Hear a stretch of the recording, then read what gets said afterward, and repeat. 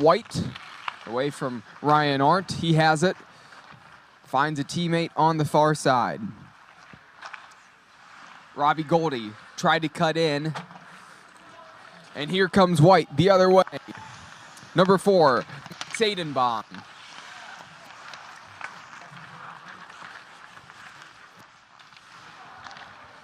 Here's Seidenbaum once again.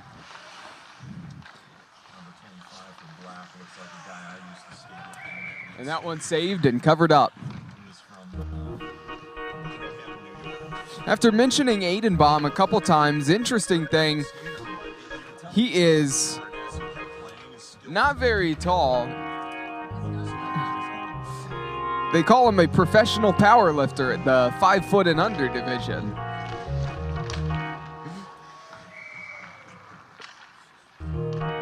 What does someone 5 foot and under lift? Buckets of water? What do they give them? Can they even reach? I mean, I'm sure they're lower to the bar. They can grab it, but you're not really lifting it as far as someone taller than you. It doesn't seem fair. Does seem a little bit unfair to me. I mean, let's face it, Cole, I'm 6'2". What are you? I'm 5'9". So 5'9". So I have to, when I reach down to grab a bar and power lift, I've got to bring that thing all the way up to 6'2" and then put it up over my head. You've only got to bring it up to 5'9" and put it up over your head. This guy at under 5 feet is only pulling that bar up 4 and some plus feet. How hard can that be?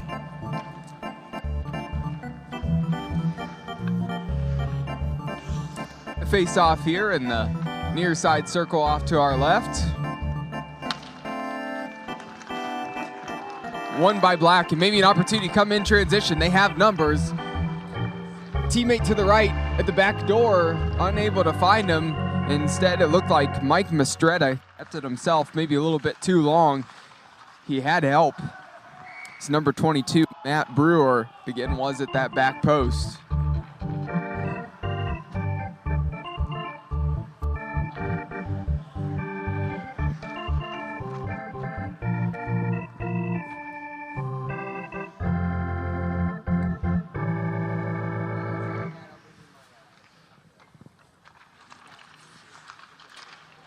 Face-off won by White. Here's Travis Lynch. Black coming the other way. Mistretta through the middle, and out covered up. Barron.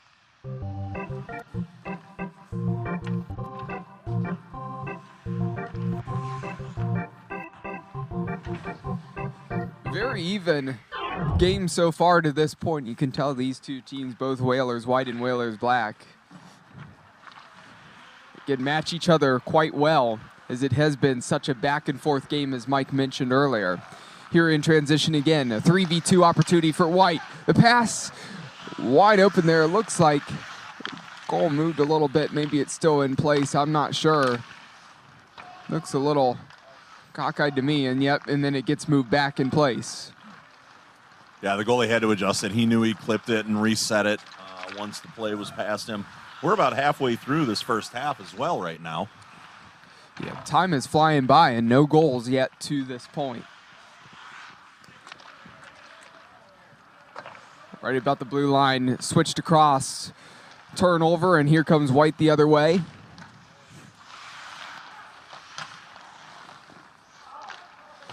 Mark Wills, the defenseman, playing some solid defense there for Black to slow down the attack, but here is White once again in the middle. Lynch fires that one in. A little bit of chaos in front of Swanson, but he made that pad save. There's one that catches the boards right around the back. Backhand covered up in a nice save once again by Matt Swanson. Wild Bill Ruggiero out there too, number 17, right in front of the net to help make sure his goalie was protected down on the ice with his paddle down on the pond as well. But I'm surprised he's out there. I thought he'd still be sitting on the bench finishing his stogie that he was smoking in pregame warm-ups. Hey, if he had a pocket, he might stuff it in there and whip it out in between little breaks. So we will wait and see. Changes the whole definition of a player being on fire.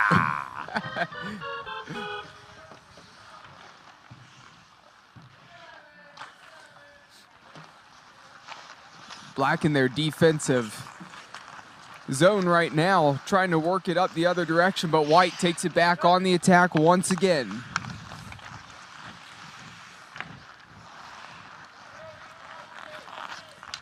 Black the other way on the far side. Number 61, Brian Lynch. Fired it into the middle right. Goal. Here's a hard shot low off the pads. Barron able to deal with that. Both of these goaltenders have been good to start in this one.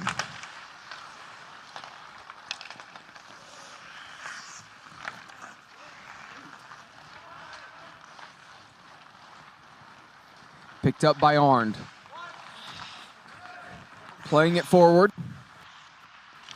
Using some speed, ripping that into the side of the net was number 25, Robbie Goldie.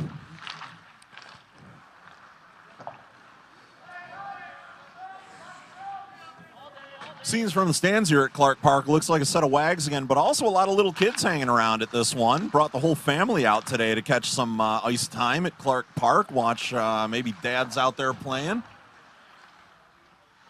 They're getting to grow up seeing outdoor hockey here at Clark Park, and your kids can too if you're in the greater Metro Detroit area.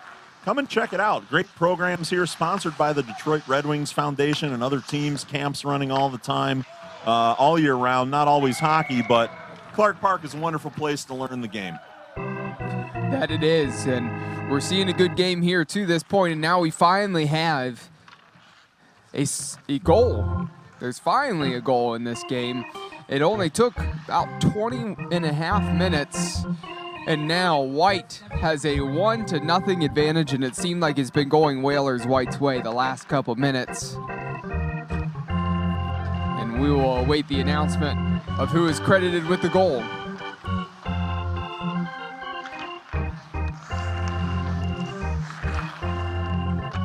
Whalers White's goal scored by number 78, Riley. The assist goes to number 40, Tom Lynch.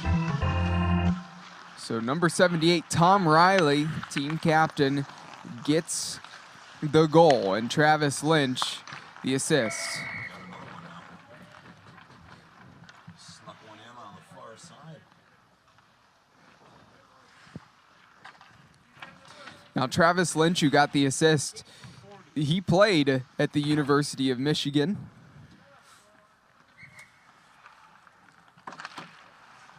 And there's another goal for White.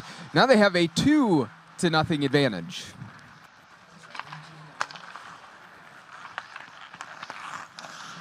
Whalers White goal scored number 8, Giuliano. The assist again goes to number 40, Travis Lynch. So just mentioned Travis Lynch. That's 2 assists back-to-back as John Giuliano gets the goal. And the note on him is that he is not the fattest Giuliano brother. Who is that? How many Giuliano brothers are there? And what is the weight limit of a Giuliano brother? That is a good question, because we only have one on this roster. I'd put my money, and some people who may know, Tony Maiello is at the game today helping with a merch booth.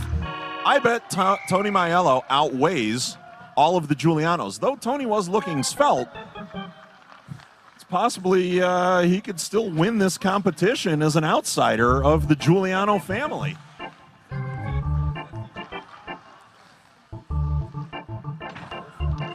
There we have another goal for White, and they've started to pour it on. It had been even really through the first 20 minutes. In the last 3 minutes, a lot has changed. Goal scored by number 17, Taylor. The assist goes to number 55, Breslin.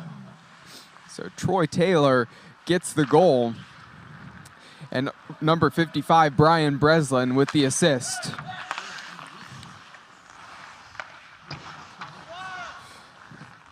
Troy Taylor's nickname is Sir.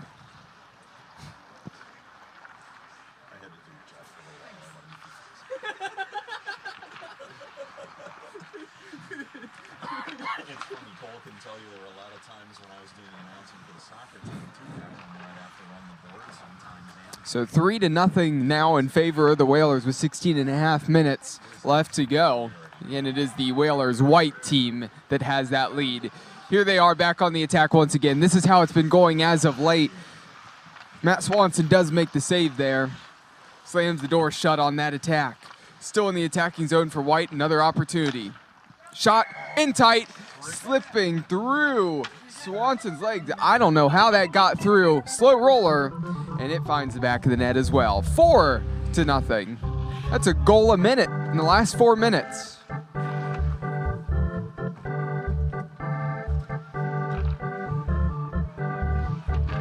Whalers white goal scored by number 55, Breslin. The assist goes to number 4, Aidenbaum. So number 55, Brian Breslin gets the goal. Number 4, Max Aidenbaum the assist. And Breslin, just as a heads up, he's usually ill, but he always plays through it.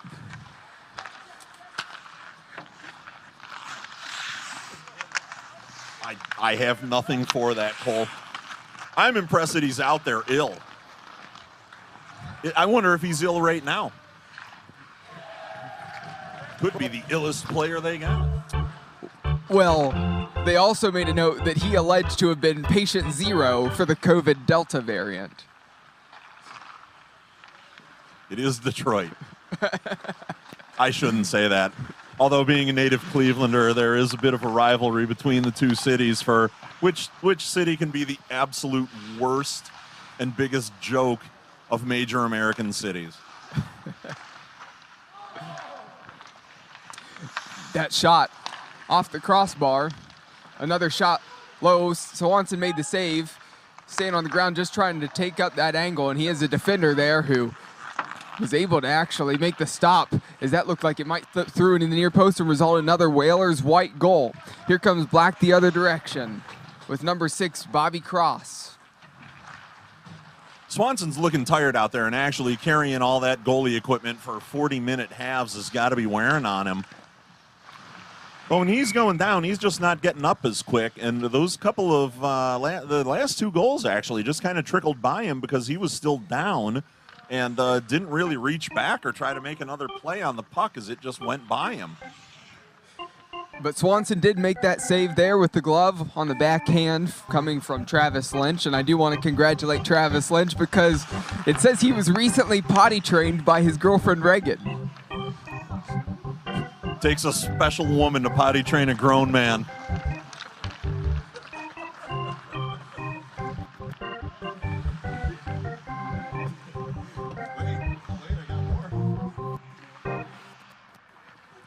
Let it be known I'm single and I'm also looking to be potty trained, so if she has a sister, get my number from Dominic Reggio at Mess Bucket Comics, sponsor of the Frozen Fish Fiasco this year.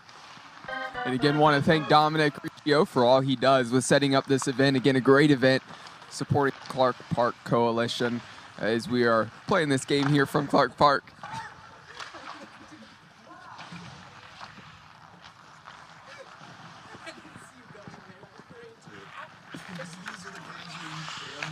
"13 minutes left.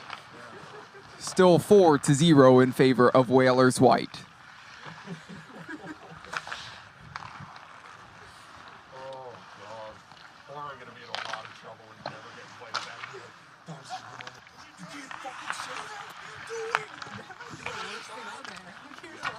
Looking towards the back door in the corner. 8 Riley.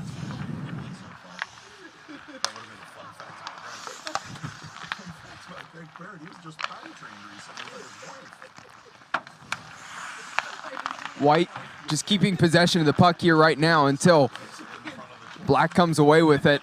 As I say that, in transition on the attack. Fired in, snatched up with the glove of Barron. You know, with some of these fun facts, Cole, I'm starting to wonder if this is a hockey game or a roast. Just want to know who came up with all the fun facts, because these are fantastic. Well, that's why I was asking about a roast. I mean, they've got a comedy writer over there somewhere in this Whalers group, and I'm really enjoying learning about all of them. We are learning a lot, that is for sure.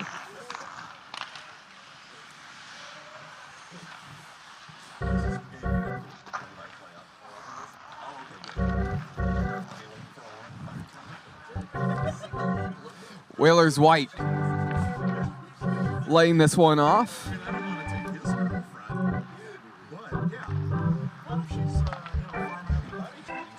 1v1, a hard shot, and that one deflected. A nice save.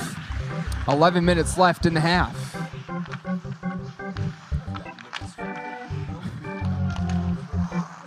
Here comes Black the other way. Number 8, Basinger, played it forward. White deals with it in their defensive zone. Finding Aidenbaum up to Taylor. Taylor's shot, saved by Swanson. I was just about to say that the Whalers Black team seemed to have responded to the wake-up call of 4 goals being dumped on them in 3.5 minutes, but Aidenbaum gets down, takes that big shot. Now, you want to talk about a big guy in skates. He looks like Zdeno Chara out there, a man amongst boys. Number 17 in white. This guy's got to be 6'8", 6'9". He looks like the 2-time Dr. Disrespect out there with some sick lettuce blonde, though. Maybe a little gray. Yeah, well, a big guy, a tough player, and also the first AARP recipient to compete in Tier 5 professional hockey. That explains everything I just said about him. He is the Dr. Disrespect of AARP hockey.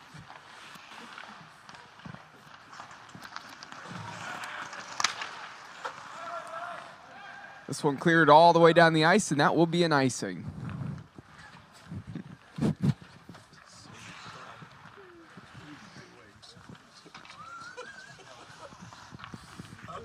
And here's the other thing is, how could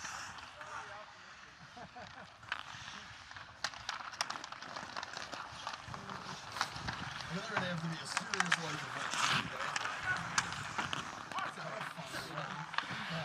Whalers Black has it behind the net.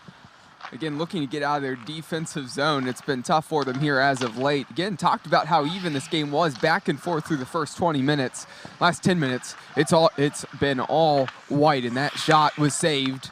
They still have possession of the puck here right now. I can think something will keep me away from doing this. Graduation from my potty training.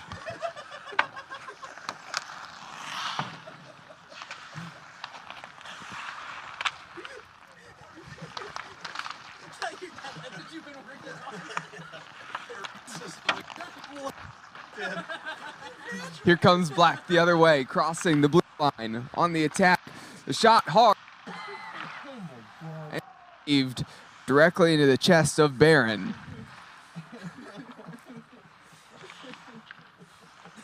Here is Black still in the attacking zone.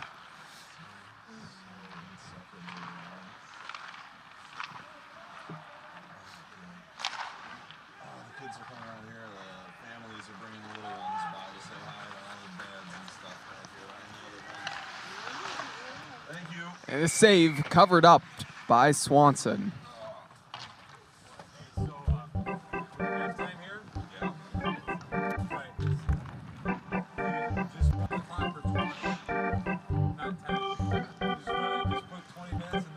Face off on the far side circle, 7.5 minutes. Again, still a 4-0 advantage for White. Black, again, still needing to get something going. Here's a shot low, through a lot of bodies.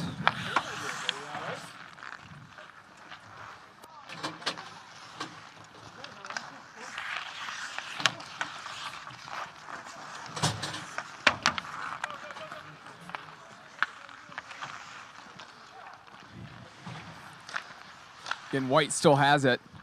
Just working the puck around, taking some time, looking for an opportunity to get off a quality shot. Black finally gets it poked away, and here they can come the other direction with Mike Wills, nicknamed Snakes.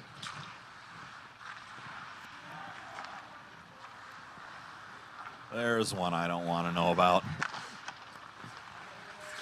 Excuse me, number 61, Mike Wills, is on the White team. 61 on Black is Brian Lynch. He's still working on mastering the hockey stop.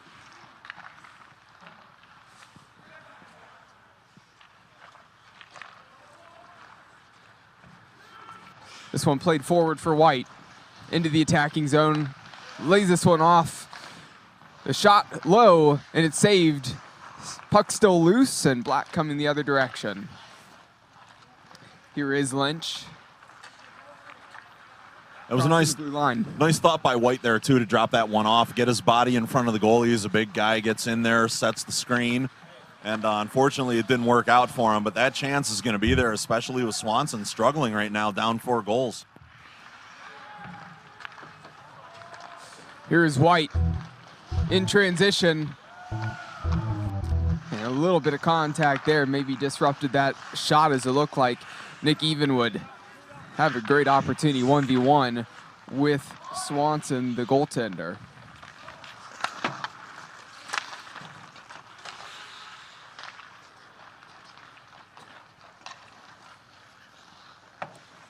Back to the backside, Aidenbaum. Here comes Black with speed. Plenty of white jerseys back though. So an opportunity to shoot here. Ooh, puck gets stuck under the feet of Mike Mistretta. Yeah, and that opportunity was squandered. The puck took a funny hop on him as he was coming down with speed, trying to make a move. It popped right up, about halfway up his stick between his legs. Tried to settle it down, couldn't find it, and just momentum carried that one around, gave White a chance to grab it, get it out of the zone, take it back the other way.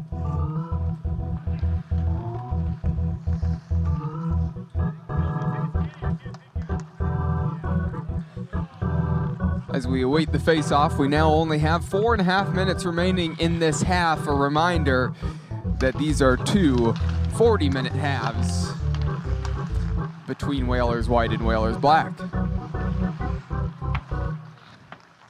Played into the corner.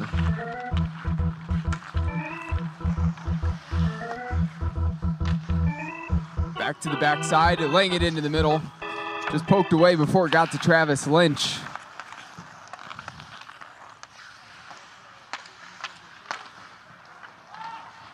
Flipped up towards that back post. Awkward for Black to deal with it, but they're able to do so. A poor pass. Shanked and taken away in that neutral zone right in the middle. Laid off for Lynch. Lynch splitting the defense. Opportunity to fire. Near post just a little bit wide. Catches the backboards.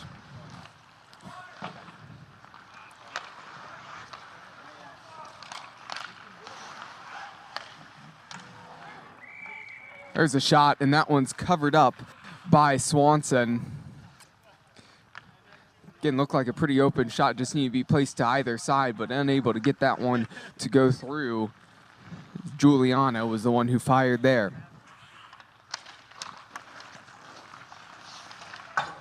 That one takes a deflection up high and over the top of the ball. Still with White. Bounce too on Swanson there. He had to really get that shoulder up and everything. What do you need me to do with it?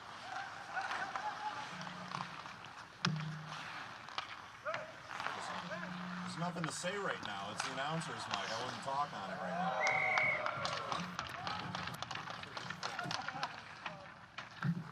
It's Mike. What do we need to do? Minutes remaining, just a really brief pause here in the action. Fans at the end of will be taking a short break. Well, I shouldn't say short. It's going to be about 20 minutes. 10 minutes is Zamboni time, and the teams are going to relax for another 10 minutes after that. Before they start the second 40-minute half. Yeah. Talk to you later. There you go, brother. Thank you. I can't talk right now. I'm tired. There's an opportunity in transition. That one fired high, just up and over the crossbar.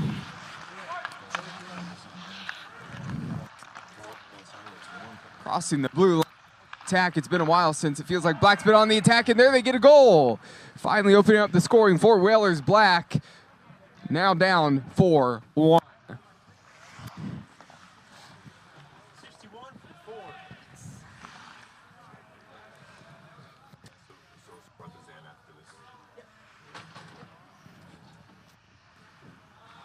Whalers Black goal scored by number 61, Brian Lynch.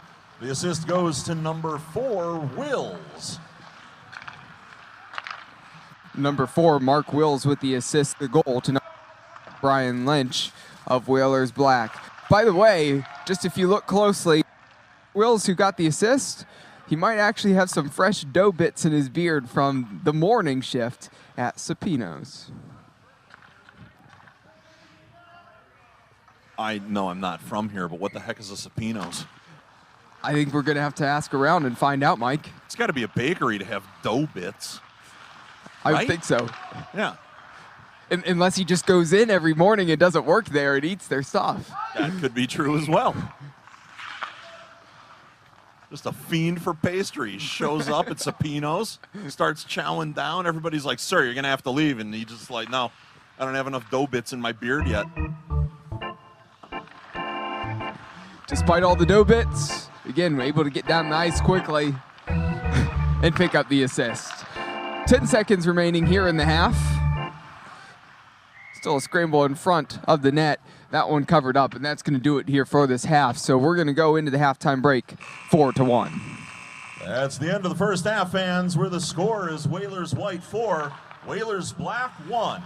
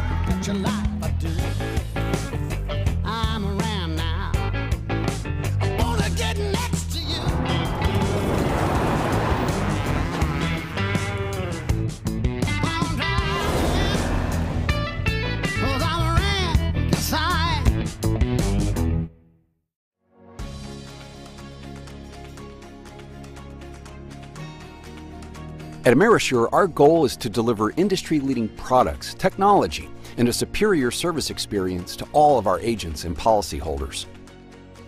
Introducing Fleet Telematics, part of Amerisure's Fleet Alliance program. Partnering with leading technology provider GPS Insight, Amerisure now offers a comprehensive telematics program that commercial fleets can leverage to monitor driver behavior and manage and respond to indicators responsible for automotive incidents and accidents. Some other carriers offer similar products, so what's the Amerisure difference? Our impeccable service. We work with our customers to implement, understand, and utilize the data gathered from our solutions to help keep drivers safe, reduce losses, and improve fleet performance. You see, as a true business partner, we help commercial fleets realize the greatest benefits from telematics technology. And as a result, we've seen significant reductions in accidents, operational expenses related to wear and tear, including fuel utilization or loss of vehicles on the road, injuries to employees or the public, legal costs, and more.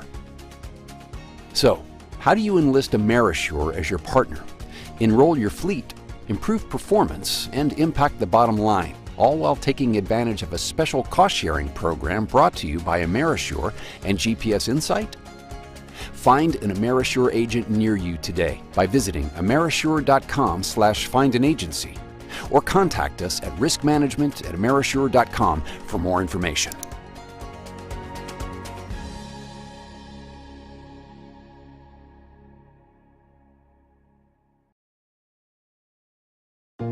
Getting up every morning to go out to do a hard day's work, that didn't just begin. We have been relentlessly weaving this fabric since 1938. And it hasn't been easy.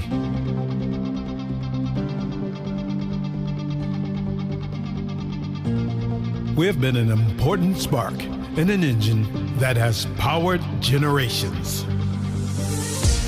Today, UAW Local 600 spans 4 sectors. We have 45 autonomous units. There are over 30,000 active and retired members. And guess what? We make a difference in our communities too. UAW Local 600, a history to be proud of, a tradition to carry on.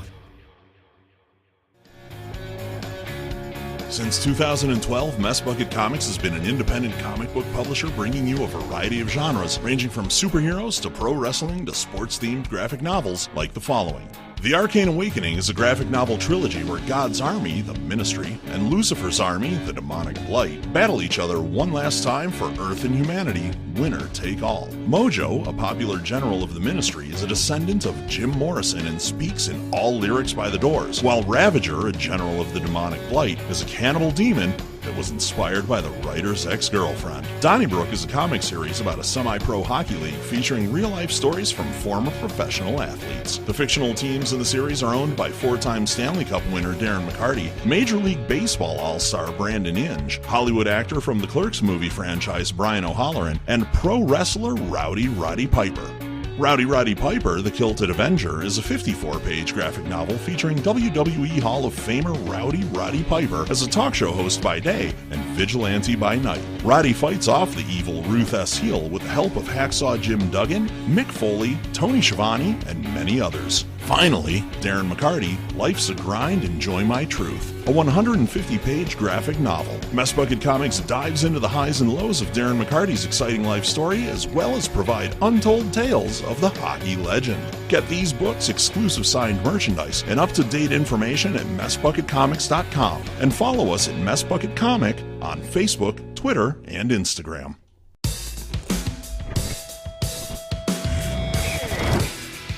How to make a rock star. Start them young. Let them fail. And be there when they do. Teach them what you know. And let them teach you what you don't. Believe in their dreams. The crazier, more wild and absurd, the better. Because bringing out the best of them takes the very best of us.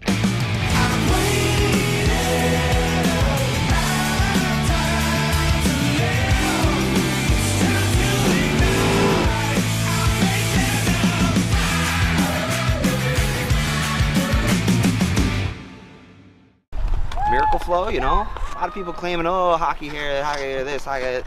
There's only one. There's only one. You know, I'm out here since 2016 selling the finest salad dressings for your salad. You know, sure, okay, yeah, you got the salad, but we got the dressing. And I mean, it's as simple as that. I mean, a lot of people have considered us the Paul Newman of hair care products, in the sense that, you know, we're just the best. You know what I mean? So to be considered, you know, the Paul Newman of our own respective salad dressing is just, I mean, to say it's anything under honor would be ridiculous. So I mean, that's obviously huge, you know. I mean, obviously we understand we're no Hidden Valley Ranch, we get that, but we're out there. You know, if they're not going to stock us in the shampoo aisle, we're going to try again in the salad dressing aisle, because I mean, it works either way. Some are willing to test boundaries, to find the edge. We weren't content to merely find the edge. We pushed past it, to places no other truck had gone. There's no doubt others will try to follow, but we will always go farther. Because that's what you demand. More power. Speed. Control. We design, engineer, and test every part to add thrill to those who seek it, to raise their already high expectations. That's how we take you well beyond the edge,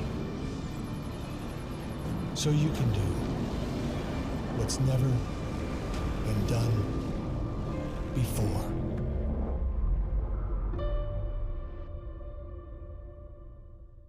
A Dream Limousine continues to be Metro Detroit's finest luxury transportation service. 734-542-6800. Offering late model luxury SUVs to brand new party buses that seat up to 34 passengers. 734-542-6800. Including the one-of-a-kind Escalade Stretch with the exciting jet door. Call 734-542-6800. That's 734-542-6800. A Dream Limousine. What was that? Bubs, what? Boys, can I get one shot on that, please? Coffee showing off. Ricky, what the... What are we even doing here? Where's the puck? Whoa, what are you doing, man? Get the hell back out there. It's the only chance we have is when I fight them. Putting the foil on, bud. All right, I like your spirit. That's not how you put on the foil, bud. That's how you put on the foil. Anytime you want to ante up. So we finish this. Bubs, how do you let a goaltender go down on a breakaway? Because it's Mike Vernon, you win. That was easy. You guys tired? Huffing and puffing. You're not quitters, are you? No, we're not quitters. One more period, double or nothing, I'll skate backwards. So will I. Julian, they're really good. You know what? We're done here then, boys. Let's go. Come on. This isn't how we play sports anyway. Come on. This is how we play sports.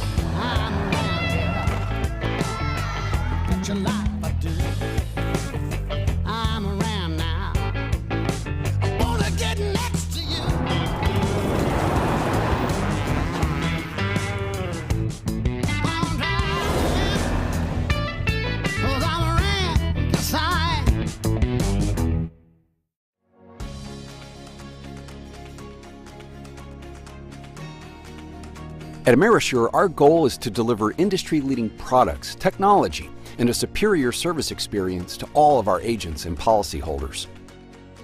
Introducing Fleet Telematics, part of Amerisure's Fleet Alliance program.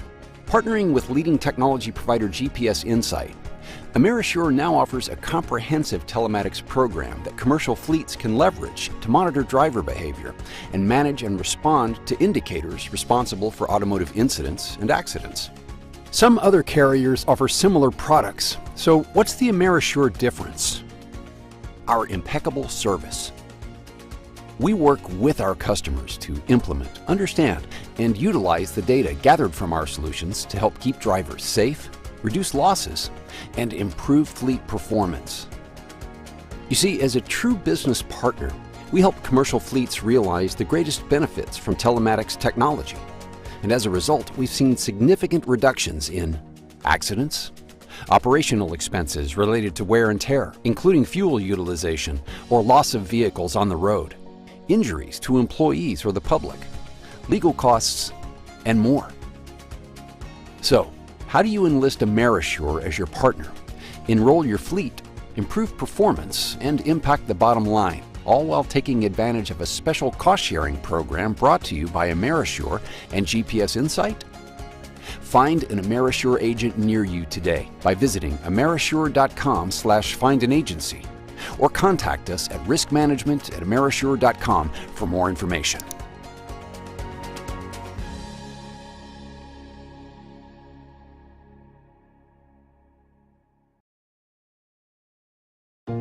Getting up every morning to go out to do a hard day's work, that didn't just begin.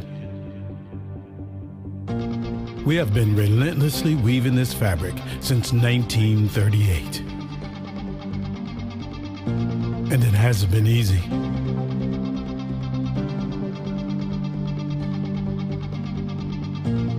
We have been an important spark in an engine that has powered generations.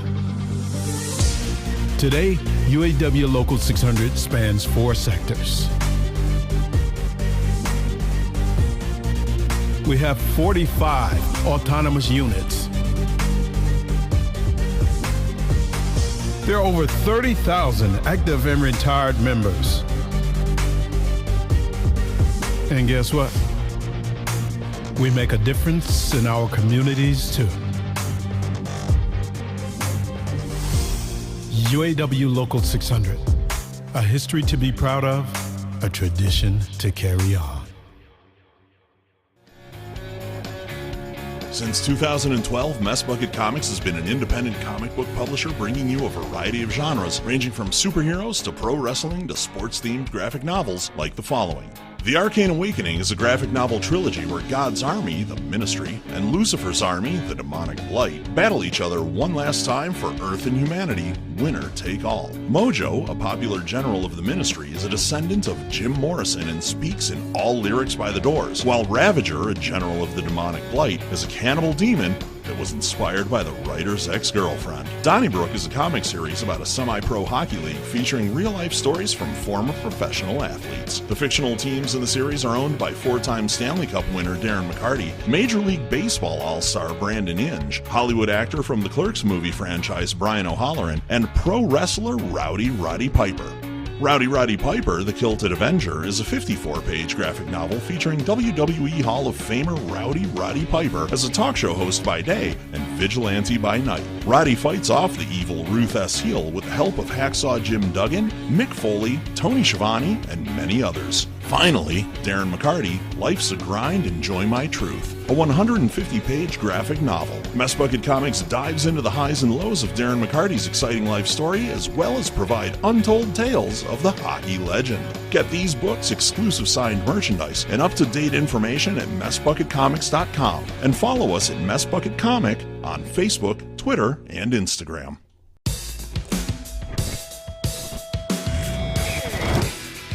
How to make a rock star. Start them young. Let them fail. And be there when they do. Teach them what you know. And let them teach you what you don't. believe in their dreams. The crazier, more wild and absurd, the better. Because bringing out the best of them takes the very best of us.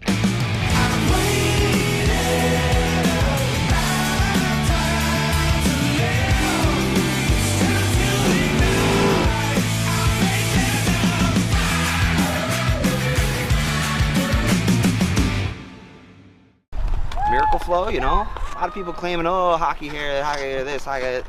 There's only one. There's only one.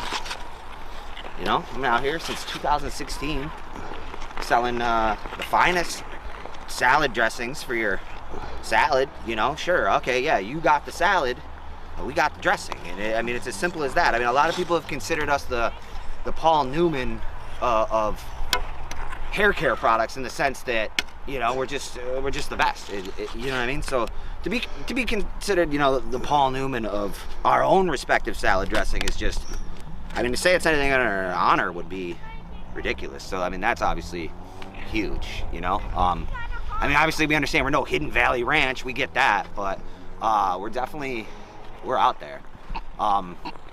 You know, if they're not gonna stock us in the shampoo aisle, we're gonna try again in the salad dressing aisle, because I mean, it works either way. Some are willing to test boundaries, to find the edge. We weren't content to merely find the edge. We pushed past it, to places no other truck had gone.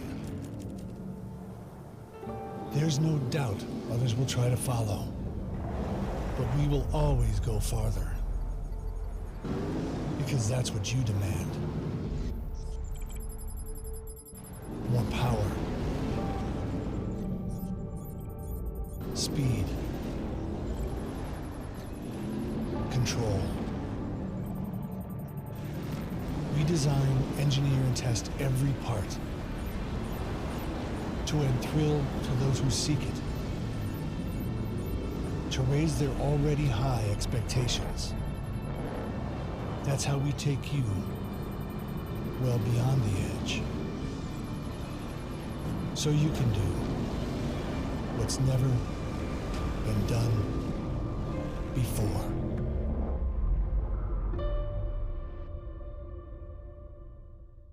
A Dream Limousine continues to be Metro Detroit's finest luxury transportation service. 734-542-6800. Offering late model luxury SUVs to brand new party buses that seat up to 34 passengers. 734-542-6800. Including the one-of-a-kind Escalade Stretch with the exciting jet door. Call 734-542-6800. That's 734-542-6800. A Dream Limousine. What was that? Bubs! What? Boys, can I get one shot on that, please? Coffee showing off. Ricky, what the... What are we even doing here? Where's the puck? Whoa, what are you doing, man? Get the hell back out there. It's the only chance we have is if I fight them. Put the foil on, bud. All right, I like your spirit. That's not how you put on the foil, bud. That's how you put on the foil. Anytime you want to ante up. So we finish this. Bubs, how do you let a goaltender go down on a breakaway? Because it's Mike Berninger, Winnie. That was easy. You guys tired? Huffing and puffing. You're not quitters, are you? No, we're not quitters. One more period, double or nothing, I'll skate backwards. So will I. Julian, they're really good. You know what? We're done here then, boys. Let's go. Come on. This isn't how we play sports anyway. Come on. This is how we play sports.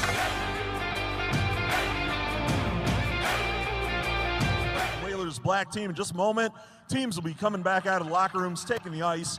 No hurry to get in the stands. Stay warm wherever you are as long as you can. But when you see the boys coming out and getting back on the benches, getting ready for the second half, we'll do that second 40-minute half, get their game wrapped up, and get you on to the next one, Clark Park.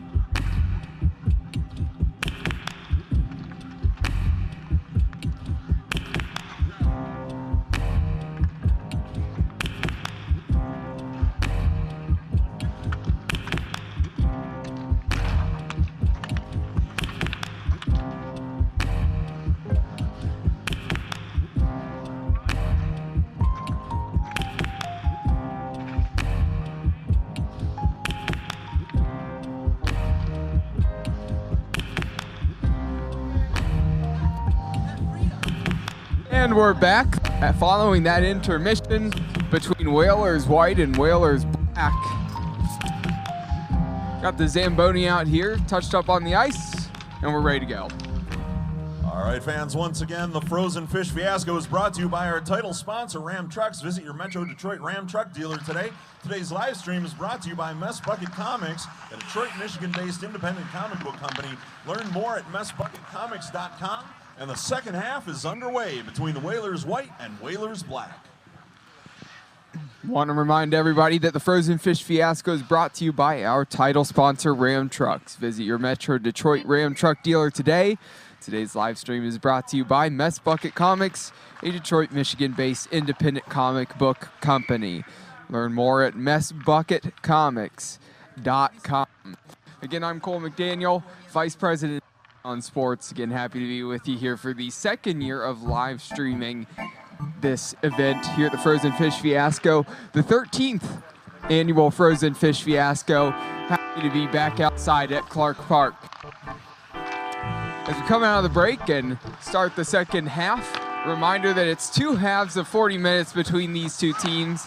Most other games throughout the day have been 3 periods of 20 minutes, but like I said, the two halves here in this one, and we had that break in between. So Whalers White has the 4-1 advantage over Black, and they're on the attack once again. Little wraparound pass there, looking to the back door is a clever move, just not able to get the finish, and that one is by Matt Swanson.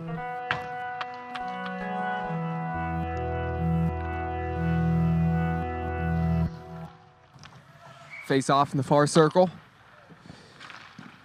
As Whalers White in this half will be going from left to right. And there's a finish and an early goal.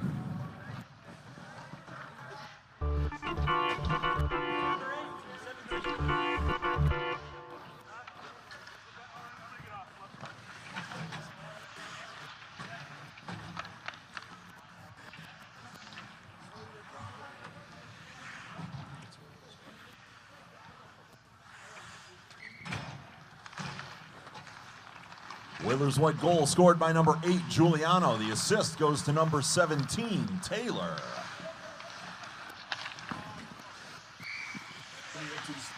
The official comes over and says that number 8, Giuliano, got the goal. And this was by number 17, Troy Taylor. It appeared that number 78, Tom Riley, was in that area, so I thought it was going to be Tom Riley they credited with the goal.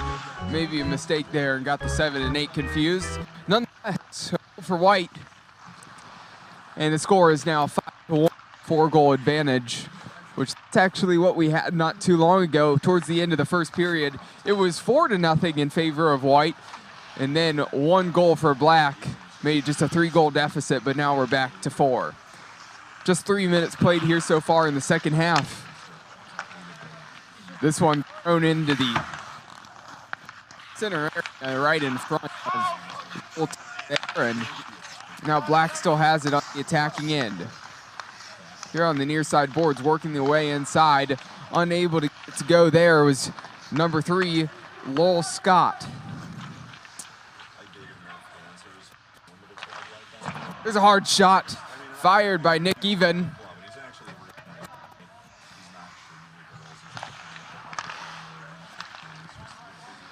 Black crossing the blue line on the attack.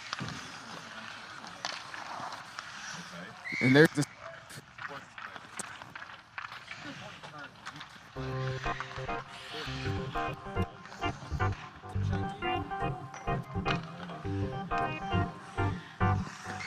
we got the face-off here in just a moment. Again, 4 minutes played here in the second half.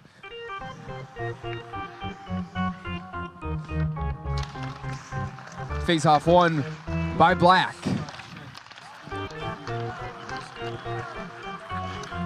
Here comes White back the other direction. Maybe an opportunity to go and be a little bit selfish and go straight for goal. Instead, try to play it towards that back door. Cut out, and here comes Black back the other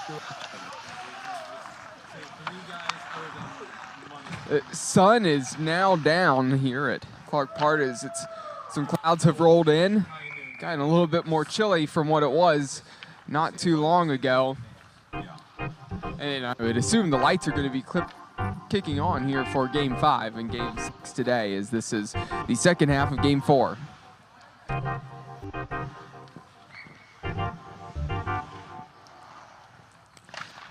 Face once again won by Black. This one deflected up and over. Arms are up. It's good. 3 points. That one was gone. Don't know where that again. It was way over, headed towards that tree.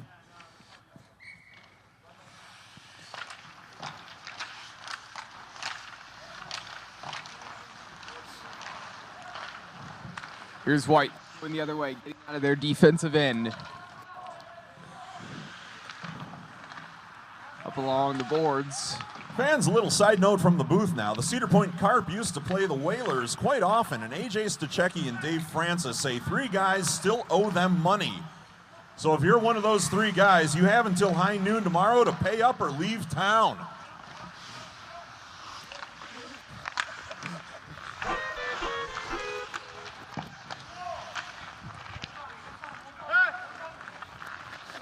But 6 minutes here in the second half. Just a goal for White to show for, but opportunity 1v1, and there's another finish. A great goal by number 8. And that is a hat trick there for John Giuliano.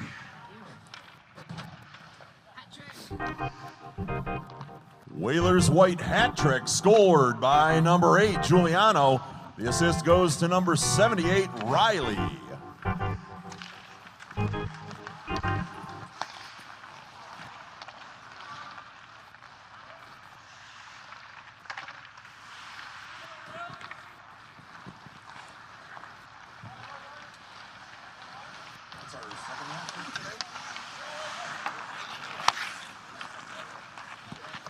Giuliano's hat trick there is our second one of the day today, Cole.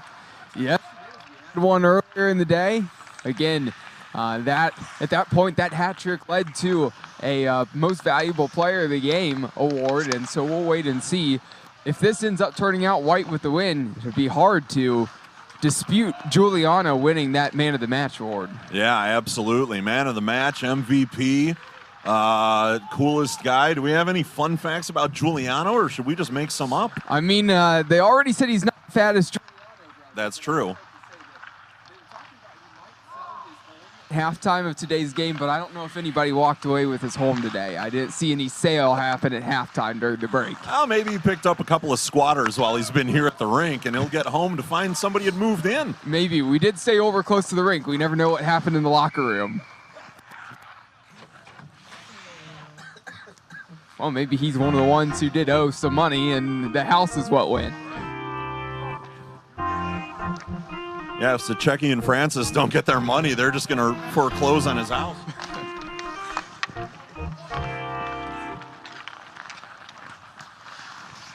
No one will know what that means except for these guys watching the replay. Everybody else is Stachecki and Francis. Sounds like a law firm. Here comes White the other direction, and Black takes it away. Black past the blue line on the attack. Stolen by number 61, Mike Wills. Looking for a teammate on the backside, and here comes Black back the other way. Got a glove left behind on the ice, and it's still getting kicked around at this point. I was wondering if we weren't going to get a fire sale out there, but nah, the ref picked it up, and it's been returned to number 8 for Whalers Black now. Excellent defensive play there by number 10, Dave Gentili. Able to track back. Off it started back the other way. That shot by Max Aidenbaum. A little bit between Whalers White and Whalers Black.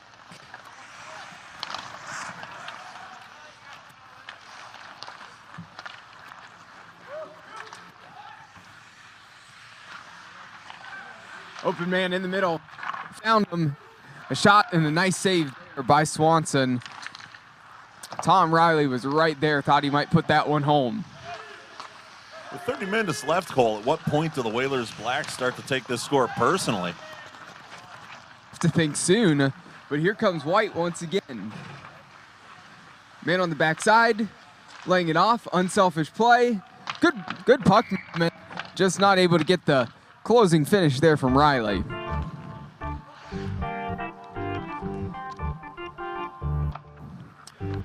Tom Riley, the team captain, you know he's going to be going to the House of Shamrock after this, because he said an 18-pack of beer is more than enough after a Thursday night game. But it is the weekend, so maybe a couple pitchers might be good when you eat that free pizza. As if he decides to eat it all, it might just be beer 30 when he gets to the bar. It might be. Skip the pizza, it's cutting into his drinking time. If you're doing an 18-pack on a Thursday night, I think on the weekend you can up that a little bit. On the weekend, it's just straight bottles of tequila.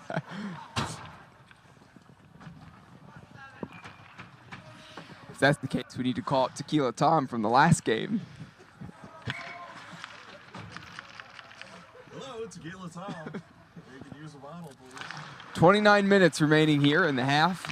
Still 6-1 in favor of White. Here comes Black in transition. 3v2 the other way.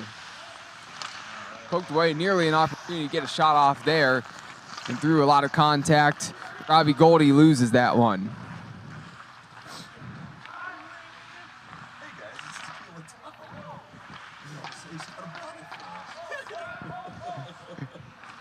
Here's White once again on the attack. A lot of black jerseys.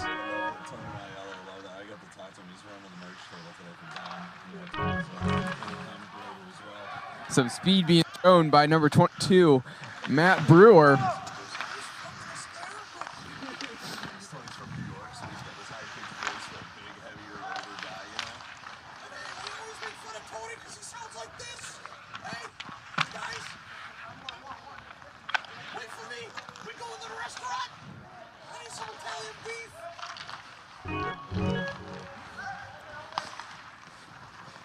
Past the blue line in the attacking zone. Opportunity to shoot in the door, shut by Matt Swanson. A promising opportunity there for Travis Lynch.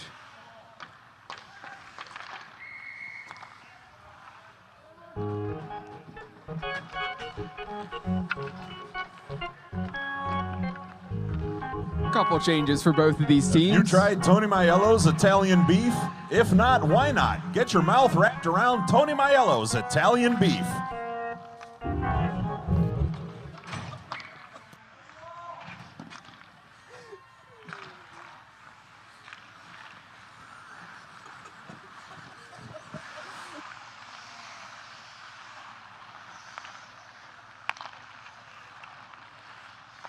Peeking out of the tent at me over here, but nothing.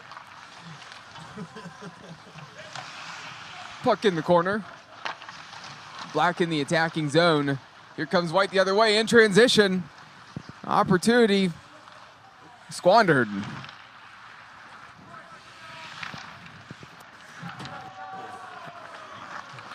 Official gets out of the way there, up against the boards. And there's a finish. A goal for Whalers Black. Much needed with 26 minutes remaining. Now only down 6-2.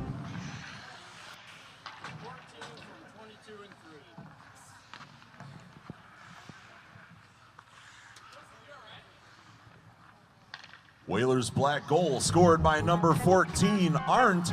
The assists go to number 22, Brever. And looks like number 3 got an assist on that one as well, Scott. 14, Ryan Arndt gets the goal. Apologies to Brewer, who got the assist there. Number 22. Well, that's how we feel about Brewer, and then it was Brever.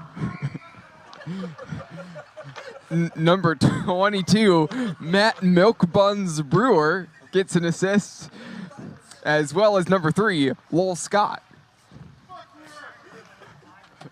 I wonder if you can put some of Tony Maiello's Italian beef on a milk bun. You probably could. I think I know what I'm doing after the game. Yeah, and number 3, Lowell Scott, who also got an assist, came by. He had some harsh words to say about Brewer. Also want to remind everybody that it says on the sheet that Lowell Scott has the biggest nuts in the league, Mike. I heard that he also has the biggest squirrels in the league, Cole. Oh, man. Let's keep it PG, shall we? Nah, why start now? That guy's got huge nuts.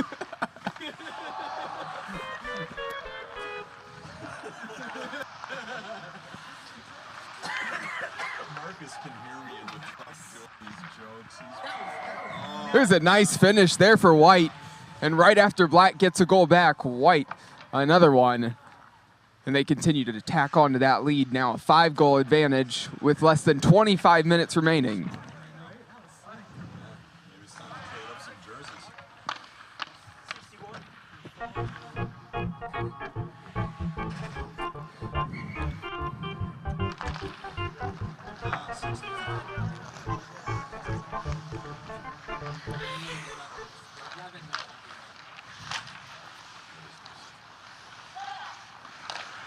Whalers' white goal scored by number 61, Brian Lynch. The assist goes to number 4, Wills.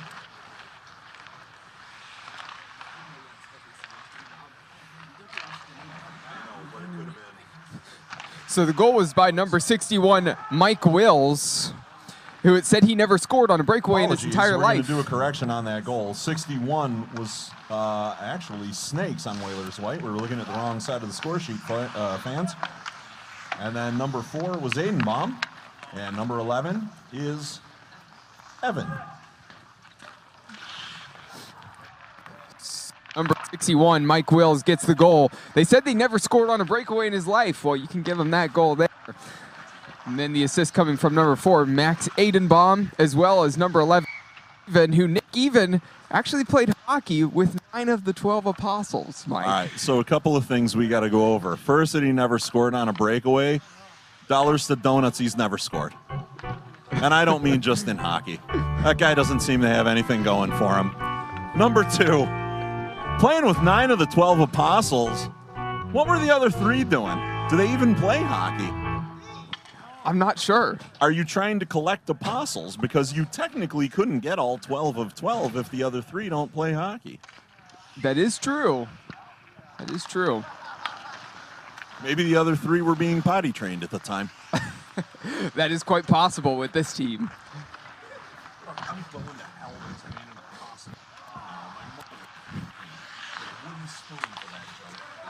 Now score of 7-2 with 22.5 minutes remaining.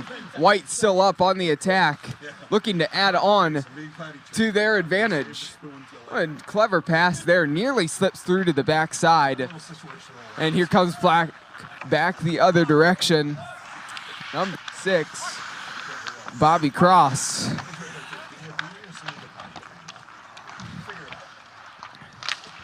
There's Cross again, the online dating professional. It's taken off of his stick.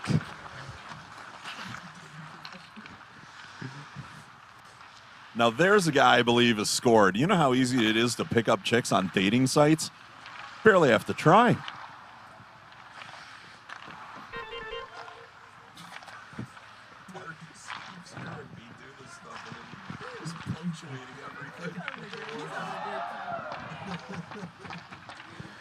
White has it in the corner, playing it back.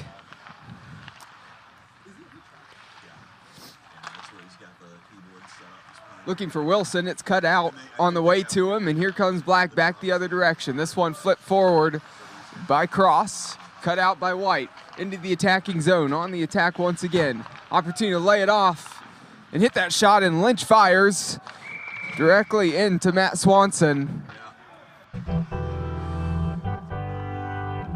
Wild Bill smothered the shooter out there like he was putting out one of his stogies. He did. He absolutely did it. Yeah, put him down, laid on top of him, and that was that. No goal. Bill Ruggiero living up to the Wild Bill nickname.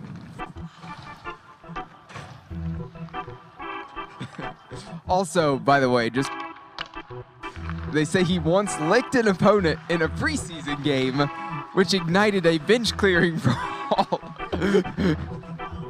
Wait. He licked someone. He licked somebody, and the bench is cleared. And this was pregame. Preseason. Preseason. A preseason game. That is impressive.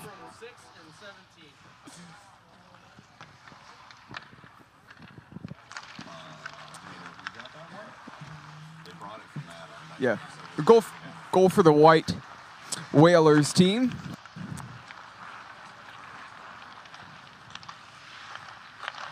Whalers' white goal scored by number 11, Evan. The assists go to number 6, Cavendish. And it looks like number 17, Taylor, gets an assist on that one as well. So goal to Whalers White, number 11, Nick Even. And number 6, Alex Kavanaugh gets the assist. Correction on the goal scorer, it's not Cavendish, it's Kavanaugh. Again, we're reading Egyptian hieroglyphics here in the booth and doing our best with the chicken scratch. I didn't realize so many doctors played hockey. After the assist from Kavanaugh, the pie guy, to Nick Even, there's a goal for Black on the other end.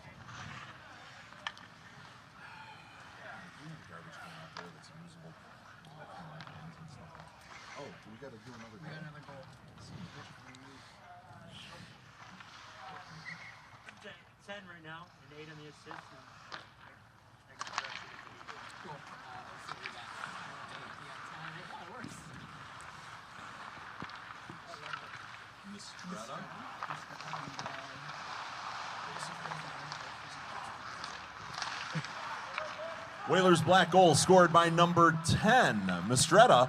The assist goes to number 8, Basinger. Yeah, and Mike on that goal, number 10, Mike Mistretta. He picks that one up, the assist by number 8, Charles Basinger. And I got to say, Basinger, he only dates women younger than 23 and older than 58. So everybody out there, make sure you hide the school-age daughters and your grandmothers. So you're saying I've got competition. It looks like it, Mike. Lots of competition there. Detroit just got a little bit smaller.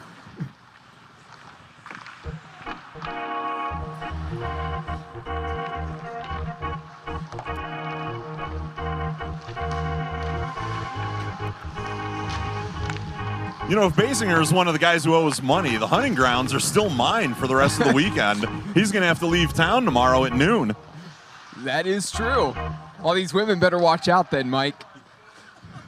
Let the potty trading begin.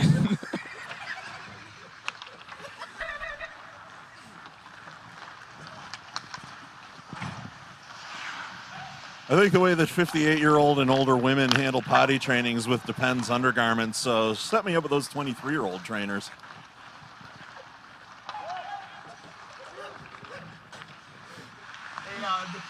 And there's going to be plenty of complaints about that one now at the bar as well. Shit. So fucked for that guy. Into the attacking zone. Here's White once again. Under 17 left to go in this game. Where is he? I'm screwed. Yeah. I heard him talking about women 58 and older training bodies by just wearing Depends. The son of a bitch on screen. There's a save there by the goaltender. Number 1, Ryan Barron.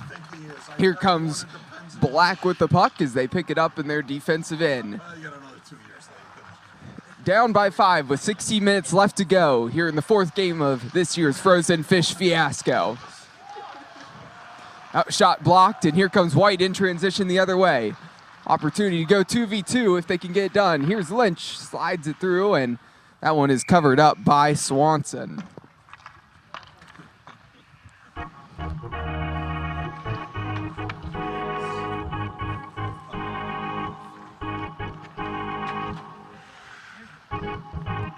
Changes for both sides as we await the face-off on the far side of the ice, off to our right. Again, wind maybe picking up a little bit here in this game. Blowing from right to left, getting a little bit chillier out here. Mentioned that sun going away, and getting a little bit cooler, that is for sure, as the lights are going to be coming on here pretty shortly. A little bit cooler, Cole. It's downright cold here right now at Clark Park. Yeah, and you would know what the cold felt like because you were here at 6:30 in the morning. So again, it was freezing here earlier today. Yeah, it's been a chilly one here at Clark Park, but you know what? It's great for outdoor hockey. It keeps the ice doing reasonably well still. And as you said, the lights will be coming on soon for our night games. So if you haven't gotten down to Clark Park yet, still plenty of time to get here. It's just $5 to get in, folks. Come and check out some of the hockey that's still yet to be played today. And if you were in one of the games earlier and you're still hanging out at House of Shamrocks, don't be afraid to come back and check out some hockey a little later on this evening. Don't forget, we've got the Godfather from the WWE dropping the puck at the Red Wings alumni game tonight against the UAW 6. I'm sorry, not the UAW 600 team. Tonight is the Ram Truck team. And looking forward to that one with the Red Wings alumni team and Ram Trucks again. That was a fun one last year. If my memory does serve correctly, that was the one last year that actually went to a shootout between those two teams. It did indeed, Cole, and what a shootout it was. Just back and forth for a while until the Red Wings finally got that last goal they needed to get the win. Yeah, and that was a fun one. And now we have a goal here, and deficit cut to 4 as Black starting to get the offense going. Whalers Black goal scored by number 25, Goldie. So number 25, Robbie Goldie, picks up the goal for Team Black, and a congratulations to him as he just received an NIL deal with Rogaine. Oh, hey, congratulations then, Robbie. We're all very proud of you here at Mess Bucket Comics and the Frozen Fish Fiasco. Rogaine's an important tool, guys. Don't laugh at that. As the only member of the booth going mostly bald right now, it's important to make sure you take your Rogaine. The shot there from Lynch was saved by Matt Swanson. And then they were able to follow that up. And after that, a little bit of crowd through some traffic, able to end up getting the goal. Now 9-4. Whalers white goal scored by number 40, T. Lynch. The assist goes to number 8, Giuliano. Number 40, Travis Lynch gets the goal. And number 8, John Giuliano with the assist. Now a hat trick for Giuliano and the assist as well. What a great game for him. And Travis Lynch, after scoring that goal, maybe he will once again be allowed in the Scott residence. We will wait and see.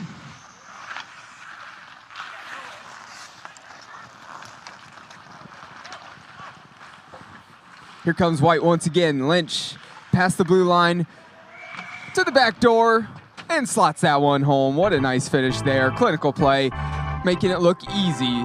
Whalers White, 10-4.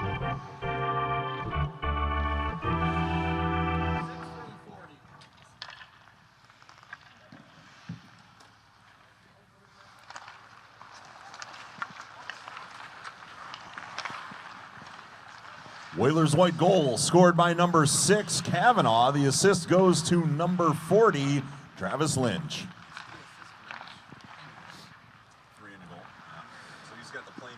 There's a hat trick of assists for number 40, Travis Lynch. Goal by number 6, Alex Kavanaugh. Fans, just a note, that assist there by number 40, Travis Lynch, that's his third of the game, giving him the playmaker tonight.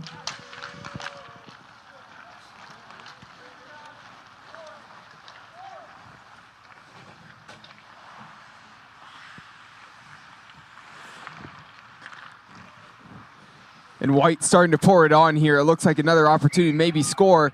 Instead, hard to believe that one didn't go in. Matt Swanson gets on top of it, covers that one up. Yeah, long night here for Swanson. I'm surprised he hasn't just given up and left the empty net there. Just called it a day, packed it in, started getting out all that equipment because it takes goalies a long time. So maybe here with about 5 minutes left, he'll just wander off, and that'll be it for him.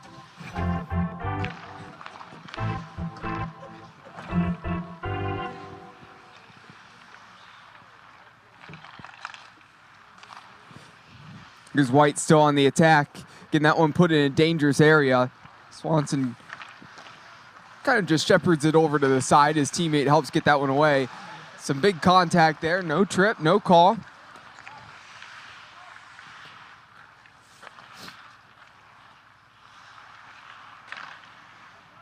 In the middle, nearly an opportunity. Thought that was going to end up resulting in a goal for Dave Gentile.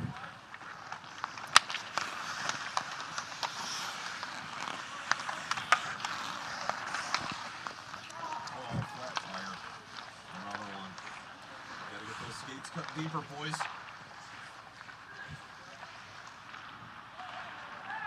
Oh, and a lot of contact there, right at the goal crease. Looks like everybody's okay.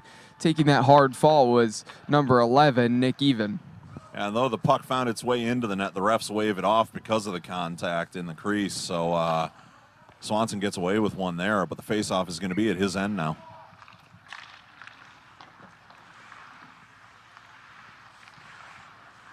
White wins the faceoff, still in the attacking end.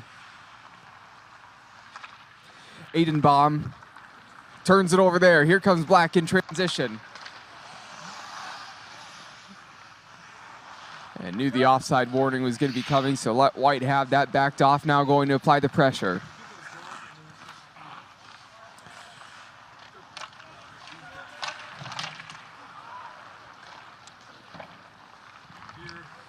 Crossing line.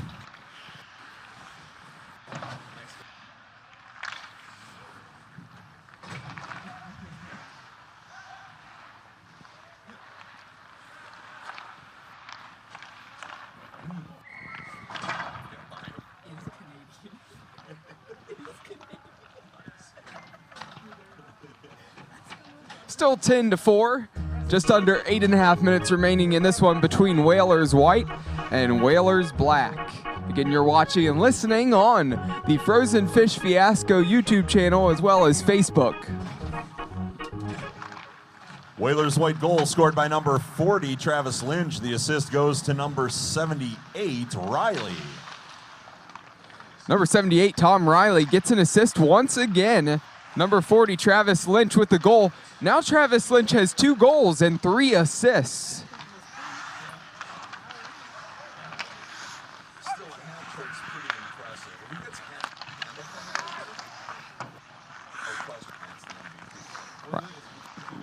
well, one guy has a hat trick, another guy has a playmaker and 2 goals. I'll find out which guy has a better day. Hold on. All right. You win. Well, there is a has the biggest nuts.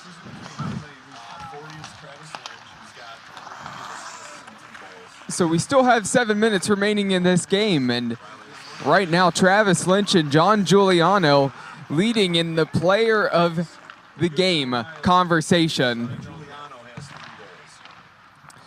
Riley is the least douchey of those 3. Yeah, but what has he done? Oh, no, It's not not Riley. Riley. Not Riley. Just Riley's it was trash. Giuliano. Giuliano's the one who's got 3 goals. 3 goals and an assist. We still got 7 minutes. All right.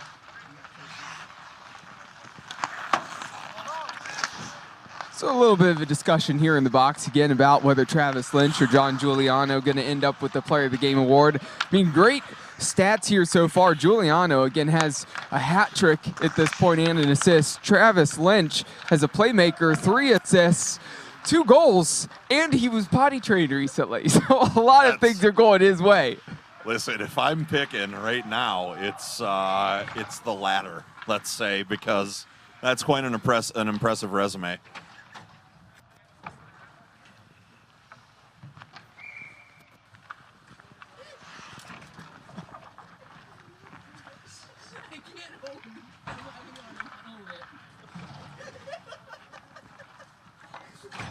Still 11-4, under 6 minutes left to go here remaining in this game.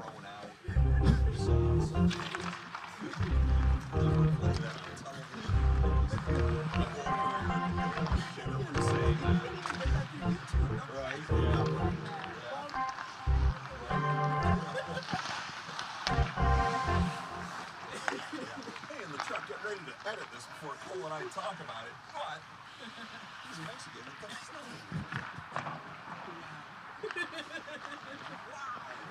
Here comes Black back the other direction in the neutral zone.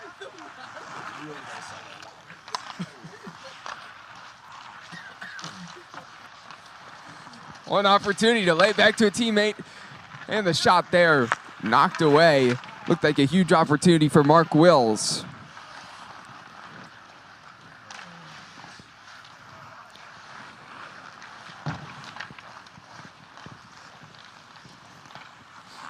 By the way, for number 4, Mark Wills, your team said that you missed the first month of the season while completing a hike on the Pacific Crest Trail. I still think there might be some bad blood, and they're telling you to get your priorities straight. I think he did it right. Having been out by the Pacific Coast Trail, I can't hold that against the guy. Well done. Honestly, can't hold it against him either. Sounds like a good place to go to. But like I said, I think your team might still hate that you bailed out for a little bit. But again, maybe an opportunity there. Nearly was able to get the goal on the other end. Instead, the white Whalers coming back the other direction, and they get the goal, making this 12-4.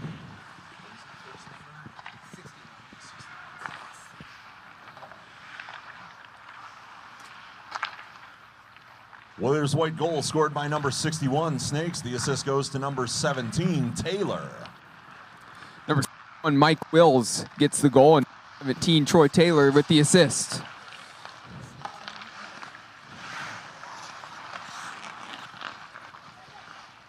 So nice goal there for number 61, Mike Wills, a.k.a. Snakes.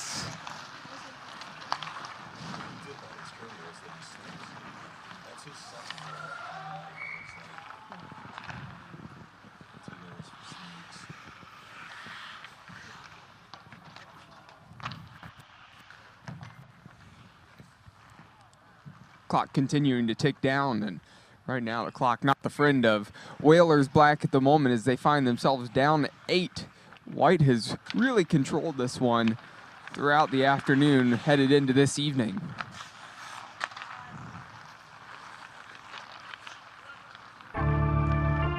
Nice move into the middle, opportunity to shoot. That one saved by Swanson.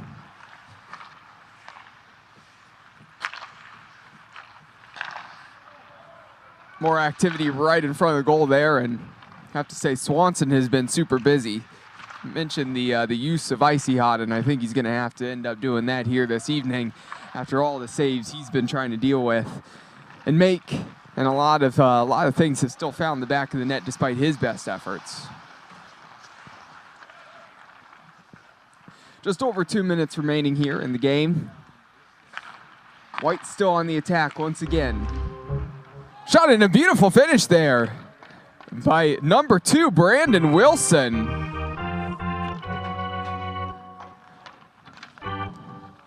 What a great finish there by Brandon Wilson through the contact.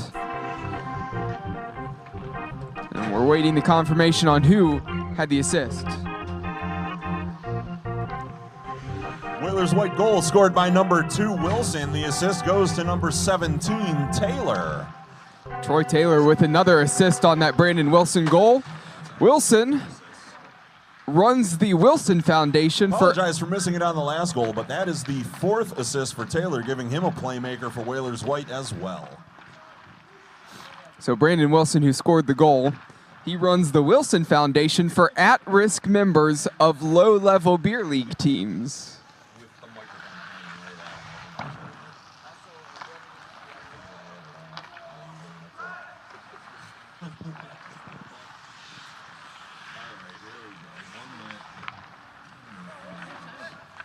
1 minute remaining here in the game. 13-4 is the score. Here comes Black 1 minute in on goal, kicked away. 1 minute remaining in the second half.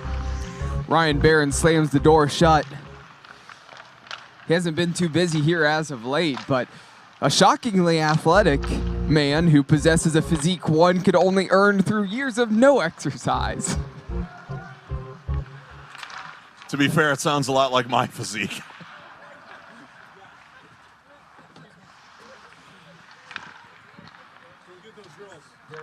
31 seconds now remaining. Stick down on the ice, and here's a whistle.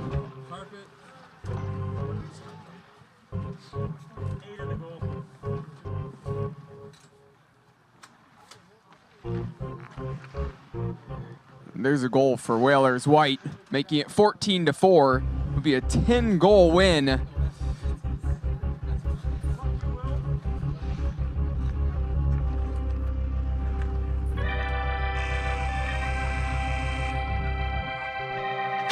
And that last goal coming from Lynch.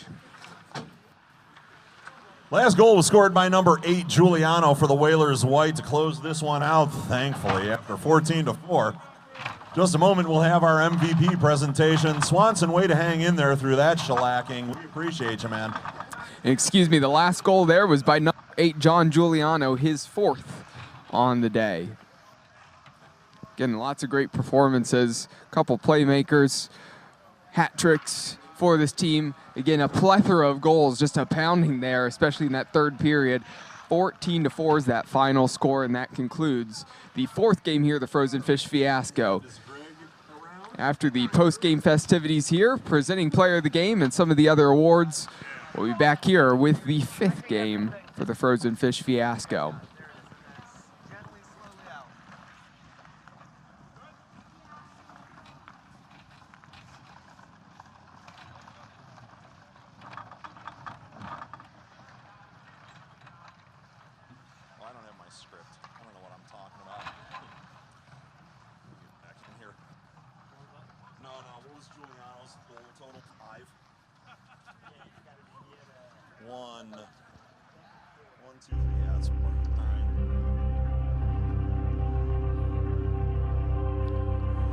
All right, fans, today's most valuable player, brought to you by Mess Bucket Comics, is from the Whalers White team, number 8, with 4 goals on the afternoon, Giuliano.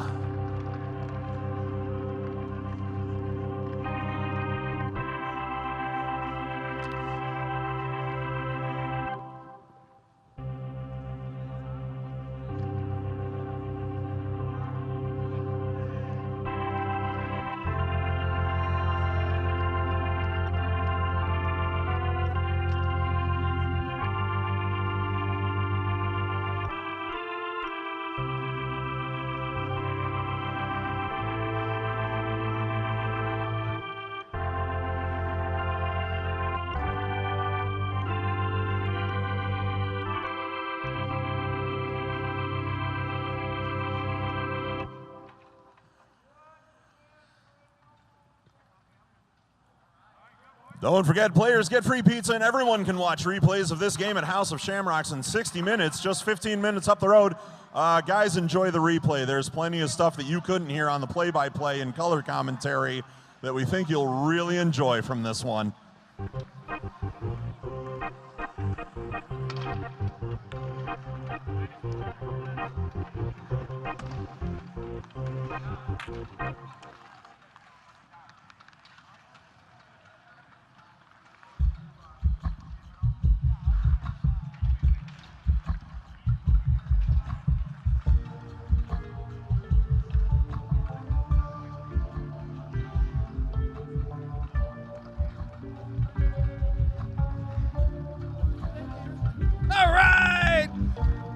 Ice time is nice time. It's the most best time you can have.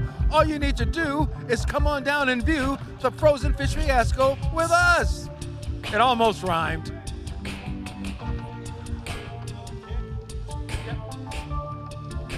Hey, down.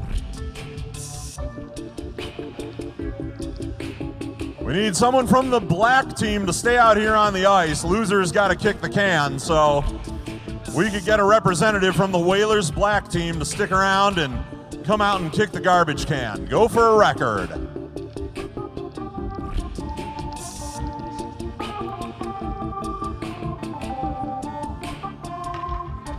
Looks like Brian Lynch is still out here, number 61. Hey, Brian. Oh, wait. And Actually, like Brian, loser from what you got to do team actually that is he is, kick he it just sort that of way kicked and try to kick it boards. across the blue line. Oh, okay. Yeah. I don't think we got more across the blue line the whole game. So it's a tough game for the boys. Yeah, you look good as always. It's always a pleasure having you guys out each year. It's always good for charity too. We have a lot of fun every year, and It was great today. It was a good day. All right. We lost. Yeah. You ready to go put your foot into it? Yes, sir. Do it. Oh, wait.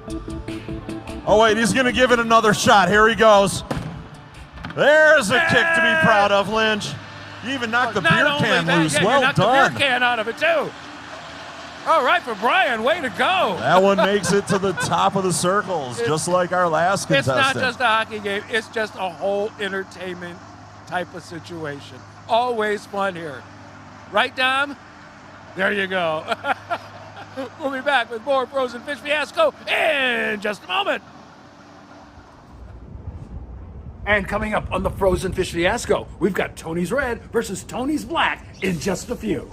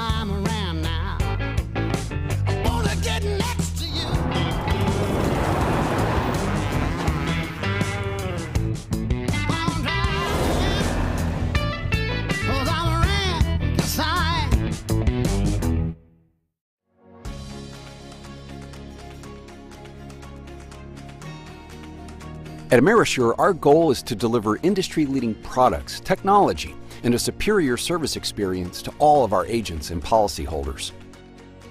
Introducing Fleet Telematics, part of Amerisure's Fleet Alliance program. Partnering with leading technology provider GPS Insight, Amerisure now offers a comprehensive telematics program that commercial fleets can leverage to monitor driver behavior and manage and respond to indicators responsible for automotive incidents and accidents. Some other carriers offer similar products, so what's the Amerisure difference? Our impeccable service. We work with our customers to implement, understand, and utilize the data gathered from our solutions to help keep drivers safe, reduce losses, and improve fleet performance. You see, as a true business partner, we help commercial fleets realize the greatest benefits from telematics technology. And as a result, we've seen significant reductions in accidents, operational expenses related to wear and tear, including fuel utilization or loss of vehicles on the road, injuries to employees or the public, legal costs, and more. So, how do you enlist Amerisure as your partner, enroll your fleet, improve performance, and impact the bottom line, all while taking advantage of a special cost-sharing program brought to you by Amerisure and GPS Insight? Find an Amerisure agent near you today by visiting amerisure.com/findanagency or contact us at riskmanagement@amerisure.com for more information.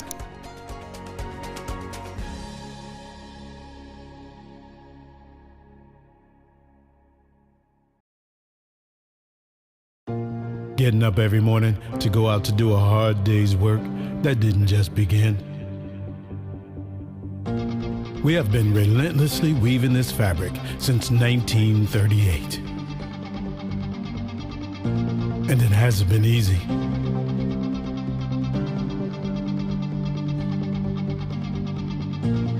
We have been an important spark in an engine that has powered generations. Today, UAW Local 600 spans 4 sectors. We have 45 autonomous units. There are over 30,000 active and retired members. And guess what? We make a difference in our communities, too. UAW Local 600. A history to be proud of, a tradition to carry on. Since 2012, Mess Bucket Comics has been an independent comic book publisher bringing you a variety of genres, ranging from superheroes to pro wrestling to sports-themed graphic novels like the following. The Arcane Awakening is a graphic novel trilogy where God's army, the Ministry, and Lucifer's army, the Demonic Blight, battle each other one last time for Earth and humanity, winner take all. Mojo, a popular general of the Ministry, is a descendant of Jim Morrison and speaks in all lyrics by the Doors, while Ravager, a general of the Demonic Blight, is a cannibal demon that was inspired by the writer's ex-girlfriend. Donnybrook is a comic series about a semi-pro hockey league featuring real-life stories from former professional athletes. The fictional teams in the series are owned by four-time Stanley Cup winner Darren McCarty, Major League Baseball all-star Brandon Inge, Hollywood actor from the Clerks movie franchise Brian O'Halloran, and pro wrestler Rowdy Roddy Piper. Rowdy Roddy Piper, the Kilted Avenger, is a 54-page graphic novel featuring WWE Hall of Famer Rowdy Roddy Piper as a talk show host by day and vigilante by night. Roddy fights off the evil Ruth S. Heel with the help of Hacksaw Jim Duggan, Mick Foley, Tony Schiavone, and many others. Finally, Darren McCarty, Life's a Grind, Enjoy My Truth, a 150-page graphic novel. Mess Bucket Comics dives into the highs and lows of Darren McCarty's exciting life story, as well as provide untold tales of the hockey legend. Get these books, exclusive signed merchandise, and up-to-date information at MessBucketComics.com, and follow us at Mess Bucket Comic on Facebook, Twitter, and Instagram.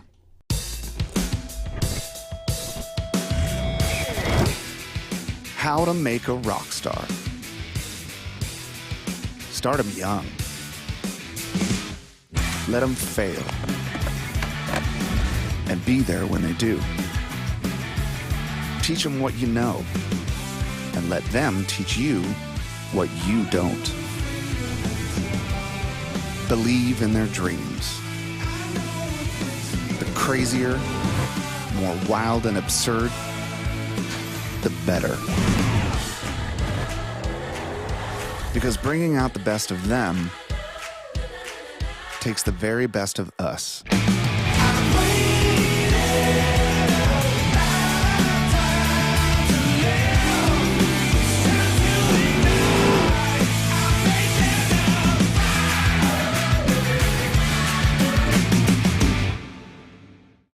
Miracle Flow, you know? A lot of people claiming, oh, hockey here, this, hockey that. There's only one. There's only one. You know, I'm out here since 2016 selling the finest salad dressings for your salad, you know? Sure, okay, yeah, you got the salad, but we got the dressing. And I mean, it's as simple as that. I mean, a lot of people have considered us the Paul Newman of hair care products in the sense that, you know, we're just the best. You know what I mean? So to be considered, you know, the Paul Newman of our own respective salad dressing is just, I mean, to say it's anything under honor would be ridiculous. So I mean, that's obviously huge, you know. I mean, obviously we understand we're no Hidden Valley Ranch, we get that, but we're out there. You know, if they're not going to stock us in the shampoo aisle, we're going to try again in the salad dressing aisle, because I mean, it works either way. Some are willing to test boundaries, to find the edge. We weren't content to merely find the edge. We pushed past it, to places no other truck had gone. There's no doubt others will try to follow, but we will always go farther. Because that's what you demand. More power. Speed. Control. We design, engineer, and test every part to add thrill to those who seek it, to raise their already high expectations. That's how we take you well beyond the edge, so you can do what's never been done before.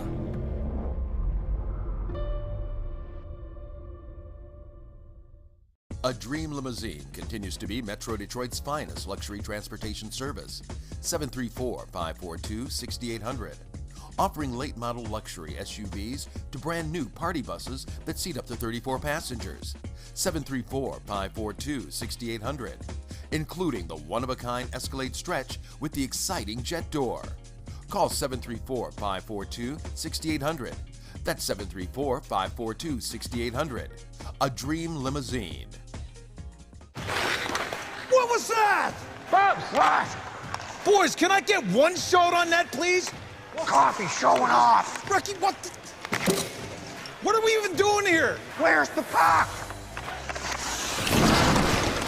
Whoa, what are you doing, man? Get the hell back out there. It's the only chance we have is if I fight them. Put the foil on, bud. All right, I like your spirit. That's not how you put on the foil, bud. That's how you put on the foil. Anytime you want to ante up. So we finish this. Bubs, how do you let a goaltender go down on a breakaway? Because it's Mike Vernon, Julian. That was easy. You guys tired? Huffing and puffing. You're not quitters, are you? No, we're not quitters. One more period, double or nothing. I'll skate backwards. So will I. Julian, they're really good. You know what? We're done here then, boys. Let's go. Come on. This isn't how we play sports anyway. Come on. This is how we play sports.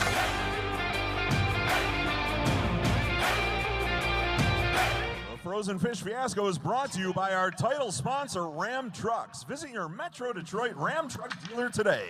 Today's live stream is brought to you by Mess Bucket Comics, a Detroit, Michigan-based independent comic book company. Learn more at messbucketcomics.com. The Frozen Fish Fiasco is brought to you by our title sponsor, Ram Trucks. Visit your Metro Detroit Ram Truck dealer today. Today's stream is brought to you by Mess Bucket Comics, a Detroit, Michigan-based independent comic book company. Learn more at messbucketcomics.com. And Tony Maiello's Beef. Make sure you get Tony Maiello's Beef in your mouth.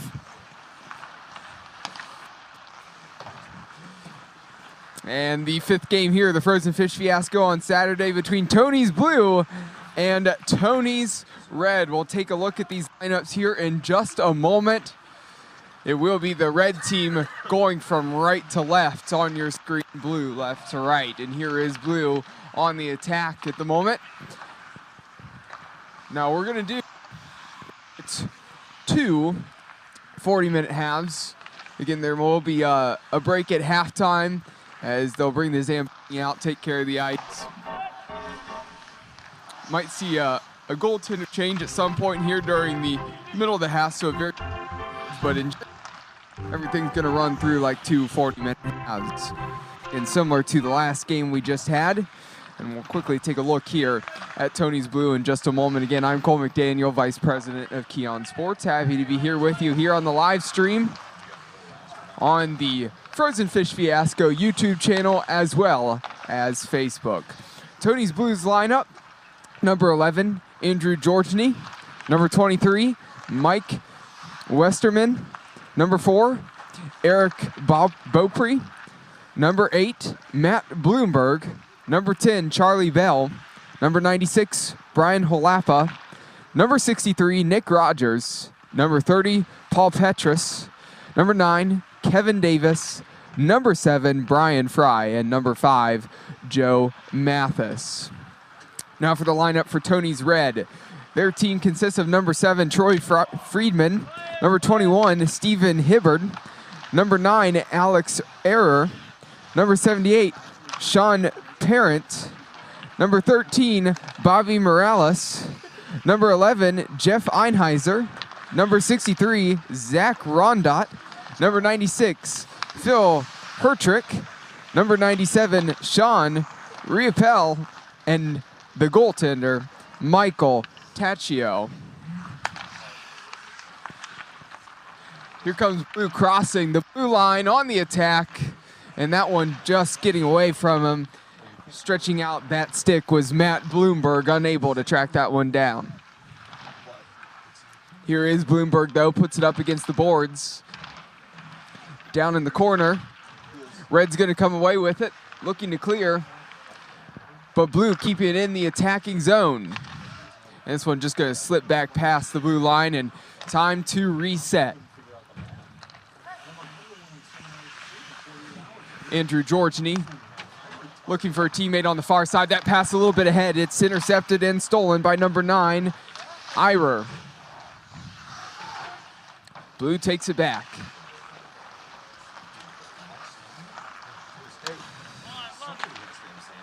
This one played past the blue line. Now Blue on the attack. A lot of contact there between the goaltender and his defenseman. And they're going to have to move the goal back and set that one back up. But the play continues on the other end of the ice.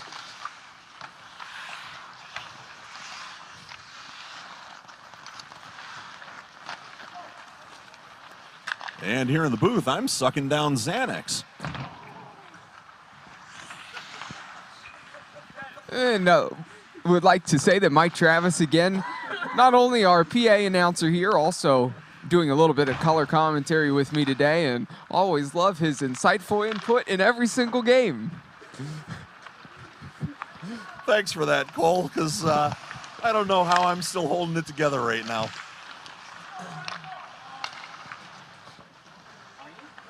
Here comes Blue back the other direction through the neutral zone, crossing the blue line on the attack.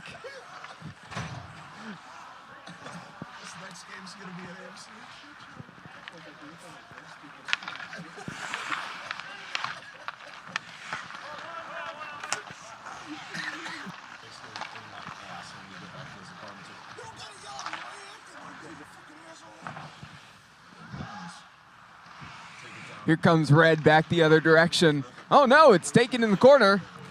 Number 63 lays that one back in the middle, and a shot fired wide. Thought that was gonna maybe have a chance of finding the back of the net. Instead, no. Wide last off of the stick. I've tried to get the number out there. I believe that was actually maybe number 5. It was number 5, Joe Mathis. Red coming back on the attack the other direction. They get the first goal of the game, and Tony's Red takes the 1-0 advantage over Tony's Blue, and that's a change of pace from how this game's been going. It's been Blue on the attack more than Red, but Blue finds themselves behind.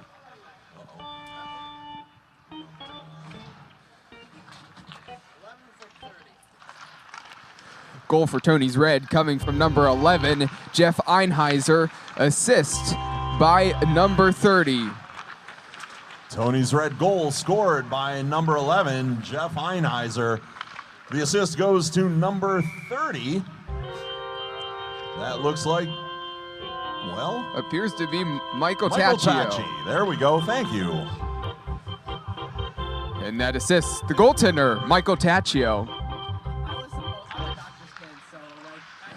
Like I said, too many doctors out here.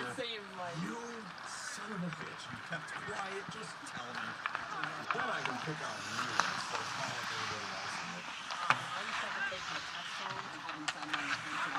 instead of calling everybody else. "13 and a half minutes here in this first quarter." Again, remember, there's not going to be a break after the quarters. It's going to operate like halves, but up on the screen, 13 and a half minutes remaining here in this first quarter.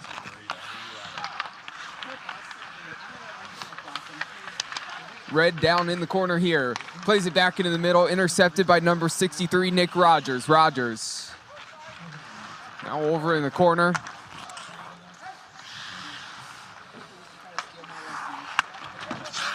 Looking for a teammate, finds one here on the near side. Crossing the blue line, the feed all the way out to the far side, but plenty of red jerseys packing the middle, keeping it compact and tough to find an open man, but he finds him in the middle, and a beautiful pass and a beautiful finish. And it's all 1-1 here from Clark Park.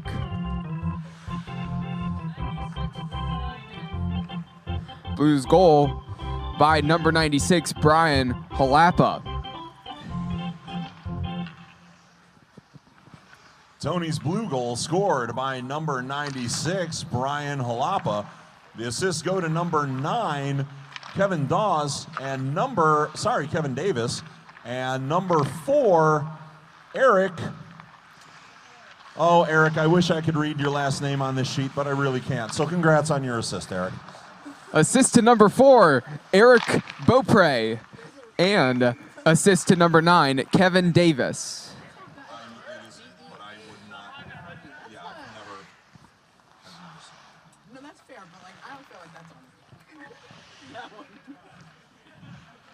Just to give him credit, it's number 4, Eric Beaupre. Checked with my score to make sure that we have as many of these names correct this game as possible.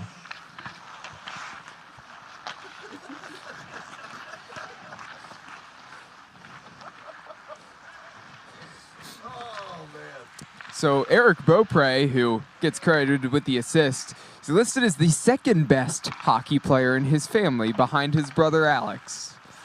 Well, with a name like Beaupre, you're either good at one of two things, cooking gators or playing hockey. What's with the gators, Mike? We talked Well, about listen, gator wrangling this Beaupre morning. to me sounds like a guy coming straight up out of the swamp. He's going to be cooking alligator. Now, that's a Beaupre there. So he's Cajun, or if he's not Cajun, he's French-Canadian. You know, we talked a lot about like Florida Gators and things, but I think you Right. kind of went more Louisiana and more Well, New Orleans yeah, there with that one. That's right, man. The Beaupres are all down there in the bayou. We could all go for some nice hot gumbo at this point with how cold it is out here at Clark Park. Ooh, that Beaupre gumbo, I got to tell you. 10.5 minutes remaining, still 1-1 between Tony's Blue and Tony's Red. Here comes Blue on the attack.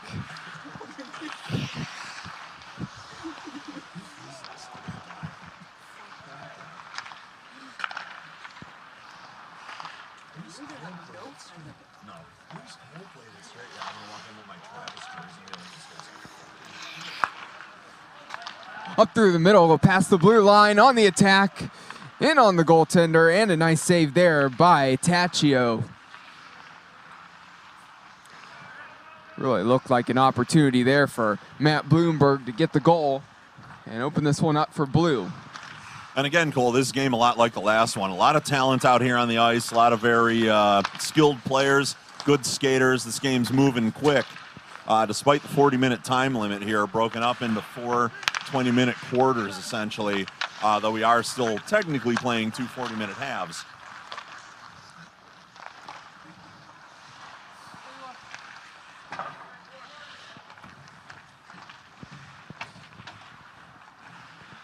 Ultimately, with the way this one started out, I think it's going to come down to a test of endurance between these two teams. I think so. It's looking like it at this point. Again, back and forth we continue to go here. Here comes Red on the attack, 3v3.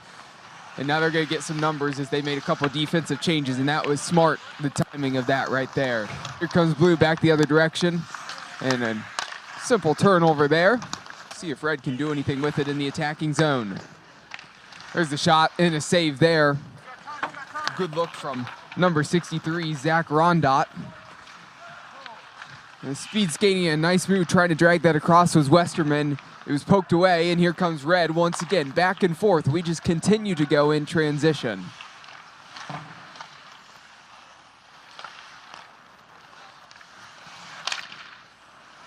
That one deflected. Blue, an opportunity to clear. Just turning on the Jets, firing this down the line. It's going to go all the way back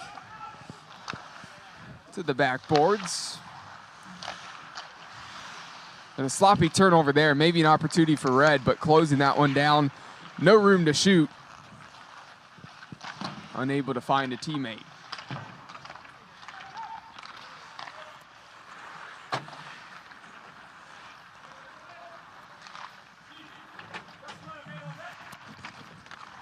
Behind the net, trying to whip that one around. Little backhand there, unable to connect with it was number 9, Kevin Davis. Several changes here for Red.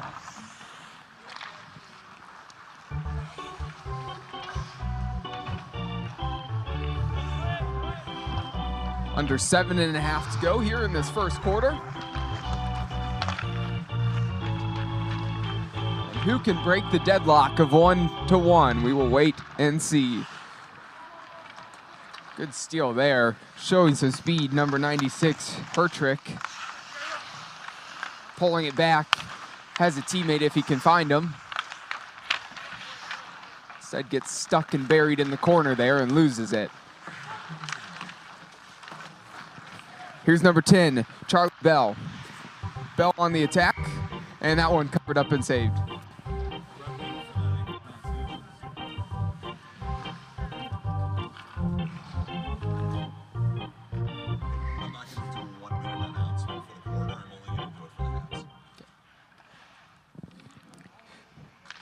Here's a face-off, won by Blue, still on the attack. Shot low, the initial save, and then there's a shot on the follow-up, the rebound, and a goal for Blue. Crashing in was Charlie Bell, cleaning that up and slotting it home. Great reactions there, and puts his team up 1.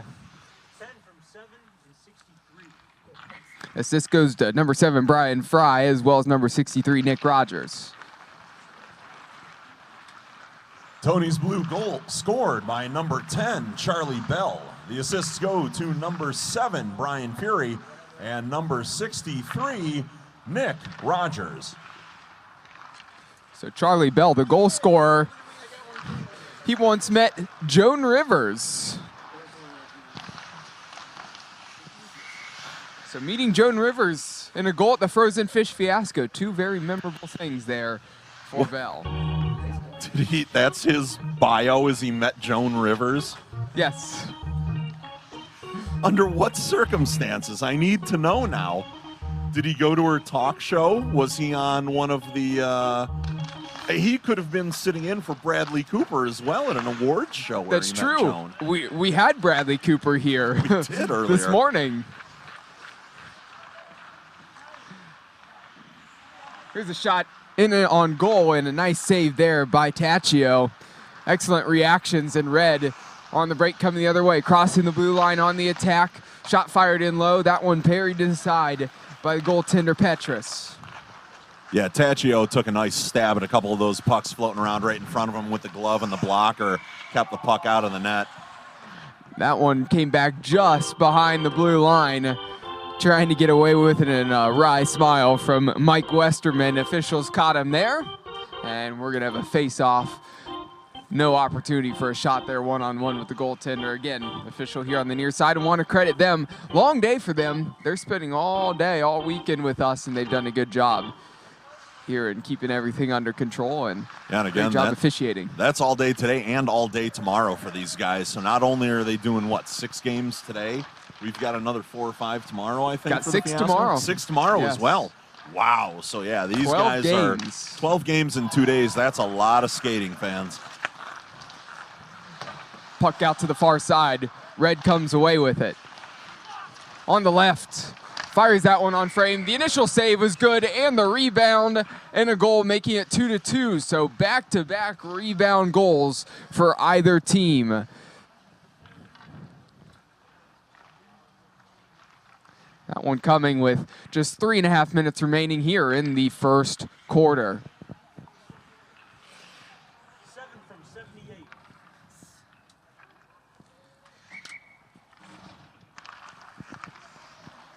Tony's red goal scored by number 7, Troy Friedman.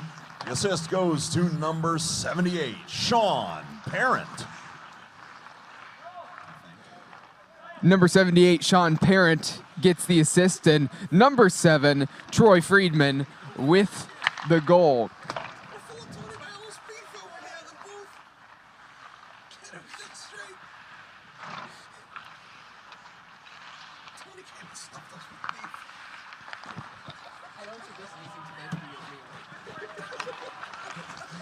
Here's Red in transition, and the shot there by Hertrick, not able to put to either side, and straight into the chest of the goaltender Petrus. Blue the other direction. A nifty move, but excellent tracking back there by number 7 Friedman, who just got the goal, and it's still 2-2, and we're going to have some changes from both of these benches.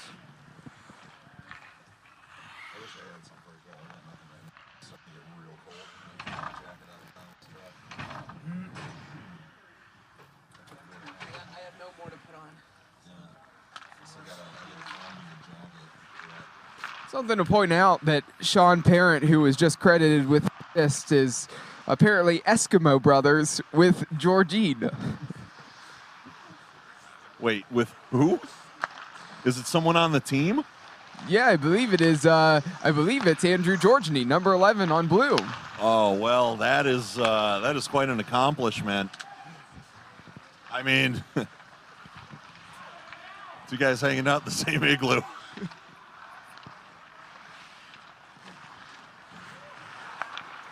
Here comes blue, crossing the blue line.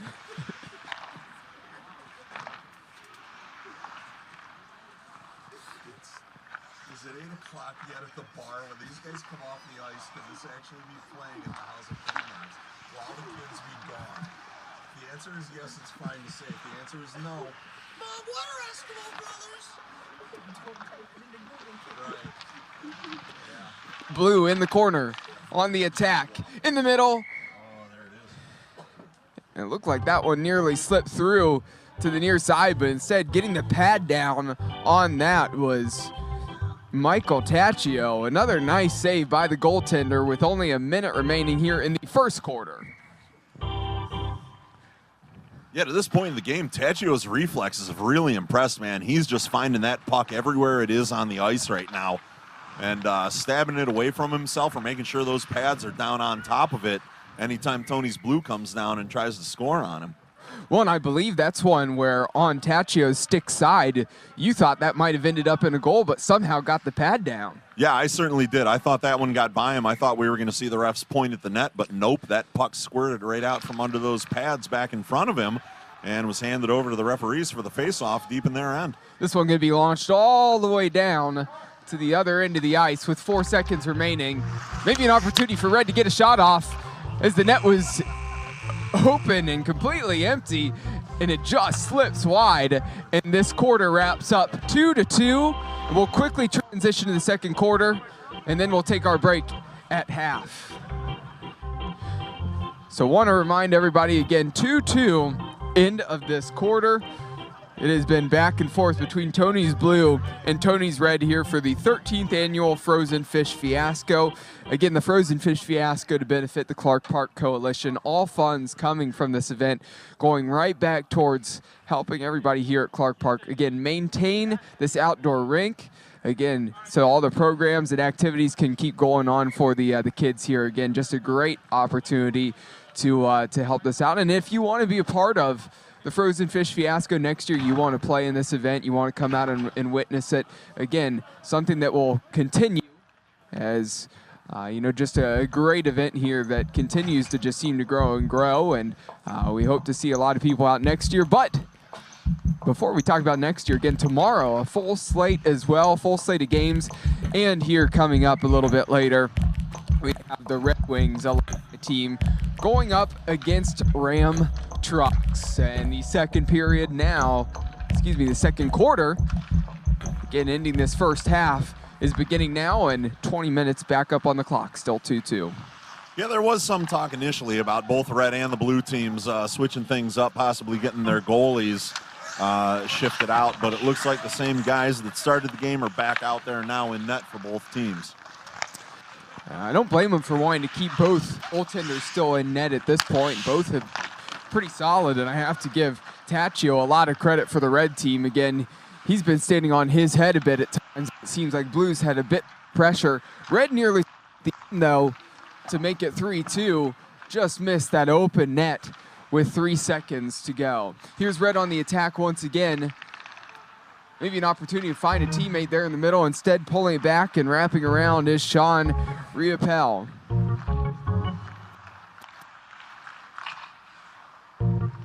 That one saved. Blue trying to get that one cleared out. Puck still in the corner. Gets caught under the feet of the official there. As the ref tried to get out of the way, but was unable to do so. Past the blue line on the attack. To the far side with some speed. Dealt with, and here comes Red the other way, and Mike talked about it. Again, these back and forth. A lot of skating ability between these two teams of Tony's Blue and Tony's Red.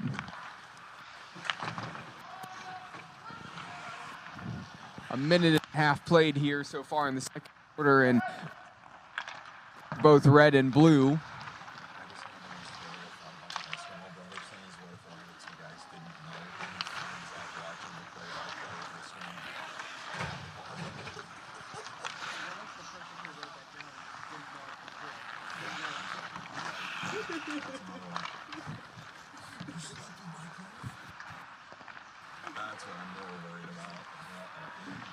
There's a shot low that is saved by Paul Petrus.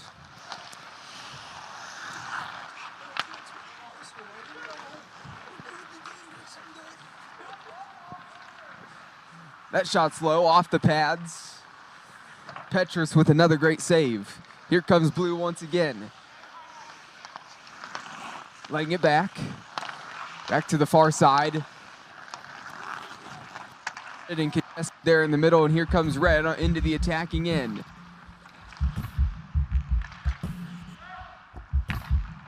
Stays in bounds.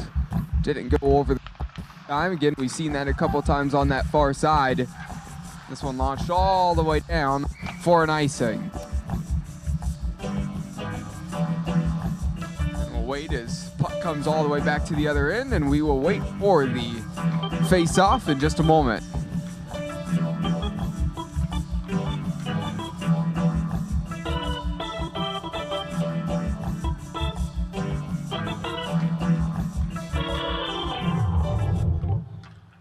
Cole, we should mention the musical stylings of Marcus Concernicus here today. He's been on the organ all day with us as well. Despite the referees being out here all day, us being out here all day, Marcus Concernicus has been playing music all day for us. He has. A credit to him for all the work he has done back there and all the music today. Yeah, if you're a fan of Marcus's and you see a tall, bearded, mustachioed fellow with long hair walking around in an orange jumpsuit, that's the guy you want to talk to and thank him for all the organ music he's provided for us here at the Fiasco today, and he'll be back here tomorrow to do it all over again as well. Crossing the blue line on the attack. A couple changes for Blue here on the near side. They're going to back this one out just a little bit and take their time. That attack does not pan out for them. Now back on the defense.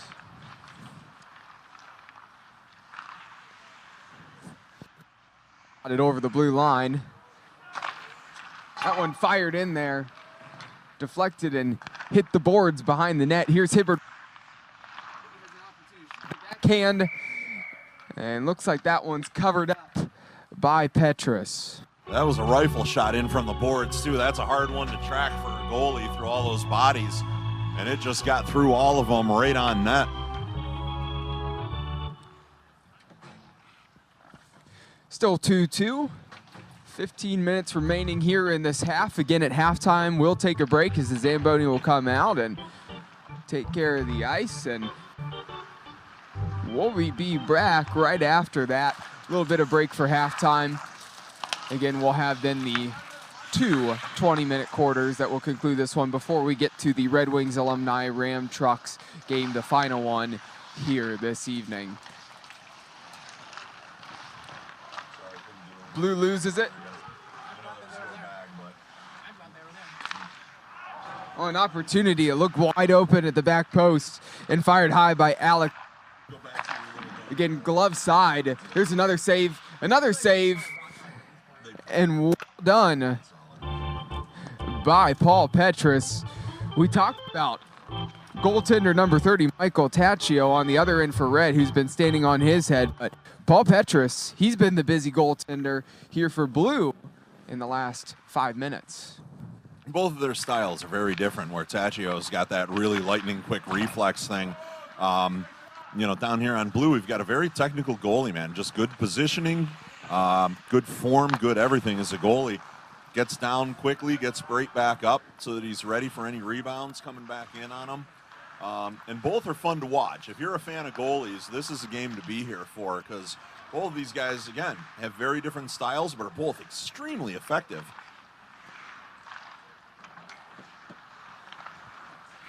Looking to send it down to the other side, and this is going to be called an icing once again. And a change here.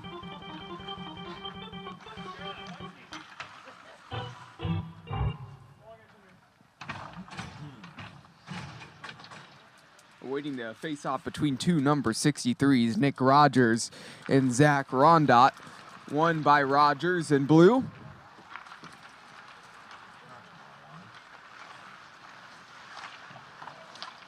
crossing the blue line, cutting inside. Ryan Fry loses it.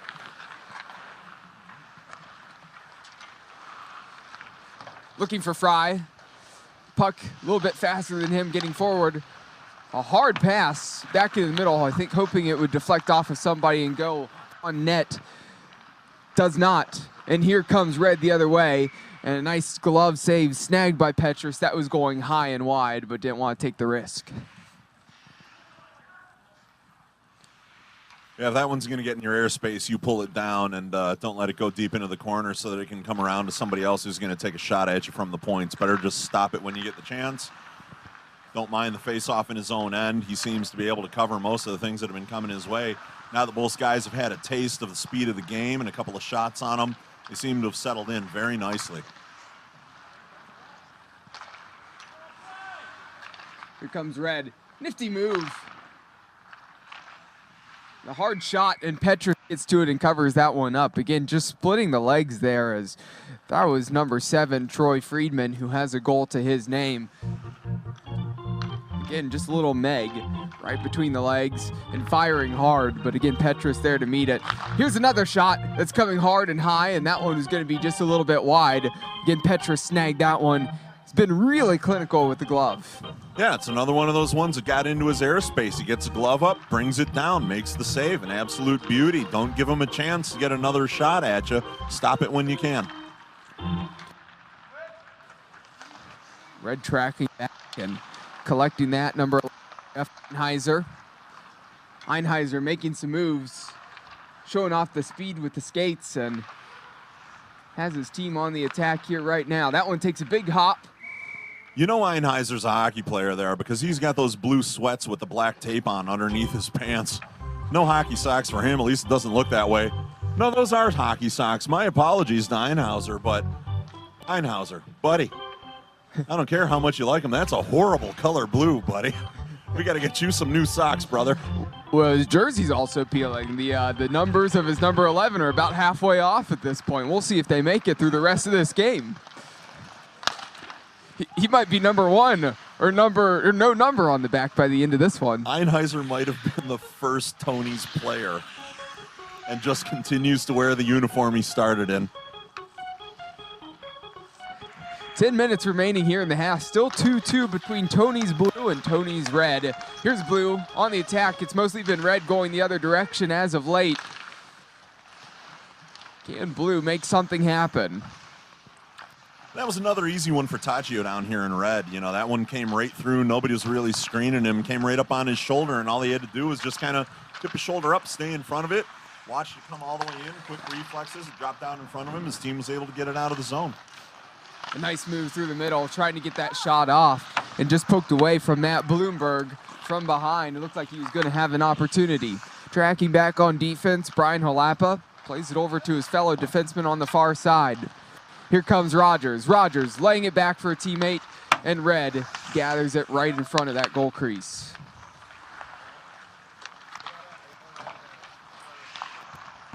Comes Red, 2v2, crossing the blue line. There's the shot, looking for that stick side, and not able to get it past Petrus.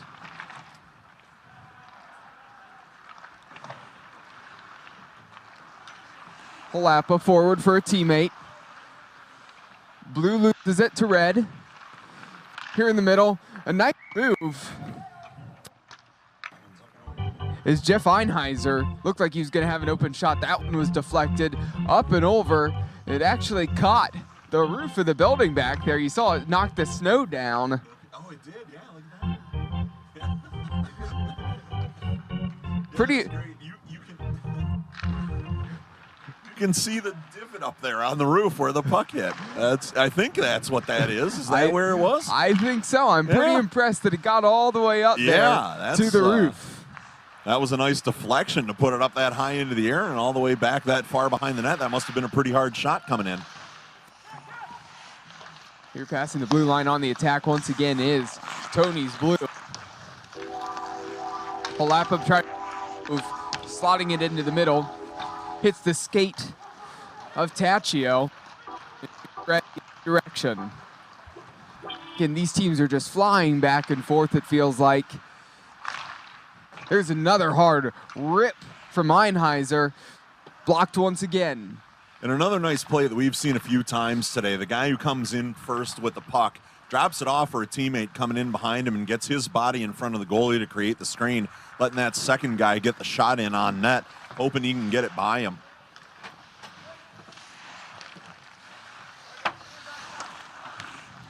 Several changes there for Blue.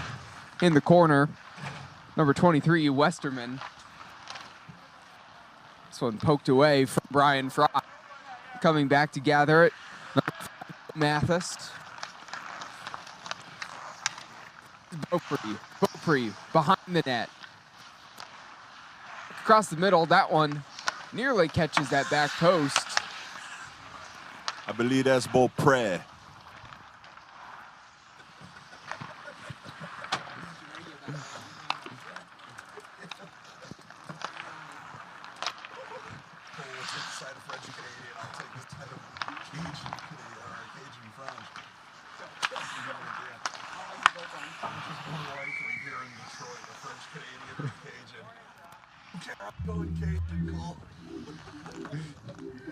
With 6.5 minutes, let's go. Want to remind everybody that that number 4 on Blue, Eric Beaupre. Our disagreement with Mike Travis here. Yeah, no, Detroit's full of Cajuns. Everybody knows that. Beaupre, just a great player for Blue. And again, we're probably going to have a conversation about his name and whether it's the French-Canadian side of things or whether it is the very deep. The way to settle this, here's how we'll know. If we go to the bar and he's drinking a Labatt or a Molson, you win. He's French-Canadian. If we go to the bar and he's drinking something like a Corona or something, you know, closer to the southern border, I don't know that Louisiana has its own beer per se. Maybe a Lone Star from Texas down there, you know, could be something. But that's how we'll tell. A man's choice in alcoholic beverage will determine whether he is Cajun or French-Canadian. Here comes Red the other direction, crossing the blue line on the attack. Looking for the shot. Not much room there for number 63, Zach Rondot. He may just sit there and chug hot sauce if he's Cajun, too. Hard to say.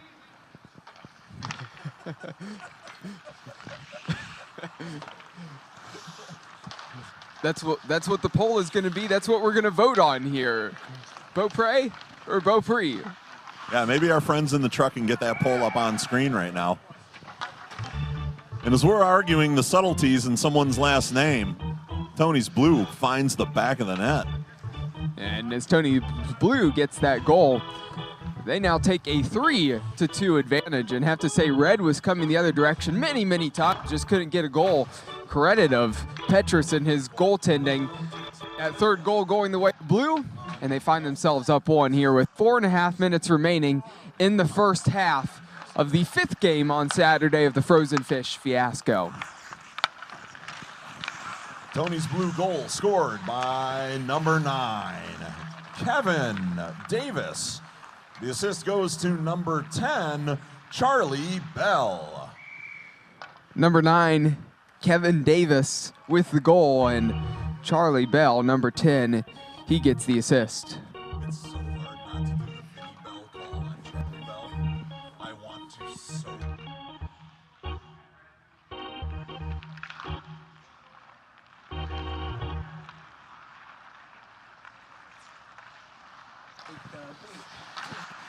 You know what? Do it anyway. I'll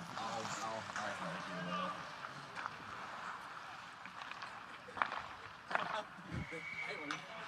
Listen, Cole didn't want to bring it up, but it's worth saying about Kevin Davis that he's a Mexican that does snow blowing. So, wow, that's something you don't see every day, especially here in Detroit.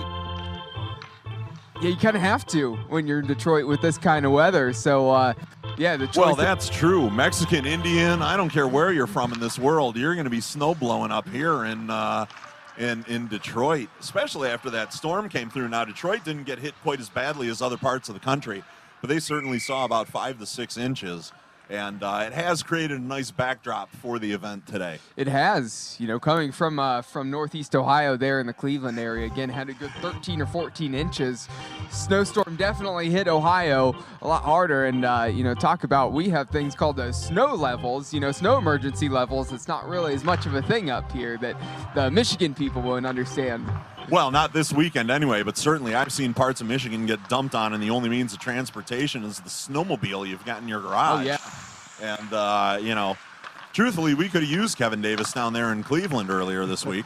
Yeah, absolutely. That is for sure.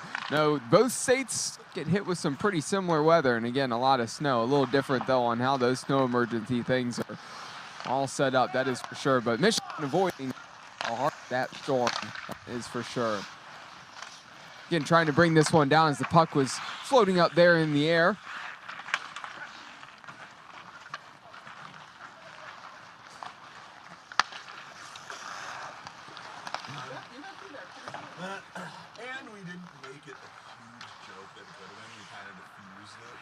And under 2 minutes left to go here in the half.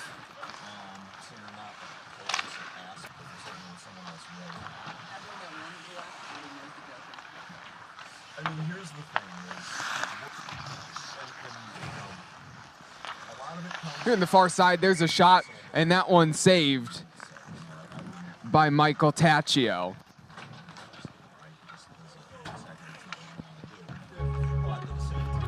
One minute remaining, still a 1-goal lead for Tony's Blue before we hit the halftime break.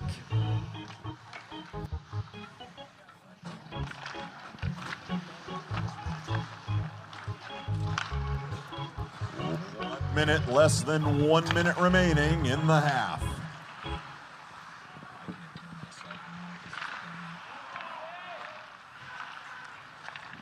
There's a hard shot. Looking towards that top corner again. That one gets knocked down. Nice save there by Petrus once again. And tell you who's not afraid to rip a hard shot. That's Jeff Einheiser. He winds up when he fires on net. Yeah, that was right from the high slot going right in on the goalie, and he did. He took a rip at that puck. He wants to get this equalizer here. That's what it is. It has to be the Blue Sox of why every shot's coming in so hard. Yeah, hey, I criticized him before, but if it works for him, why not? Just not sure if that's in their uniform color, for sure. Cole, hockey players are superstitious guys. So, I was one of those guys who, after a certain period of time, just stopped washing my equipment. And it was just something that I couldn't do because you get that certain stink in a glove in a jersey or something else, and you think it's lucky and you don't want it to go away. The minute you wash it, you wash the luck out of it. Maybe that's the deal with those socks. And as we go to the halftime break, Red better hope that they have some luck in those socks as they find themselves down 1 goal, 3-2, as we end this half. At the half, fans, the score is Tony's Blue 3, Tony's Red 2. We'll be taking a little break to get a nice cut here. Then the teams will come back out for the second half.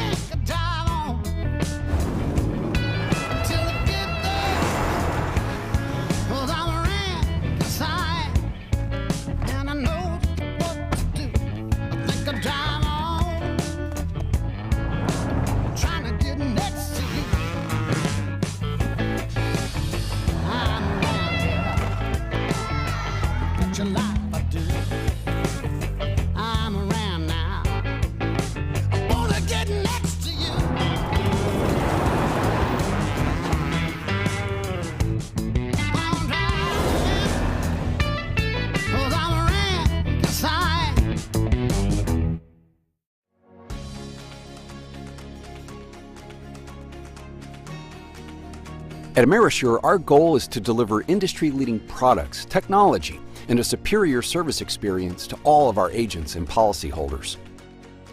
Introducing Fleet Telematics, part of Amerisure's Fleet Alliance program.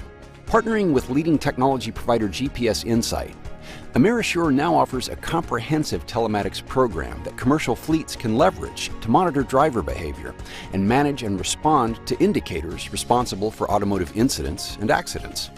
Some other carriers offer similar products, so what's the Amerisure difference? Our impeccable service. We work with our customers to implement, understand, and utilize the data gathered from our solutions to help keep drivers safe, reduce losses, and improve fleet performance. You see, as a true business partner, we help commercial fleets realize the greatest benefits from telematics technology.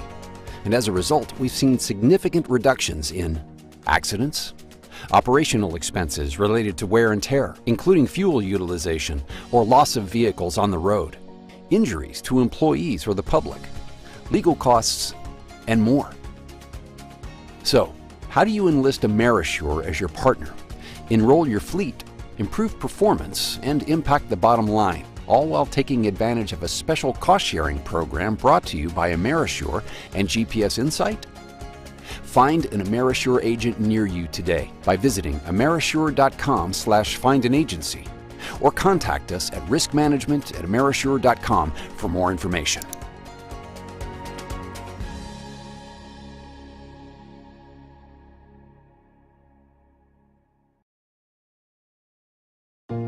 Getting up every morning to go out to do a hard day's work, that didn't just begin.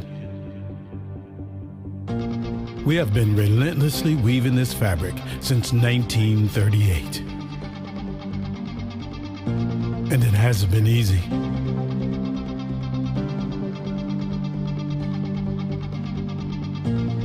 We have been an important spark in an engine that has powered generations. Today, UAW Local 600 spans 4 sectors. We have 45 autonomous units. There are over 30,000 active and retired members. And guess what? We make a difference in our communities too.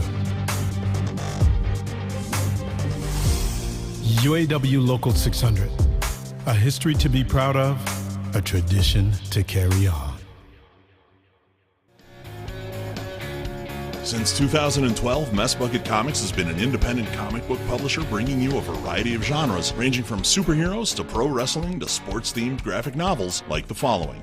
The Arcane Awakening is a graphic novel trilogy where God's army, the Ministry, and Lucifer's army, the Demonic Blight, battle each other one last time for Earth and humanity, winner take all. Mojo, a popular general of the Ministry, is a descendant of Jim Morrison and speaks in all lyrics by the Doors, while Ravager, a general of the Demonic Blight, is a cannibal demon that was inspired by the writer's ex-girlfriend. Donnybrook is a comic series about a semi-pro hockey league featuring real-life stories from former professional athletes. The fictional teams in the series are owned by 4-time Stanley Cup winner Darren McCarty, Major League Baseball all-star Brandon Inge, Hollywood actor from the Clerks movie franchise Brian O'Halloran, and pro wrestler Rowdy Roddy Piper.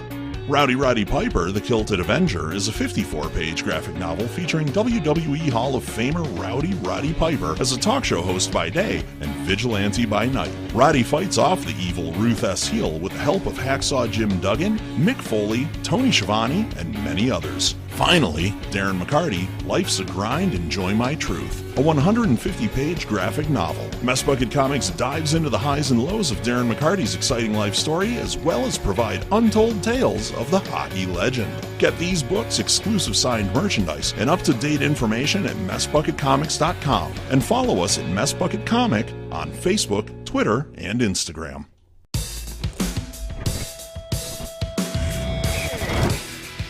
How to make a rock star.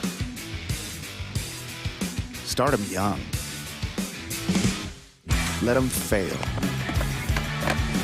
And be there when they do. Teach them what you know. And let them teach you what you don't. believe in their dreams. The crazier, more wild and absurd, the better. Because bringing out the best of them takes the very best of us.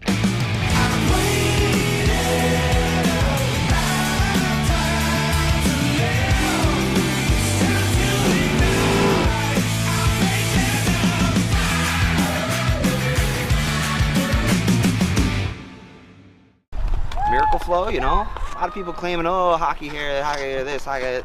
There's only one. There's only one. You know? I'm out here since 2016 selling the finest salad dressings for your salad, you know? Sure, okay, yeah, you got the salad, but we got the dressing. And I mean, it's as simple as that. I mean, a lot of people have considered us the Paul Newman of hair care products in the sense that, you know, we're just the best. You know what I mean? So to be considered, you know, the Paul Newman of our own respective salad dressing is just, I mean, to say it's anything under honor would be ridiculous. So I mean, that's obviously huge, you know. I mean, obviously we understand we're no Hidden Valley Ranch, we get that, but we're out there.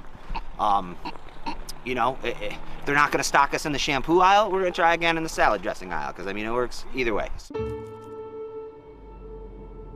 Some are willing to test boundaries, to find the edge.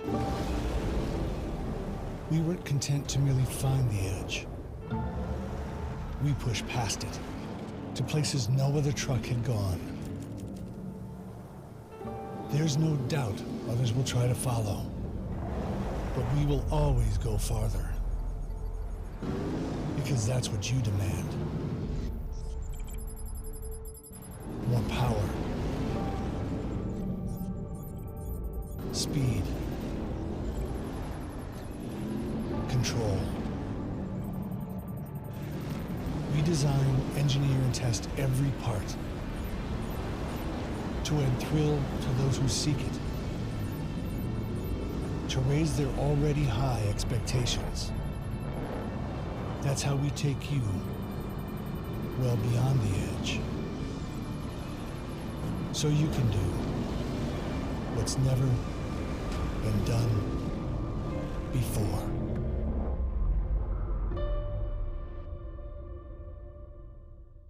A Dream Limousine continues to be Metro Detroit's finest luxury transportation service. 734-542-6800. Offering late model luxury SUVs to brand new party buses that seat up to 34 passengers. 734-542-6800. Including the one-of-a-kind Escalade Stretch with the exciting jet door. Call 734-542-6800. That's 734-542-6800. A Dream Limousine. What was that? Bubs, what? Boys, can I get one shot on that, please? Coffee showing off. Ricky, what the... What are we even doing here? Where's the puck? Whoa, what are you doing, man? Get the hell back out there. It's the only chance we have is when I fight them. Putting the foil on, bud. All right, I like your spirit. That's not how you put on the foil, bud. That's how you put on the foil. Anytime you want to ante up. So we finish this. Bubs, how do you let a goaltender go down on a breakaway? Because it's Mike Vernon, you win. That was easy. You guys tired? Huffing and puffing. You're not quitters, are you? No, we're not quitters. One more period, double or nothing, I'll skate backwards. So will I. Julian, they're really good. You know what? We're done here then, boys. Let's go. Come on. This isn't how we play sports anyway. Come on. This is how we play sports.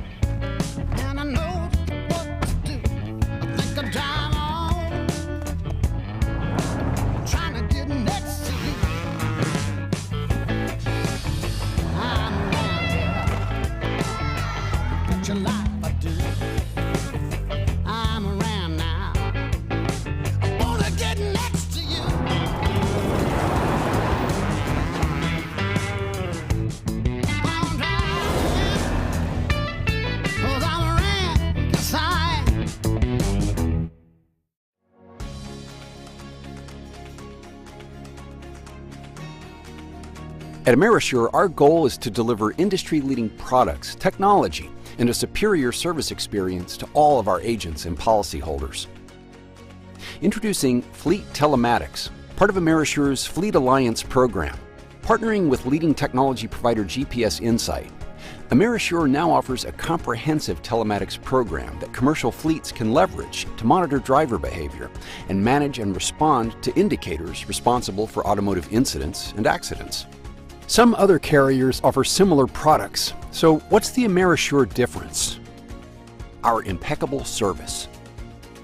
We work with our customers to implement, understand, and utilize the data gathered from our solutions to help keep drivers safe, reduce losses, and improve fleet performance. You see, as a true business partner, we help commercial fleets realize the greatest benefits from telematics technology. And as a result, we've seen significant reductions in accidents, operational expenses related to wear and tear, including fuel utilization or loss of vehicles on the road, injuries to employees or the public, legal costs, and more. So, how do you enlist Amerisure as your partner, enroll your fleet, improve performance, and impact the bottom line, all while taking advantage of a special cost-sharing program brought to you by Amerisure and GPS Insight? Find an Amerisure agent near you today by visiting amerisure.com/find-an-agency or contact us at riskmanagement@amerisure.com for more information.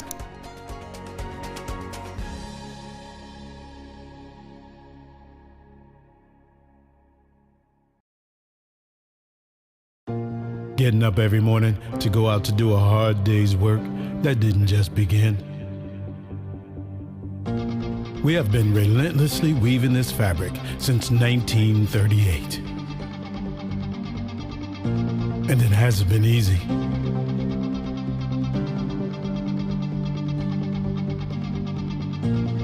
We have been an important spark in an engine that has powered generations.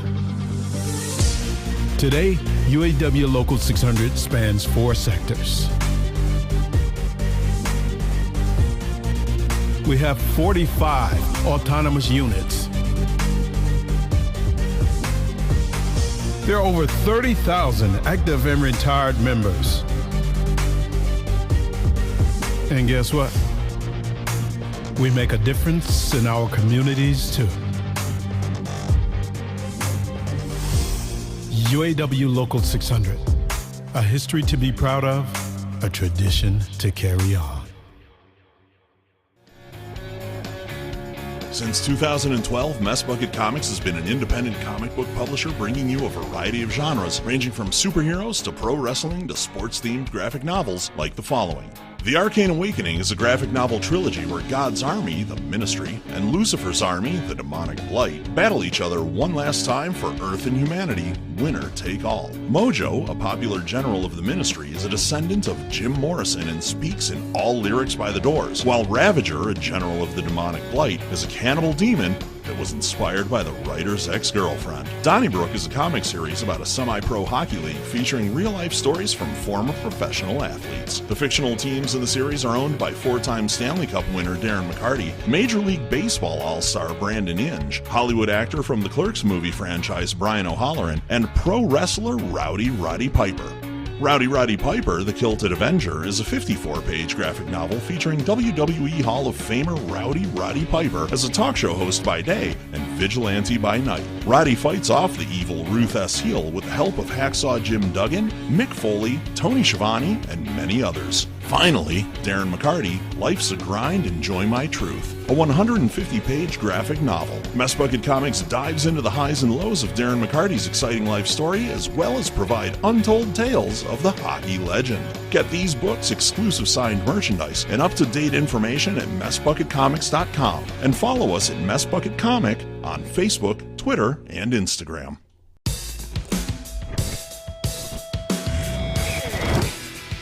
How to make a rock star. Start them young. Let them fail. And be there when they do. Teach them what you know. And let them teach you what you don't. believe in their dreams. The crazier, more wild and absurd, the better. Because bringing out the best of them takes the very best of us.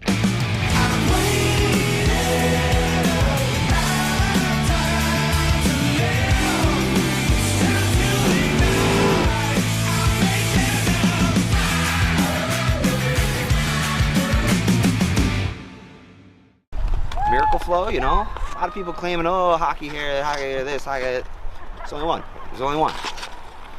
You know? I'm out here since 2016 selling the finest salad dressings for your salad, you know? Sure, okay, yeah, you got the salad, but we got the dressing. And I mean, it's as simple as that. I mean, a lot of people have considered us the Paul Newman of hair care products in the sense that, you know, we're just the best. You know what I mean? So to be considered, you know, the Paul Newman of our own respective salad dressing is just, I mean, to say it's anything in our honor would be ridiculous. So I mean, that's obviously huge, you know. I mean, obviously we understand we're no Hidden Valley Ranch, we get that, but we're out there. You know, if they're not gonna stock us in the shampoo aisle, we're gonna try again in the salad dressing aisle, because I mean, it works either way.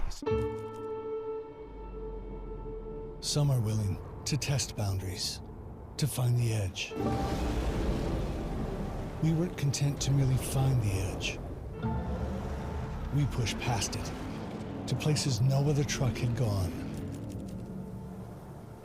There's no doubt others will try to follow, but we will always go farther. Because that's what you demand. More power. Speed. Control.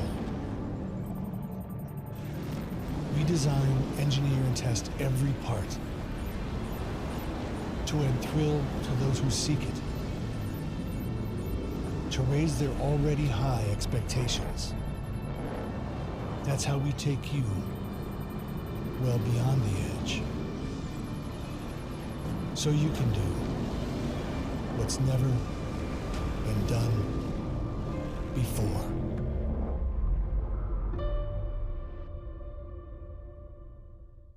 A Dream Limousine continues to be Metro Detroit's finest luxury transportation service. 734-542-6800. Offering late model luxury SUVs to brand new party buses that seat up to 34 passengers. 734-542-6800. Including the one-of-a-kind Escalade Stretch with the exciting jet door. Call 734-542-6800. That's 734-542-6800. A Dream Limousine. What was that? Bubs, what?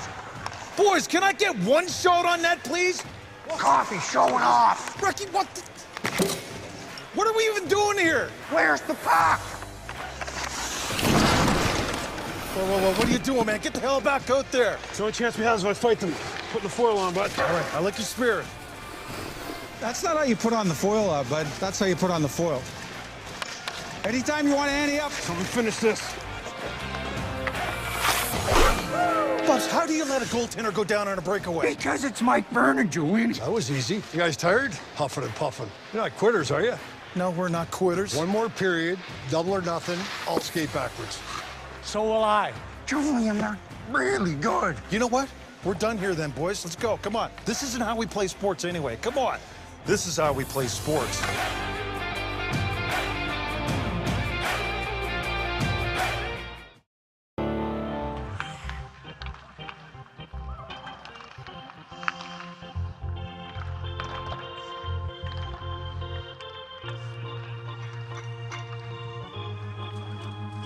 All right, fans, the ice is cut. The teams have taken the ice.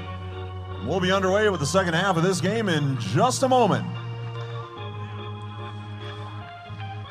Second half of Game 5 of the Frozen Fish Fiasco about to begin here. Right now, a 3-2 advantage in favor of Blue. So what's Red going to need to do here in the second half, do you think, Cole, if they want to come away with a W here today? Well, I'll be honest. The biggest thing for them is just finish some of their chances.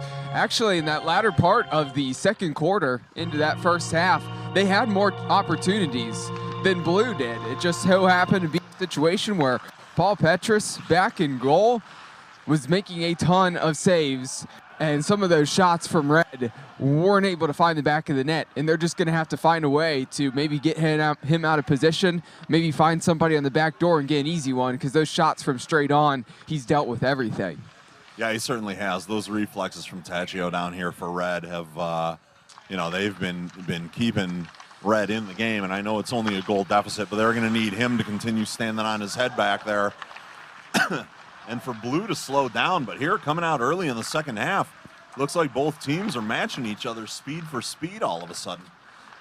Again, that is one thing that we saw for most of that entire first half. Again, back and forth, a lot of speed. We talked about the skating ability of both of these teams. That shot saved there by Petrus. Again, you would have to say he's going to be a guy that if Blue does come away with the win here, he's going to be a candidate for that Man of the Match award, that is for sure. Goalie so far today was in the shootout earlier, but this could end up being another one of those games where the goalie could walk away with the MVP. Here comes Blue the other direction into the neutral zone, approaching the blue line, crossing the blue line now on the attack. Looking to find some room inside, cutting inside. That one deflected around and goes in for another Blue goal, an early one coming in a minute and a half into the second half. Now a 4-2 lead.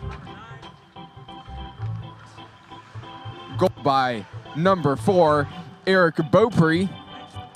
Number 9, Kevin Davis, and number 23, Mike Westerman with the assists. Tony's Blue goal scored by number 4, Eric Beaupre. The assists go to number 9, Kevin Davis, and number 23, Mike Westerman. Here comes White once again and finished into the top right corner. A quick one for Blue. Make that 5-2. Blowing the doors open here early in the second half.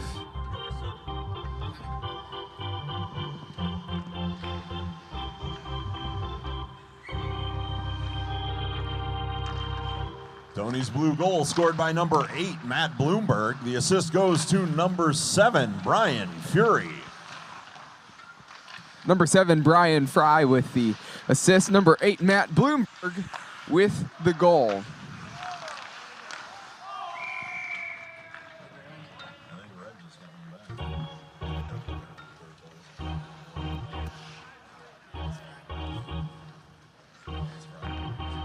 "17 minutes remaining here in the second half. Excuse me, in the third quarter. Again, that actually gives us 36 minutes now coming up here in the second half. Again, just 20s on the scoreboard. Tony's Red but again, goal we're doing scored two by halves. number 78, Sean Parent. The assist goes to number 63, Zach Rendot, and number 96, Phil Hendrich. That goal there for Red as they quickly responded.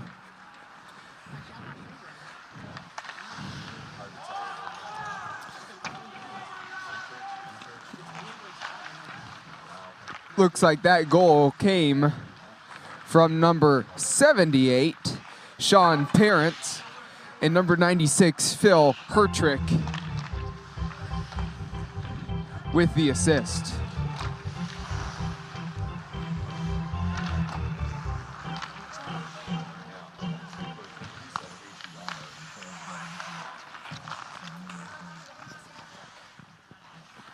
Five to 3 now your score. Under 16 here in the third quarter. Again, that wind steadily coming from left to right. Fun fact, fans, Brian Fury is actually Brian Fry.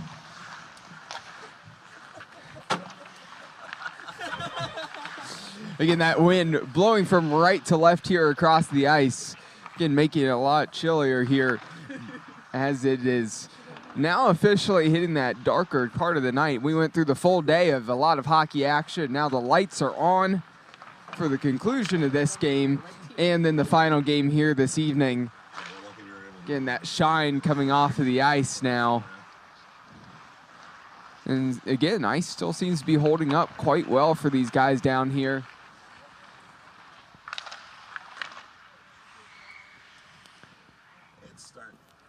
That ice is starting to show a little bit of wear out here. I'm seeing some good grooves and patterns get dug into it a little bit. So now that we've got the lights on here at Clark Park, you're definitely getting a view of the ice through the lights and the reflection on them. That's giving us a better idea what the ice looks like. And with a clean sheet here after the Zamboni came through at the half, there's a couple of heavy grooves, a couple of dugout spots, and it could be part of the reason for the flat tires all day.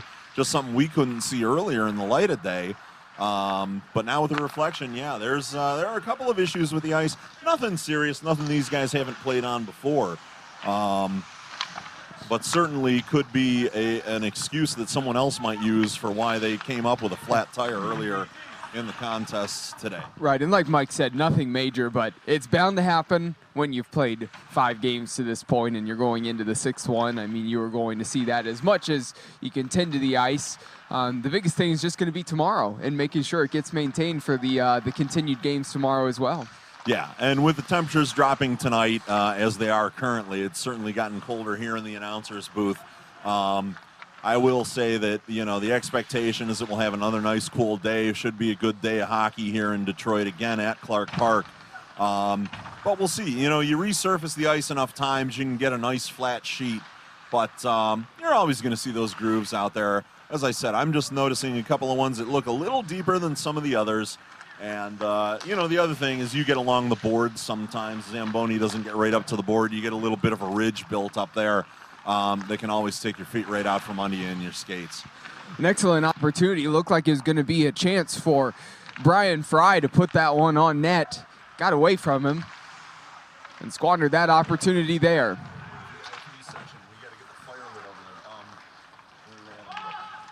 Hey, Adam, did you see that Steve and Godfather over there in the VIP section? Okay, cool. I was just going to tell you that's fire time for the boys. Yes, across the way over here, down the right hand, that's Steve from GWC Base Wrestling Collection. 12 and a half minutes here remaining in the 3rd quarter. An opportunity, able to put the stick up there and knock that one down off of that initial save by Michael Taccio. Here comes Red the other direction, down by 2, entering the attacking zone. Cutting it back, looking for some help is Friedman. Going 1v1 the other way. There's a little wrister that's up and high off of the glass. Blue maintains possession here in the neutral zone and then turns it over to Red, looking for that split pass. A nice move, and there's a low shot and a great save by Taccio. Quick reactions, parries that one to the side.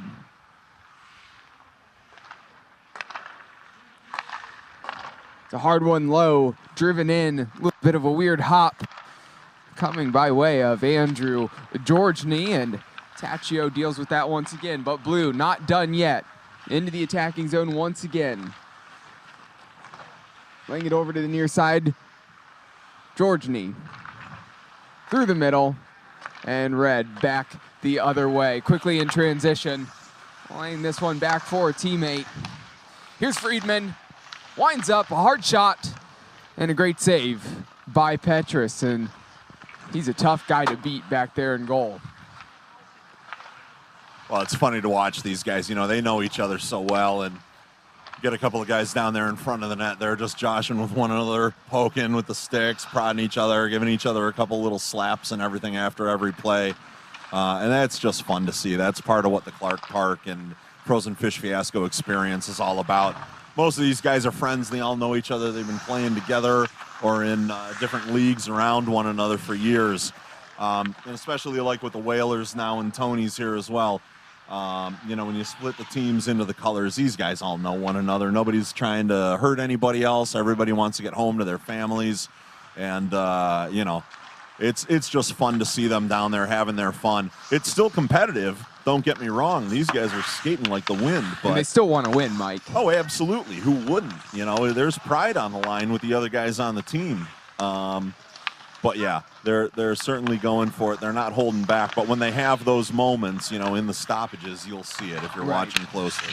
Yeah, no, absolutely. Definitely that sportsmanship side of things. And it's a little bit off the physicality. You see some fights with some of these guys, but definitely one of those things where they joke around with each other, but both want to win this one. And Red looking to get back into this one as they find themselves down 2.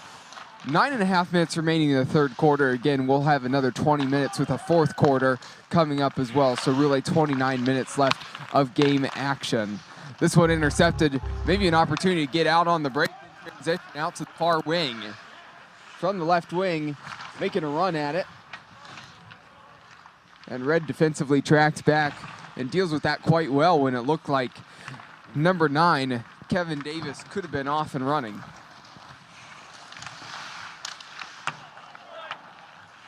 This one, I don't know how that didn't find the back corner. Sat up right in front of Petrus. Looked like it was going to be fired home. Slips by, slips wide.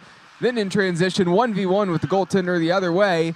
A miss there by number 63, Nick Rogers, who, by the way, he is Canadian. Good to know, because we've had some questions about the heritage of some of these players as the game has progressed. I will say that save by Petrus down there was a heck of a thing.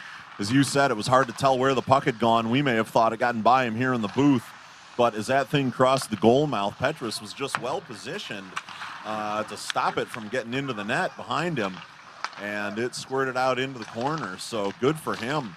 Be a fun one to watch in a slow motion replay to see where it ended up. And here is Tony's Blue looking to come the other direction, but still in that attacking zone now for Red. A little bit of contact up against the boards. 2 players go down. Blue back the other way. Halapa past the blue line. Lays it back for a teammate. A hard shot. I think that caught the top of the crossbar. Heard the ding there. It was a good look from Charlie Bell. Yeah, Charlie was trying to put that in the top shelf right where Mama hides the cookies and just missed it, pinging off the crossbar. Almost the corner of that top corner over there. And it was just a little ping, so he barely caught it, but he caught enough of it to push it down into the corner there. And that was a hard rip there from defenseman number 11, Andrew Georgny, directly into the gut there of Michael Taccio. Another save. And now waiting for the face-off here on the near side circle.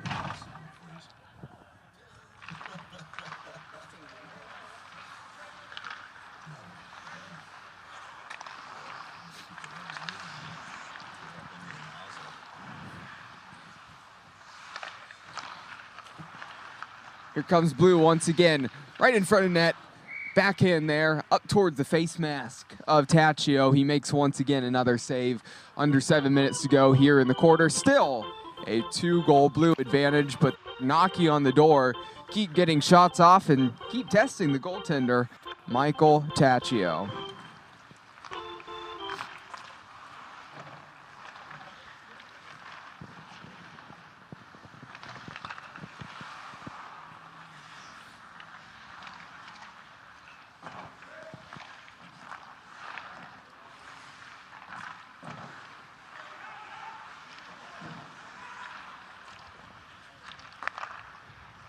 Opportunity for the shot, this one low. Fired off of the stick of Brian Fry. Taccio slammed the door shut there. Yeah, it was a heavy, low percentage shot, just letting Taccio know that you're there. You know, get the face-off down in this end, see if we can't find something and get it into the slot, slip one by him again. Up against the boards. Maybe an opportunity for Red to run out. Here comes Riopel. Hard off the boards, looking for his teammate number 9, Irer, who gets to it.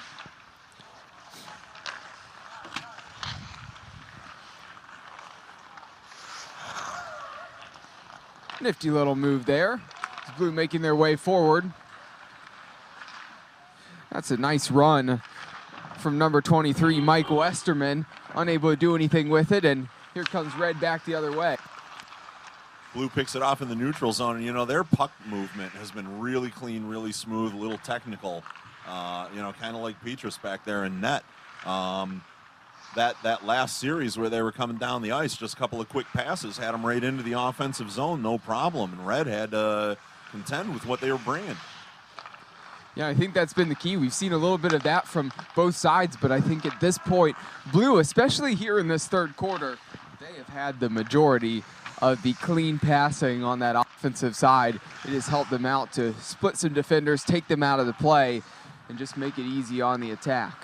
And that is probably why they have the lead here in this one.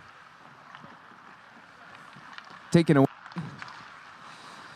by Einheiser.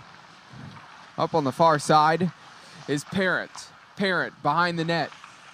Looking for some help. Can lay this one back into the middle. This one flips up and a little bit wide. A lot of contact there in that goal crease. And laying out was Petrus. Not an opportunity for Red to get that one through. And here comes Blue the other way. 3v2. And poked away by Hertrick.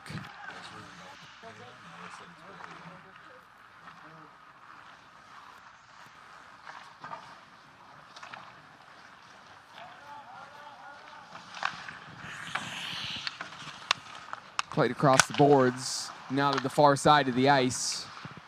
Whipping this one around. And here comes Blue on the attack once again.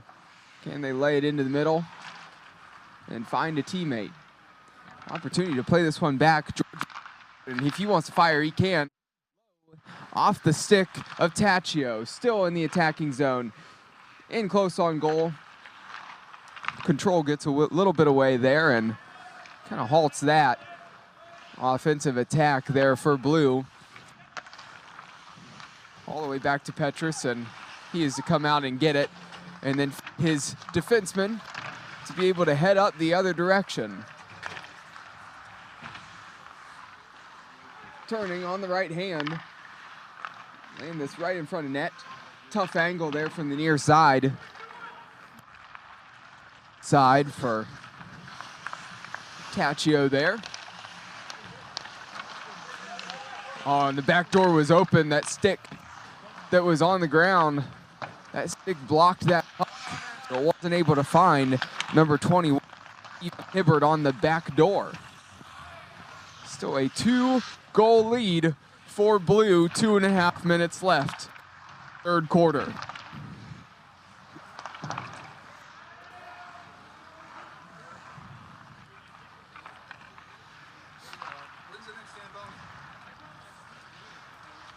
There's another 20-minute coming up, and then after that, we'll cut it between games, because game after that's Red Wings and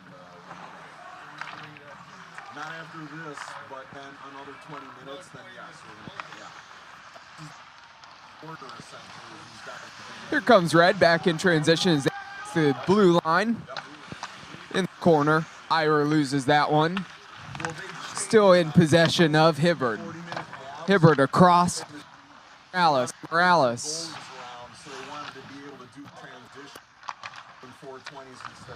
Red doing a great job keeping possession here right now. Maybe looking for that opportunity to get a shot. Blue keeping it tough on them, but here is that chance. This one deflected, though. Getting in the way was Joe Mathis. I don't know. I mean, this one came on the fly at us. These guys took the ice. We didn't know. Yep.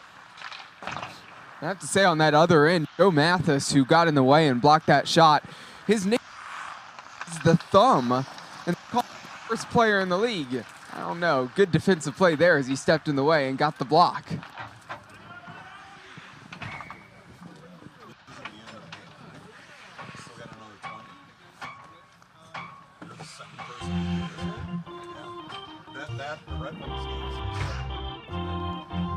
This is going to end at 5:40.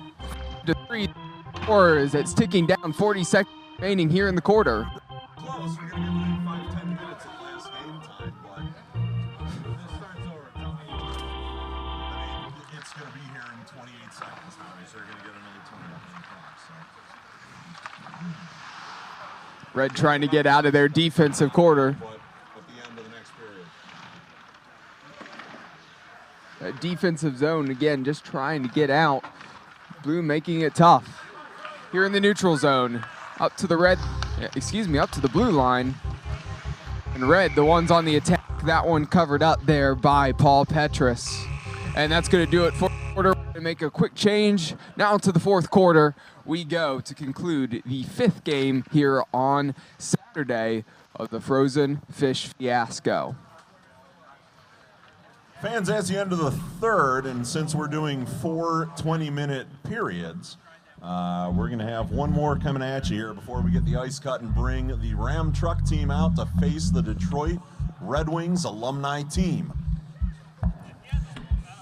And as Mike said, the next game of the Frozen Fiasco, the 6th and final of this Saturday, that is between Ram Trucks, the title sponsor here, the Frozen Fish Fiasco, and the Red Wings alumni team.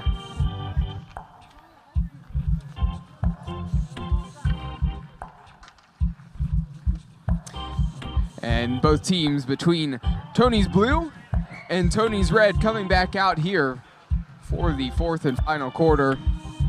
20 minutes back up on the clock. 5-3 still in favor of Tony's Blue.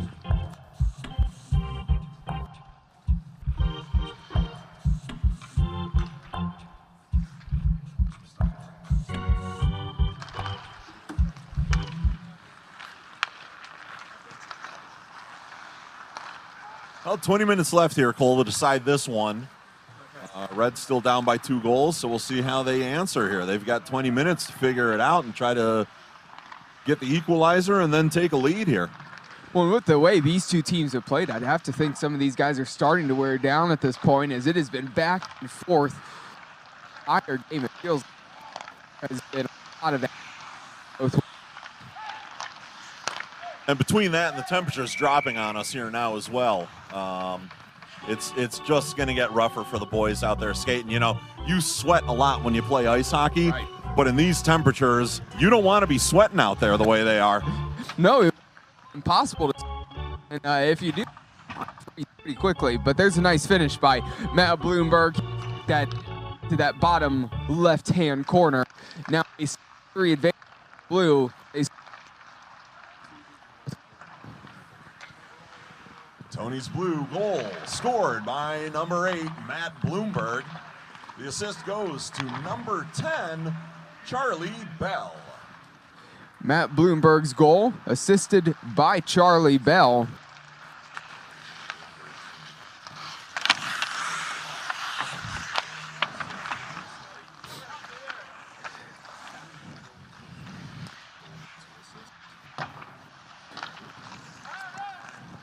And so at this point, Bloomberg, again, a pretty good game so far, again, picking out that goal.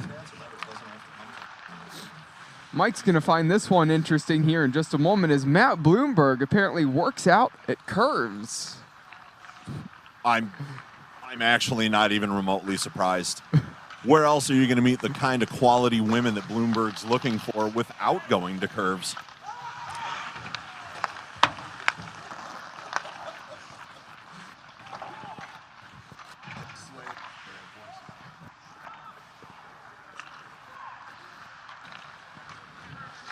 Here comes Blue the other direction. They're going left on.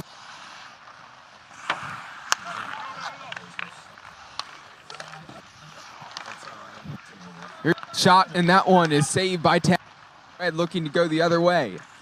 Red some goals. Need to start getting them quickly here as they find themselves down 3 with 17 minutes left to go in this game. Can start to see some of those players out from the locker room over where Ram Trucks and the Red Wings alumni team are. Looking forward to get this one going, as it's really the highlight game of today. But again, we've had a lot of good ones so far today. Exciting ones, competitive hockey, and we just hope that what happens tomorrow continues from what we've seen today, as it's really been a great day of hockey. Not done yet in this one, though, as Blue back on the attack again. Had a man at the back door. Just couldn't get through the crowd of bodies. Yeah, Cole, back to that great day of hockey. We've only had one blowout out here on the ice today. Everything else has been decided by just, the number of goals you can count on one hand, which is keeping it really close out here for a lot of these teams. Yeah, and the only one that turned into a blowout still was very competitive early in a lot of. It wasn't until the second and third periods where that one really, they were doing halves in that one. That's when that blew open, was in the second half. The first half was still quite close. Yeah, and though there is a 3-goal deficit right now for Tony's Red, it's not something that they can't overcome here. Plenty of time on the clock with just under 16 minutes now remaining. There have been times where Tony's Red has actually had more of the, but as of late, it has been mostly Tony's Blue. Tides need to turn here for Red. They need to get a goal here soon so they can start getting momentum going their way, or else this one will be a little bit too late. Here in the corner, a couple changes, trying to keep the puck in their attacking zone. Fight for it on the boards in the far corner. Cleaned up by number 5, Joe Mathis.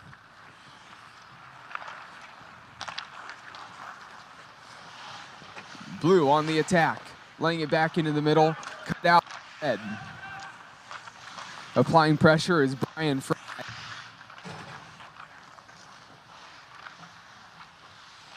It's hard to tell who has that. Looks like coming away with it now is number 96, Phil Hertrick, right behind his net. Several changes there for Blue. Stay set up on the defensive side of things, backing up in the neutral zone. Here's Hertrick, coming with some speed, crossing the blue line, dispossessed. Oh, and maybe this is an opportunity, the low shot, and deflected away. A lot of room there as skating up ahead was number 9, Kevin Davis. He had a great head start. If that puck would have made it all the way through to him, he would have been 1v1 with the goaltender, but Blue gets a stick out.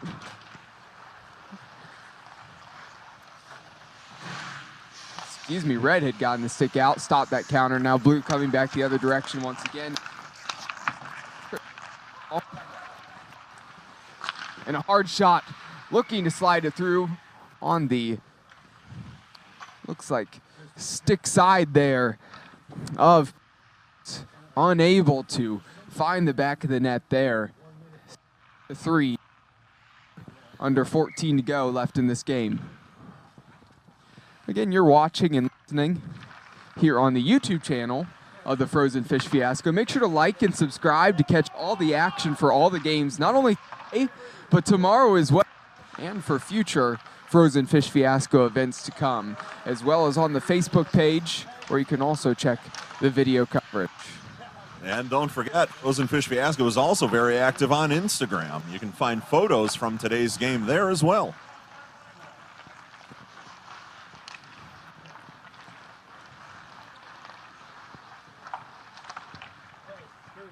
That's the blue line down in the, wrapping around, looking for a teammate, scrambling in front of the crease, and Blue gets it away. An opportunity here in transition, showing some speed, sliding that through and dealt with by Taccio. Kevin Davis looked dangerous there. Speaking of social media, we failed to mention that you can find Dominic Reggio on Tinder, Hinge, Bumble, Match.com, and many of the other favorite dating sites available to you online. And of course, Doug's all-time favorite, Farmers Only.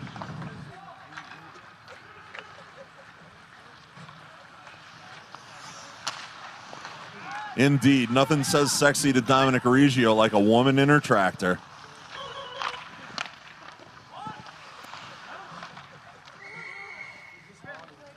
.12 minutes remaining here in the game.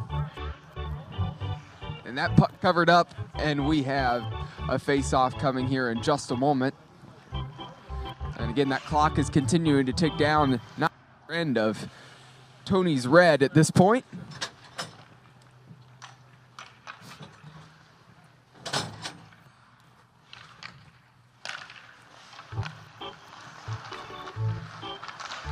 There's a tripping call going against Tony's Red.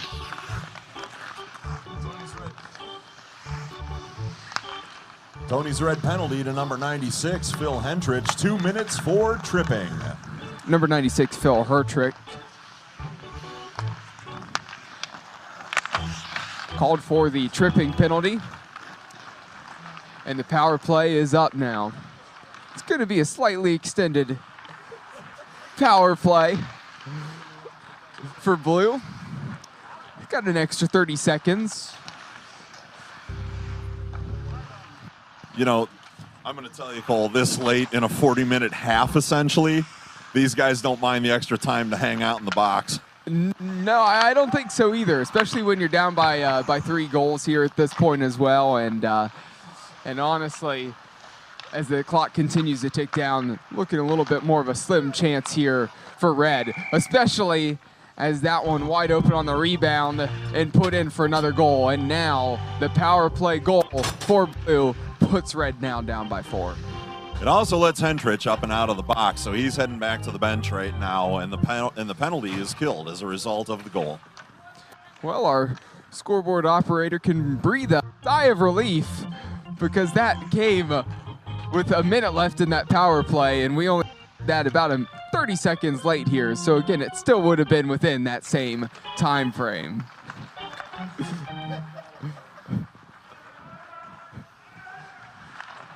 Tony's Blue goal scored by number 7, Brian Fry. The assist goes to number 10, Charlie Bell. And folks, that's a playmaker for Charlie Bell. 3 assists on the evening.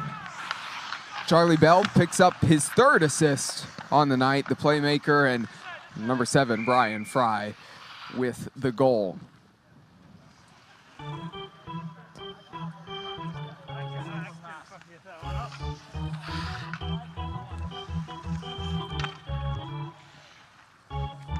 So now all that myself and Mike are wondering about is if that playmaker for Charlie Bell quite matches up to his meeting of Joan Rivers. Again, that is something that we can ask him.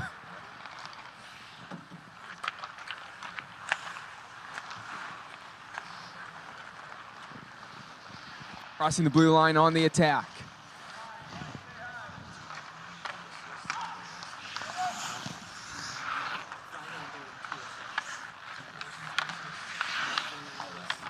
So maybe have Brian Halapa here to lay that back to him if they can get a hold of it. Instead, Red coming away with the puck coming the other direction. Lots of contact there, slowing down Troy Friedman. With some speed, it's Einheiser looking for some help. Lays it down to the corner. Turning, finding some room. Just slipping that one through, not much pace behind that. Almost looked like more of a pass there. And Sean Parent not able to do anything there on the attack. Red winning it back up against the boards. Friedman turning on the Jets a little bit, dragged it between the legs. Back for teammate. Friedman once again hits the left leg, the pads of Petrus, and Blue the other direction in transition. Flipping it to the far side. That one flips up. And Red able to control it. At the back door. Or he can take it off of the Blue defender. Hits the back boards off of the Steven Hibbard look. 7.5 to go. Red down by 4.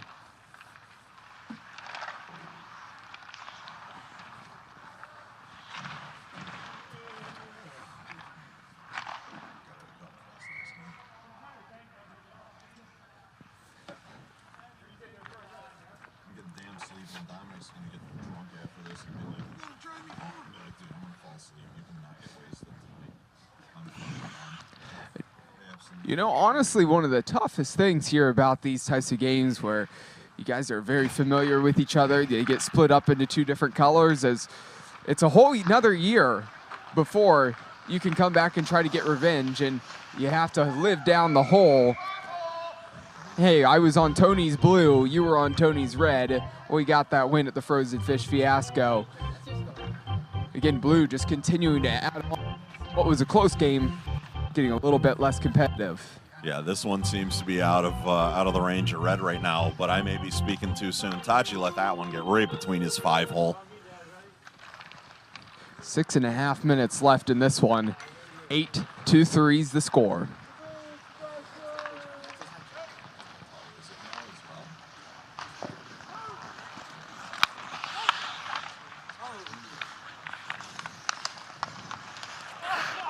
Tony's blue goal scored by number 8, Matt Bloomberg. The assist goes to number 10, Charlie Bell. And for Bloomberg, that's his hat trick on the evening. Number 8, Matt Bloomberg gets his hat trick on the evening, and number 10, Charlie Bell, picks up his 4th assist.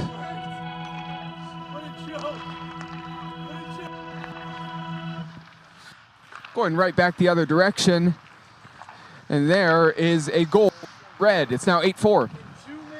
Tony's red goal scored by number 11, Jeff Einhauser. The assist goes to number 9, Alex Eimer.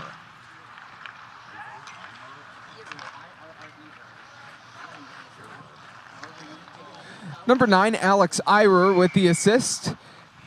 And number 11, Jeff Einhauser with the goal. Eimer. My apologies on the pronunciation.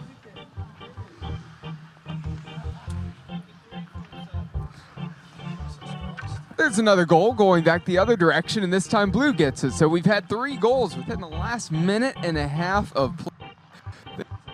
Happening quickly here in the last 5 minutes.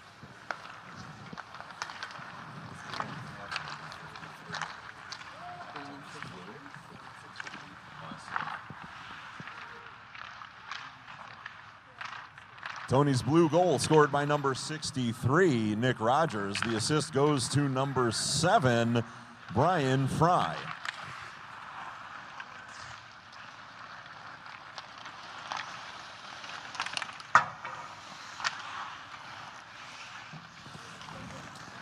Four minutes here.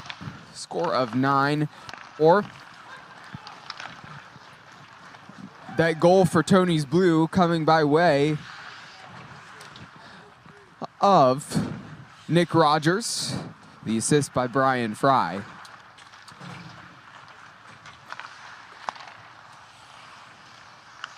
Red's going to need a goal a minute here, Cole, just to tie this one up. So, I'm sorry. That last goal actually will make it almost impossible to tie it up in 4 minutes with a goal a minute because they're actually down 5. So, as the time continues to tick away here on them, Tony's Red may just have to hang it up and accept defeat tonight at the Frozen Fish Fiasco. Yeah, I think it's looking that way. Time is not their friend, and as much as they've tried to get the goals back, it seems like when they score one, Tony's blue gets a goal right at the other end so quickly. So, again, 3.5 minutes left to go. This one seems all but over, down 5. Another opportunity right in front of net. And I'll tell you what, Taccio had a good game through really the whole first portion of it, 3/4 of the game really, but here towards the last, he's had a couple tough shots to deal with and hasn't been able to get to everything. That one finds the back of the. Now it's 10-4 in favor of blue.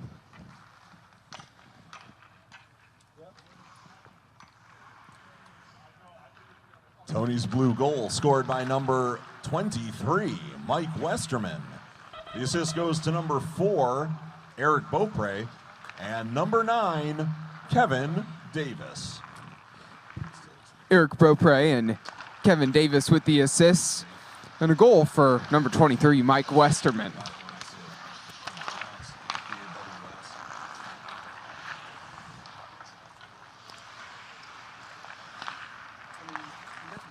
Here in the neutral zone on the far side. Stolen away, blue in transition, 1v1 with the goaltender, and a beautiful finish, top left corner, right up there where no one could get to it. Taccio had no chance. Make it 11-4.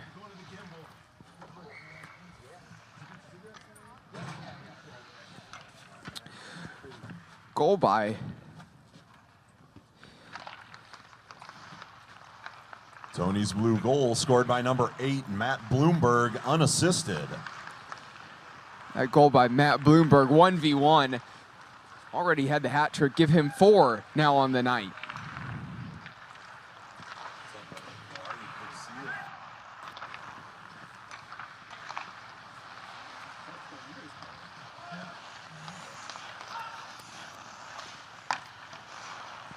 Still maybe an opportunity to add to their tally as we're down to 1 minute remaining. That one off the post. You heard the ding, and Red trying to get it out. 1 minute, less than 1 minute remaining in the game. Across the blue line, Red on the attack, looking for that consolation goal. Blue keeping it compact defensively, not giving anything easy. Well, it looked like they weren't going to give anything easy, and right in front of net, in front of that goal crease, buried into the back, number 13, Bobby Morales gets the goal, now 11-5, 30 seconds remaining. The assist coming from Alex Irer. Tony's red goal scored by number 13, Bobby Morales. The assist goes to number 9, Alex Irer. That's how this one's going to wrap up in the 5th game on Saturday of the Frozen Fish Fiasco. A score of 11-5.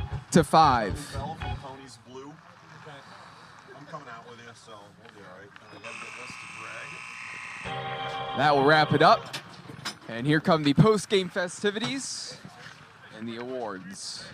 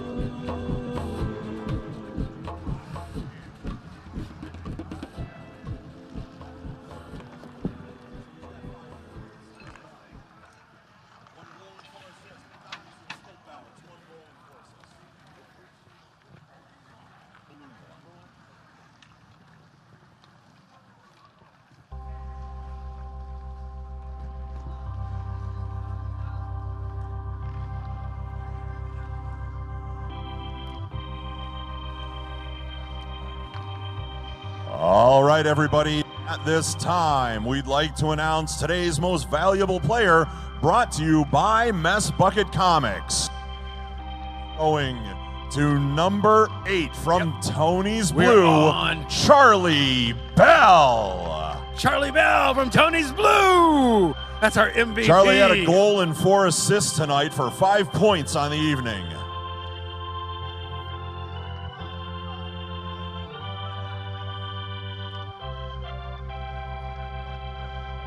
It's just so beautiful. Just so much fun. I'm warm on the inside.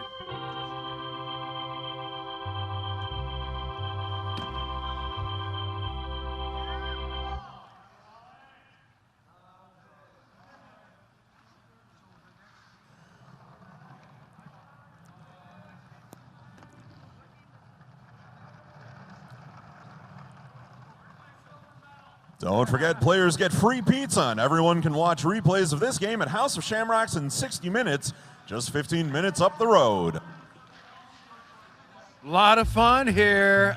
Gotta tell you, we're getting ready because the Red Wing alums are coming up next. That's going to be a big one. What members of Charlie's All Red excited. could stay on the ice to kick great. the garbage can here in a little bit. We'd appreciate that as well.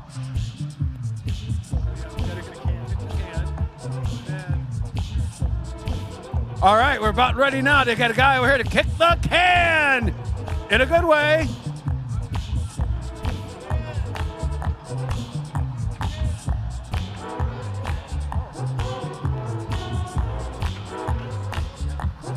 Hey, it's the goalie. How are you, sir? How you doing? Y'all set to kick the can? I guess I'm kicking the can, yeah. All right, now you know the goal for everybody kicking the can is to get it across the blue line. All right, we'll give it a whirl. All right, I think you got the skills. I know you can do it. Go for it.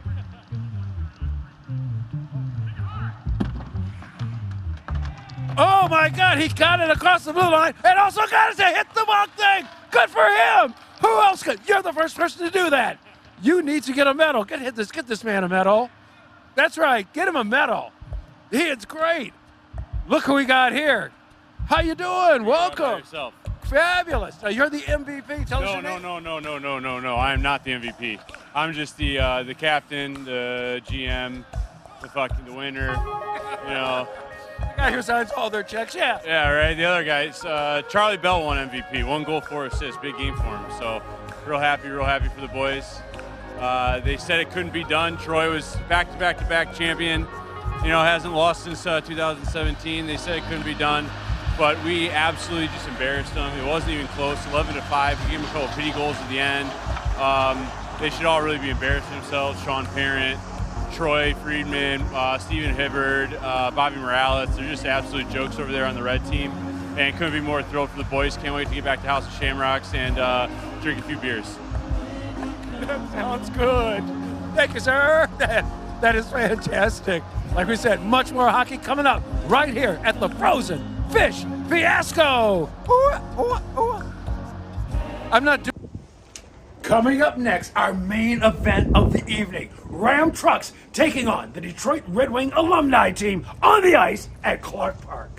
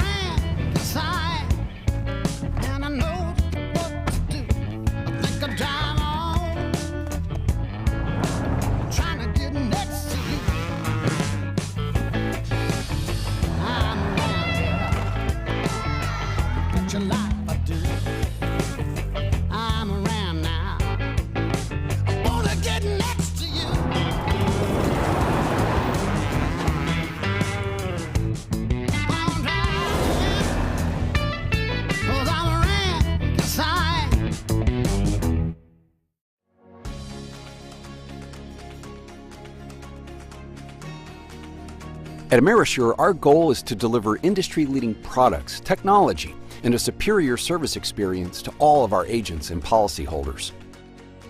Introducing Fleet Telematics, part of Amerisure's Fleet Alliance program. Partnering with leading technology provider GPS Insight, Amerisure now offers a comprehensive telematics program that commercial fleets can leverage to monitor driver behavior and manage and respond to indicators responsible for automotive incidents and accidents. Some other carriers offer similar products, so what's the Amerisure difference? Our impeccable service. We work with our customers to implement, understand, and utilize the data gathered from our solutions to help keep drivers safe, reduce losses, and improve fleet performance. You see, as a true business partner, we help commercial fleets realize the greatest benefits from telematics technology. And as a result, we've seen significant reductions in accidents, operational expenses related to wear and tear, including fuel utilization or loss of vehicles on the road, injuries to employees or the public, legal costs, and more. So, how do you enlist Amerisure as your partner, enroll your fleet, improve performance, and impact the bottom line, all while taking advantage of a special cost-sharing program brought to you by Amerisure and GPS Insight? Find an Amerisure agent near you today by visiting amerisure.com/findanagency or contact us at riskmanagement@amerisure.com for more information.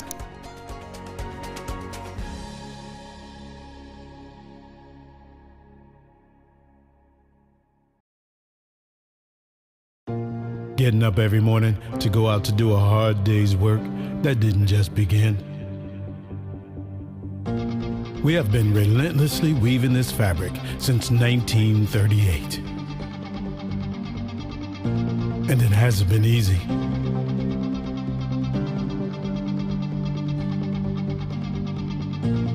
We have been an important spark in an engine that has powered generations. Today, UAW Local 600 spans 4 sectors. We have 45 autonomous units. There are over 30,000 active and retired members. And guess what? We make a difference in our communities too. UAW Local 600, a history to be proud of, a tradition to carry on. Since 2012, Mess Bucket Comics has been an independent comic book publisher bringing you a variety of genres, ranging from superheroes to pro wrestling to sports-themed graphic novels like the following. The Arcane Awakening is a graphic novel trilogy where God's army, the Ministry, and Lucifer's army, the Demonic Blight, battle each other one last time for Earth and humanity, winner take all. Mojo, a popular general of the Ministry, is a descendant of Jim Morrison and speaks in all lyrics by the Doors, while Ravager, a general of the Demonic Blight, is a cannibal demon that was inspired by the writer's ex-girlfriend. Donnybrook is a comic series about a semi-pro hockey league featuring real-life stories from former professional athletes. The fictional teams in the series are owned by 4-time Stanley Cup winner Darren McCarty, Major League Baseball all-star Brandon Inge, Hollywood actor from the Clerks movie franchise Brian O'Halloran, and pro wrestler Rowdy Roddy Piper. Rowdy Roddy Piper, the Kilted Avenger, is a 54-page graphic novel featuring WWE Hall of Famer Rowdy Roddy Piper as a talk show host by day and vigilante by night. Roddy fights off the evil Ruth S. Heel with the help of Hacksaw Jim Duggan, Mick Foley, Tony Schiavone, and many others. Finally, Darren McCarty, Life's a Grind, Enjoy My Truth, a 150-page graphic novel. Mess Bucket Comics dives into the highs and lows of Darren McCarty's exciting life story, as well as provide untold tales of the hockey legend. Get these books, exclusive signed merchandise, and up-to-date information at messbucketcomics.com, and follow us at Mess Bucket Comic on Facebook, Twitter, and Instagram.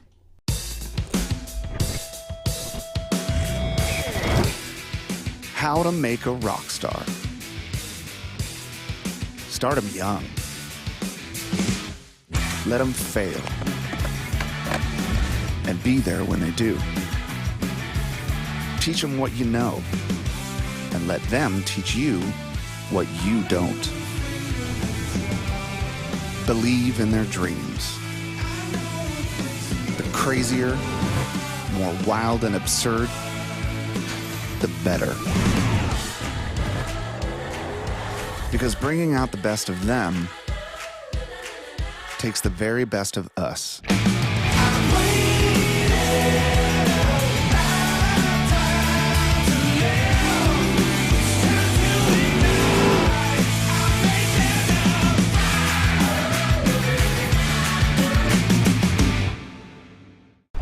Miracle Flow, you know? A lot of people claiming, oh, hockey here, this, hockey. There's only one. There's only one.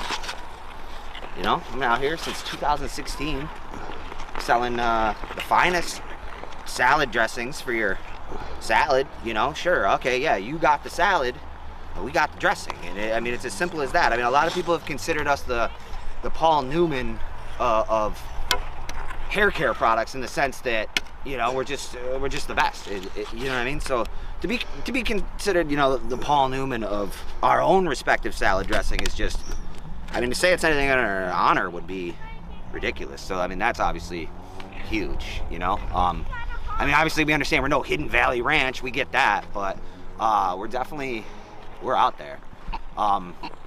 You know, if they're not going to stock us in the shampoo aisle, we're going to try again in the salad dressing aisle, because I mean, it works either way. Some are willing to test boundaries, to find the edge. We weren't content to merely find the edge.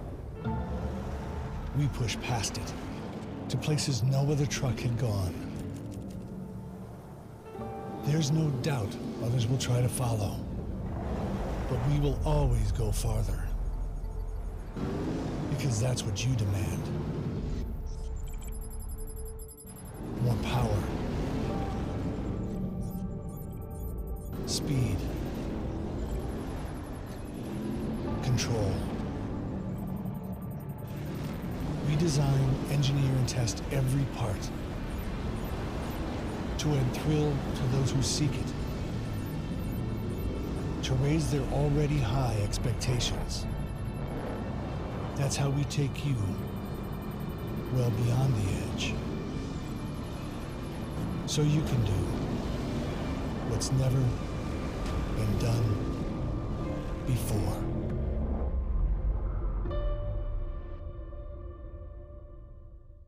A Dream Limousine continues to be Metro Detroit's finest luxury transportation service. 734-542-6800. Offering late model luxury SUVs to brand new party buses that seat up to 34 passengers. 734-542-6800.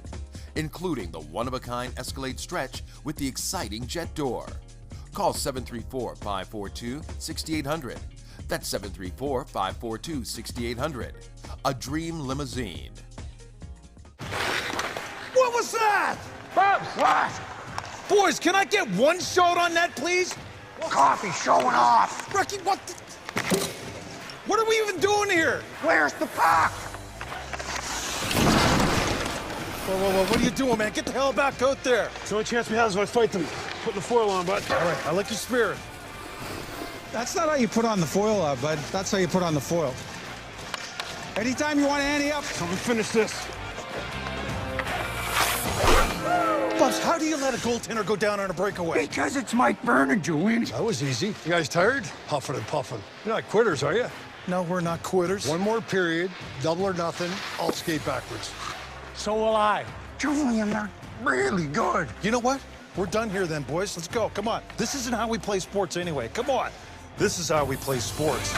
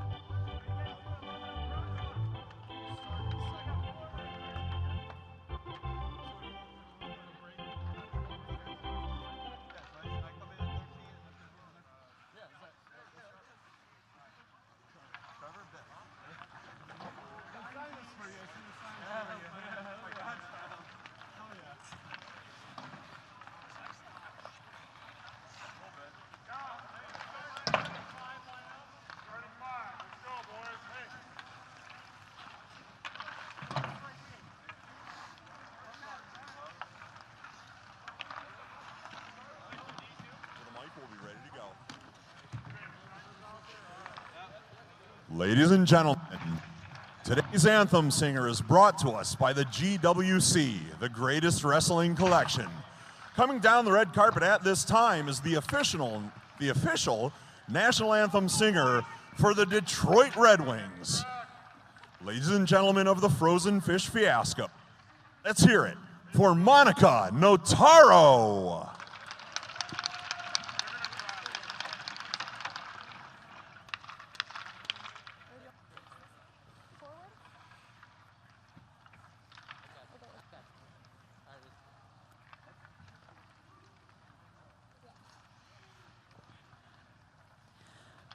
Oh, say, can you see by the dawn's whose early light would so proudly we hailed at the twilight's last gleaming, whose broad stripes and bright stars through the perilous fight o'er the ramparts we watched were so gallantly streaming, and the rocket's red glare, the bombs bursting in air, gave proof through the night that our flag was still there. Oh, say does that star-spangled banner yet wave o'er the land of the free and the home of the brave.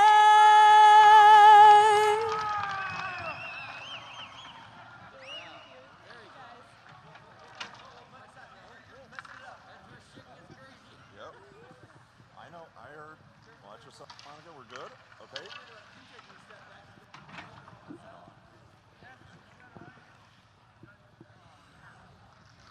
All right, folks, if I could get the captains from the Red Wings and Ram Truck, please come here to center ice with me.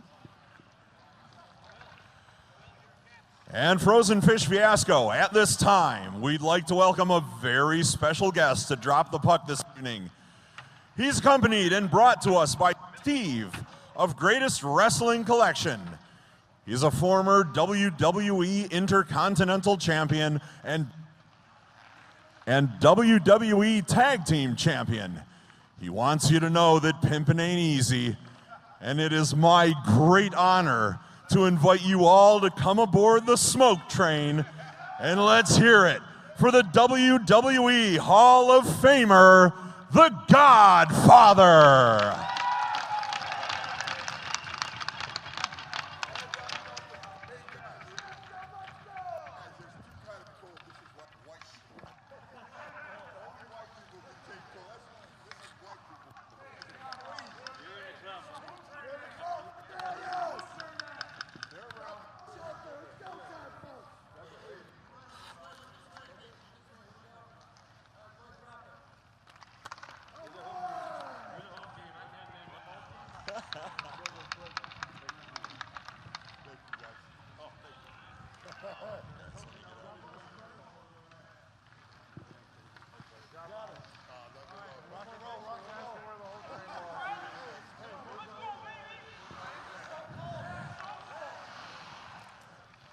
Fans, the Frozen Fish Fiasco is brought to you by our title sponsor, Ram Trucks. Visit your Metro Detroit Ram Truck dealer today. Today's live stream is brought to you by Mess Bucket Comics, a Detroit, Michigan-based independent comic book company. Learn more at messbucketcomics.com. The Frozen Fish Fiasco is brought to you by our title sponsor, Ram Trucks. Visit your Metro Detroit Ram Truck dealer today. Today's live stream is brought to you by Mess Bucket Comics, a Detroit, Michigan-based independent comic book company. Learn more at messbucketcomics.com. I'm Cole McDaniel, Vice President of Keon Sports. Happy to be with you here for the second year of live streaming this wonderful event of the Frozen Fish Fiasco, the sixth and final game of this Saturday between Ram Trucks, the title sponsor, and the Detroit Red Wings alumni. And before we got this game going, and we're about to get the face-off here right away, I want to thank Monica Notaro for singing the national anthem, as well as the Godfather for the ceremonial puck drop. We'll take a look at these lineups here for both of these teams. Ram Trucks, number 5, Joe Sikora. Number 20, Jason Wiles. Number 8, Steve Summers. Number 2, Rusty McBain. Number 22, Biff Greasy. Number 18, Steve Golasso. Number 17, Nick O'Donnell. Goaltender number 13, John Ross. Number 11, Jeremy Cheney. Austin McKinnon. Number 7, Matt Mahalik. Number 14, Ash. 4, Doug. Number 9, Eric Herbert. Number 6, and number 3, Brent. And the puck is dropped, and we are underway of 25 minutes. Of course, the Red Wings in their traditional red and white jerseys. Ram Trucks in the orange. They'll be attacking from left to right. Looking at the lineup today, Red Wings alumni team, there will be some slight changes for this game. Coached by Phil Meyer. In goal, number 41, Ed Mio. Number 35, George Bowman. Number 33, John Blum. Number 15, Brent Fedek. 22, Dennis Hextall. Number 25, Darren McCarty. Number 55, Larry Murphy. Number 25, John Ogrodnik. 20, Mickey Redmond. Alex Foster. Number 43, Al Iafredi.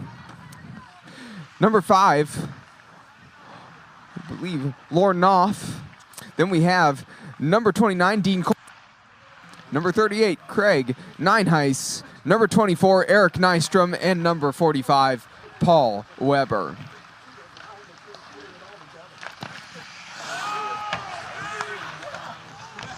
Again, we're under the lights. It is cold down there on the ice. A few fans in the stands, few in that VIP section over there as well, and a lot to the right. Taking a look at this. Ram Trucks out on the break. That shot in a little bit low. Mia watches it go wide. Here's neutral zone. Nineheis passes it back to Foster. Foster, a terror for opposing last year, and that time cutting through, slicing through the defense and tucking into the upper corner. And there's the first goal. An excellent finish from Foster. Again, a guy to watch out for.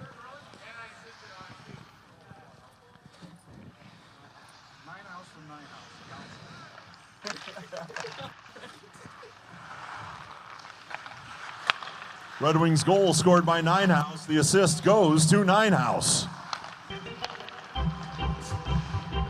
Again, Foster did that work, cutting through the middle. Ninehouse. I do believe that shot came from Alex Foster, as Foster's the one who cut through the middle, buried into the upper corner. Ninehouse was involved in on that play, though, and the Red Wings alumni team finds them up a goal early. And despite Ninehouse wanting credit for that first goal, that was actually by Foster. Sorry, that's Foster on the goal. I believe there's another goal there as goaltender down on the ground.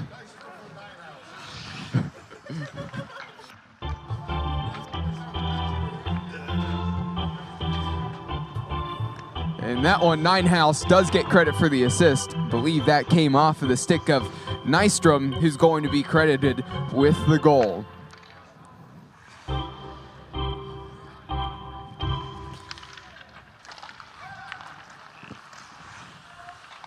Kolstad plays it across to the far side to Murphy. Back. Red Wings goal scored by number 24, Eric Nystrom. The assist goes to number 38, Craig Ninehouse.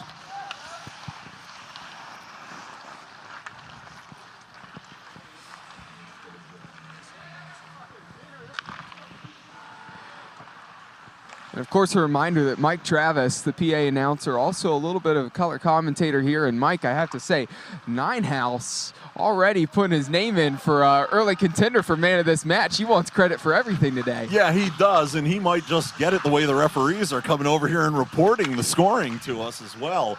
If there's anything I want to talk about with regards to Ninehouse, it's that hat of his. That's adorable.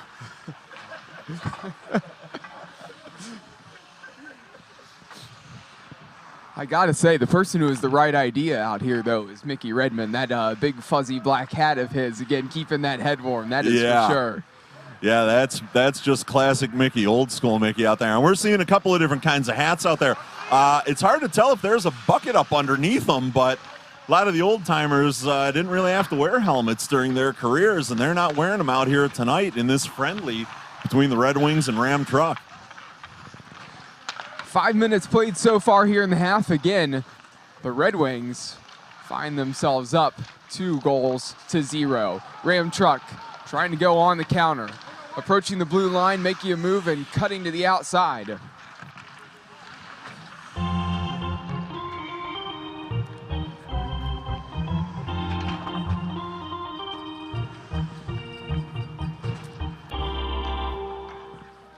Couple changes here for Ram Truck.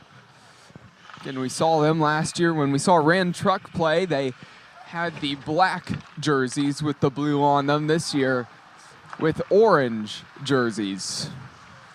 So again, a lot of orange out there on the ice. Not as easy to tell those two apart, but fans, in case it hadn't been mentioned, here we'll comes be red. playing 2 25-minute halves in this game. And we're well underway in the first half of this one. Ram Truck back the other direction, following that Hextall shot. Here in the corner, looking to gather is O'Donnell. O'Donnell battling for the puck.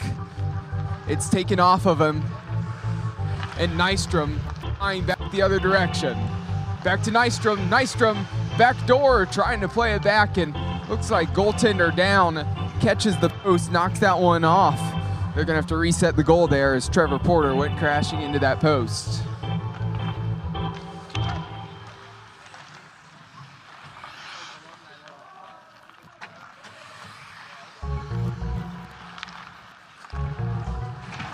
Puck played forward. Here's neutral zone, looking to the outside to McCarty. McCarty back across the ice to Hextall. Ram Truck's able to cut that out. They're trying to clear, but still in the attacking zone for the Red Wings.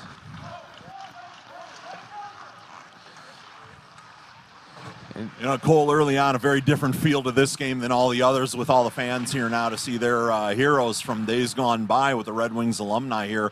A lot of kids, a lot of families snuck in on us here, and they are all lined up along the glass, ready to see these guys take on Ram Truck and hopefully bring home a win again this year.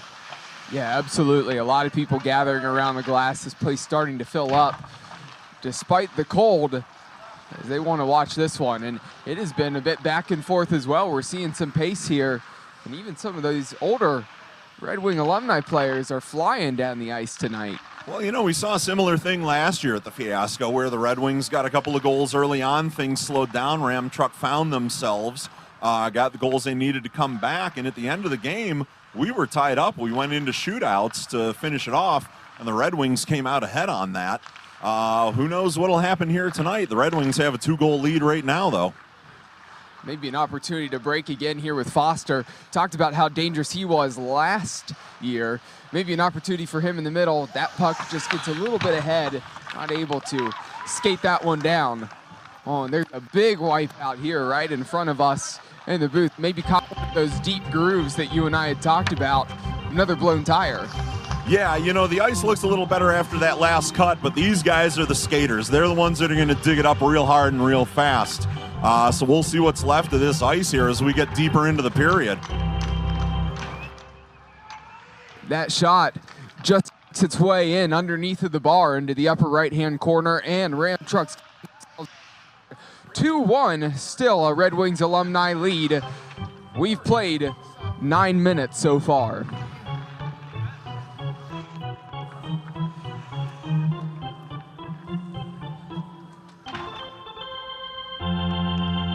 Ram Truck goal scored by number 4, Doug Pickens.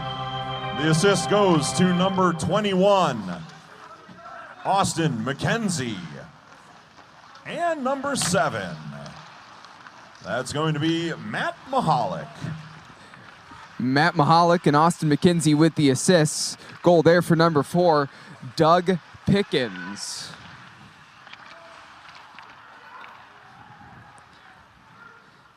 And actually, interesting fact about Doug Pickens, he played AAA baseball for what was the Cleveland Indians. Again, back from the neck of the woods where Mike Travis and myself find ourselves. Yeah, I don't believe that, but who knows? Maybe it's true. It would be a cool fun fact if it was. Hey, good for him. Absolutely. Making it to AAA is actually quite impressive, thinking about all the other levels of baseball. Absolutely. But I'm guessing when he takes shots, they're just a bit outside.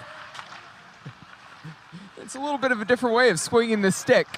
I think you'd have to change your form to have some success come into hockey. Oh, yeah. There was a fun about him playing for the AAA Indians. So, yeah. Oh, and there we go. We got another puck on the roof. That's the second time we hit the roof today, Mike. Did it come back down, though, is the question. It looked like it did take a skip, but that one hit about midway up the roof. Well, it flew way up there.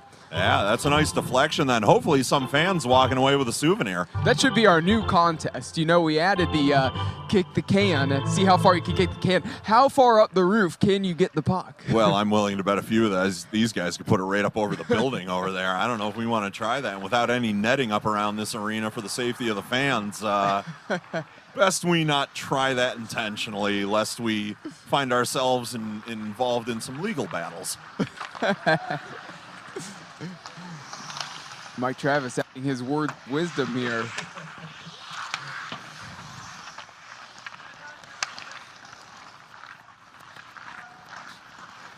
Still a 1-goal advantage for the Red Wings alumni team, but Ram Trucks looking to get out on the break. And if that control would have been a little bit tighter, maybe could have been with Ed Mio in goal. Instead, Ram Trucks finds themselves in the corner. Puck all the way across to the far side. This shot deflected around. Loose right around that back post, and tracking back and getting to it was Brady. Nystrom crossing the blue line on the attack with some speed, flicks that one across, not able to sneak it in the back corner.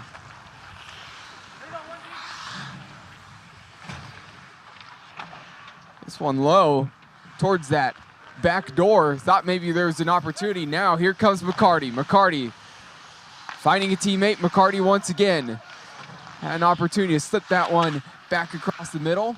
Unable to connect there. Nystrom dragging it across. Finds himself in some traffic. And maybe took a little bit of a hit towards the face. It was great seeing Mac out there, always a relentless forward. You got to be aware anytime he's around your net. And based on what he's doing down here to the Ram Truck guys, you got to be aware when he's by his own net too. Here's Ninehouse and in tight, had an opportunity. The man who's been credited with everything tonight, unable to finish there.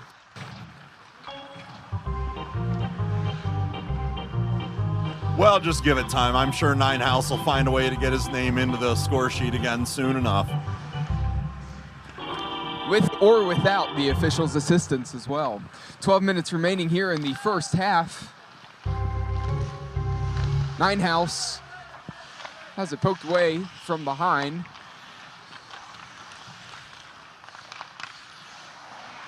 Here's Murphy. Murphy to Ninehouse. And this one taken away by Ram Trucks.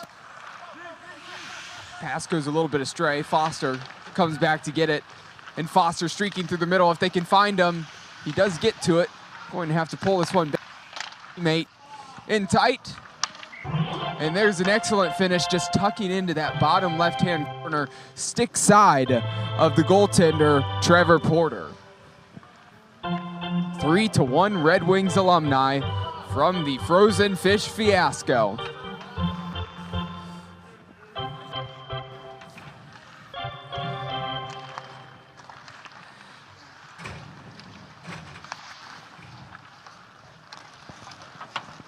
Red Wings goal scored by number 5, Croft. The assists going to number 23, Foster, and number 38. Well, wouldn't you know it, Craig Ninehouse has himself on the score sheet again. Ninehouse with an assist as well as Foster, and I believe that Lauren Knopf, number 5, came in and ended up picking up that goal for the Red Wings alumni team. And there it was, Ninehouse gets himself back on the score sheet as predicted, Cole. Yeah, and that time, again, that hockey assist got to Foster, and then Foster able to find a teammate. Yeah, they right. I'm sorry, Cole. They certainly seem to have some chemistry going on that first line there of those guys. They do, and that's actually what I was about to bring up, as really right after Ram Trucks cuts into that deficit. Again, the Red Wings alumni team just responds right back. Didn't give that much time.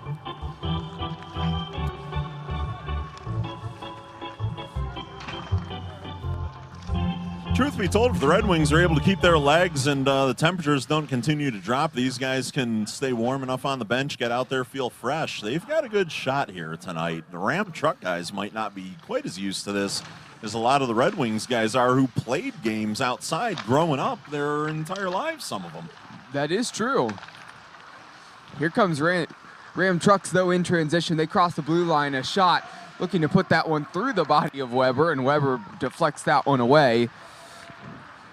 Again, lurking on that back post there is Joseph. This one coming all the way back. Yeah, Weber. Neutral zone. Weber may not have the speed he once had, but he's still got a big body out there, and if you try to put something at him or around him, it's going to bounce right into him and off of him.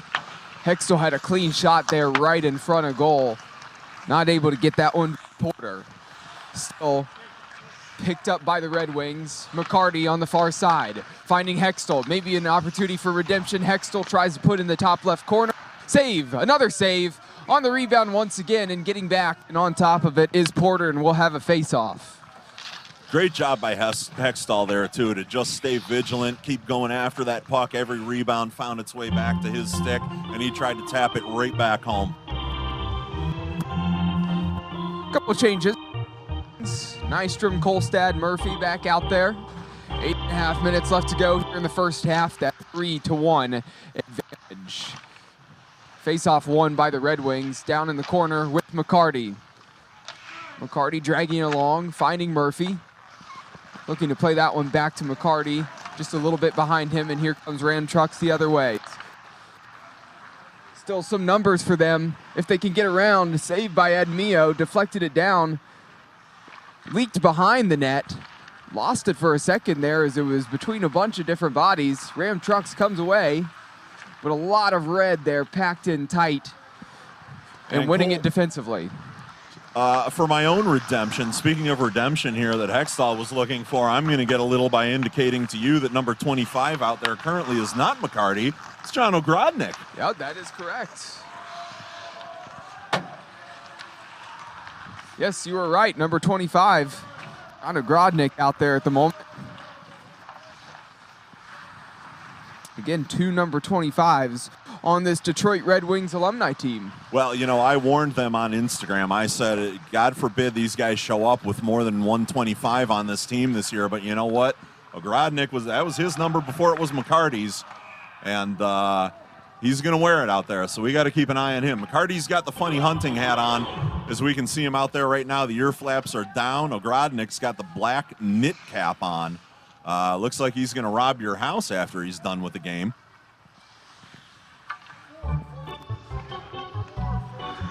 There's Bucks now only down 1 goal with 6 minutes and 40 seconds left in the half.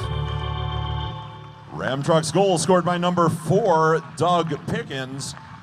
The assist goes to number 14, Thad Zott, and also number 16,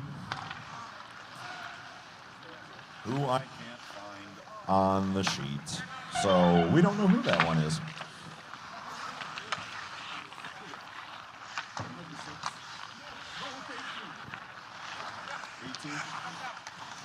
Correction from our official, that assist is going to go to number 18, not 16, and that's Steve Galasso. Steve Galasso with the assist as well as Thad Zott. Pickens, 2 goals now to his name for Ram Trucks. So a good start to this game for Doug Pickens so far. Can he get the hat trick and maybe even this one up for Ram Trucks? You know, the Red Wings, the last time they gave up a goal, they came back the other direction very quickly. And it looks like they're trying to do that again here with Foster, Ninehouse out there again. This is that line that they like to have out there skating around and trying to make things happen in front of the net and getting pucks in the back of it. McCarty threw that one down into the corner, and then he's going to switch out and a change here. as Foster checks in. Coming up on 5 minutes left in the half as well. Ram Trucks got control right now. Cole, what are their chances? The one thing is they're absorbing a lot of pressure here at the moment. The Red Wings just look like they're going to be most likely to score, but the skating speed going the other direction, the Ram Trucks can be dangerous on the counter, and that's where they've scored 2 of their goals. So I wouldn't be shocked even if the Red Wings come back and score another one, if Ram Trucks get one in transition. This one saved, and Foster collected it in the corner. Now it's back to Kolstad. Kolstad looking for that top right corner, just a little bit high. That one was close to being on frame. Foster behind the net, looking for a teammate. He's able to find Fedick. Here comes Ram the other direction. Number favor here, but need to make a move. Speaking of big bodies back there, Kolstad looks like he's about 7'4" in skates down there. Yeah, Kolstad is a big defenseman back there for the Red Wings. Here's Nystrom back in. That one gets away from him just by a little bit. Ram Trucks trying to collect it. Running into the big body there of Kolstad, and maybe an opportunity for Nystrom again on the counter. 3v1, lays it back. Redmond, this one gets behind him a little bit, has to find a teammate. Back to that back post, Nystrom from Foster. Still an opportunity on the attack, wrapping around, just taking his time, looking for some space. And as we watch that develop, if Mickey Redmond is anything, folks, it's patient. He really let that set up, let his players get into position, and then found that easy pass to try to catch the goalie off guard. I believe Nystrom wrapped around the goal twice. And Foster and Nystrom again connecting there. And there you have it. 4-2 now for the Red Wings. Can't see Ram Trucks answer once again, as they've done so far throughout the early portion of this game. We've played 22 minutes in the first half. Red Wings goal scored by number 23, Alex Foster. The assists go to number 24, Eric Nystrom, and number 83, that's John Blum. Sorry, that's 33 for Blum. Blum getting a stick in there. Disrupting that. Murphy back in. There's a shot, and it looked like that one nearly got through, but Mio sticks the right leg out, and it stops that puck from getting through and finding that back corner, and it really looked like fun. Still a 4-2 advantage.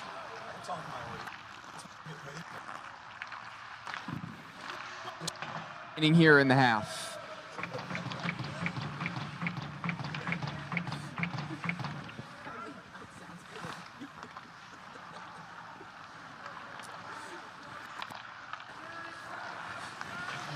Noft finds a teammate, and Ogrodnik fired that one on frame, and that one was kicked away by Porter.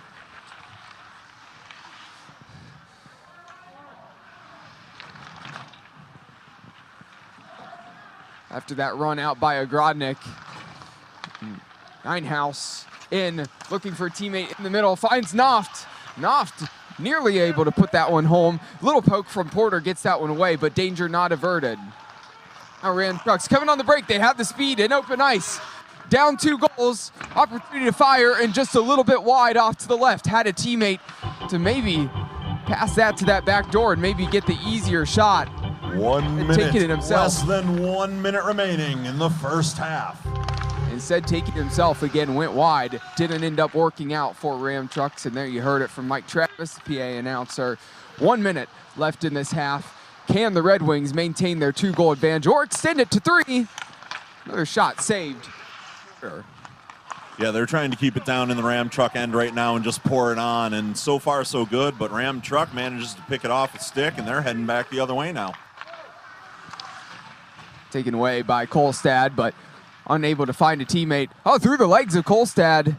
A nifty little move. Now down the corner, 20 seconds left.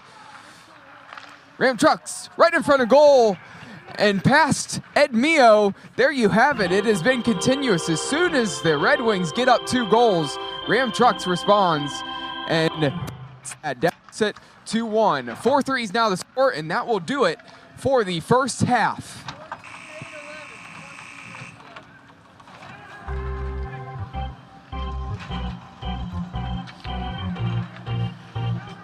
Ram Trucks goal scored by number 14, Thad Zott. The assists go to number 8, Steve Demers, and also number 11, Jeremy Cheney. And Thad Zott gets that goal, and by the way, he has 4 turnovers. In fact, loves his dogs. The first half here, and our currently is the Detroit Red Wings alumni 4, Ram Truck 3. I mentioned the dogs, and speaking of dogs, we are expected to see Benny the ice skating dog here this weekend.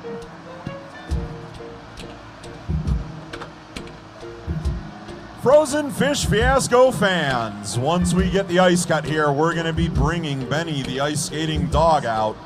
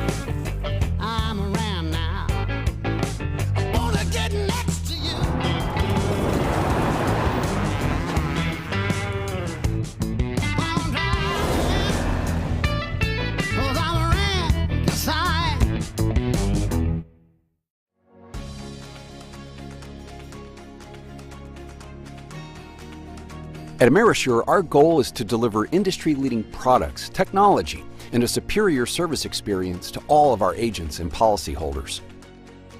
Introducing Fleet Telematics, part of Amerisure's Fleet Alliance program. Partnering with leading technology provider GPS Insight, Amerisure now offers a comprehensive telematics program that commercial fleets can leverage to monitor driver behavior and manage and respond to indicators responsible for automotive incidents and accidents. Some other carriers offer similar products, so what's the Amerisure difference? Our impeccable service. We work with our customers to implement, understand, and utilize the data gathered from our solutions to help keep drivers safe, reduce losses, and improve fleet performance. You see, as a true business partner, we help commercial fleets realize the greatest benefits from telematics technology. And as a result, we've seen significant reductions in accidents, operational expenses related to wear and tear, including fuel utilization or loss of vehicles on the road, injuries to employees or the public, legal costs, and more. So, how do you enlist Amerisure as your partner, enroll your fleet, improve performance, and impact the bottom line, all while taking advantage of a special cost-sharing program brought to you by Amerisure and GPS Insight? Find an Amerisure agent near you today by visiting amerisure.com/findanagency or contact us at riskmanagement@amerisure.com for more information.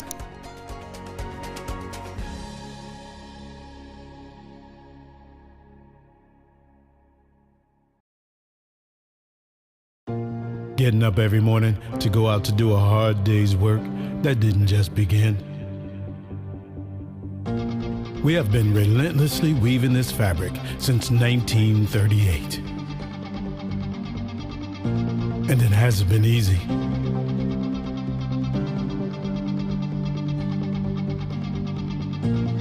We have been an important spark in an engine that has powered generations.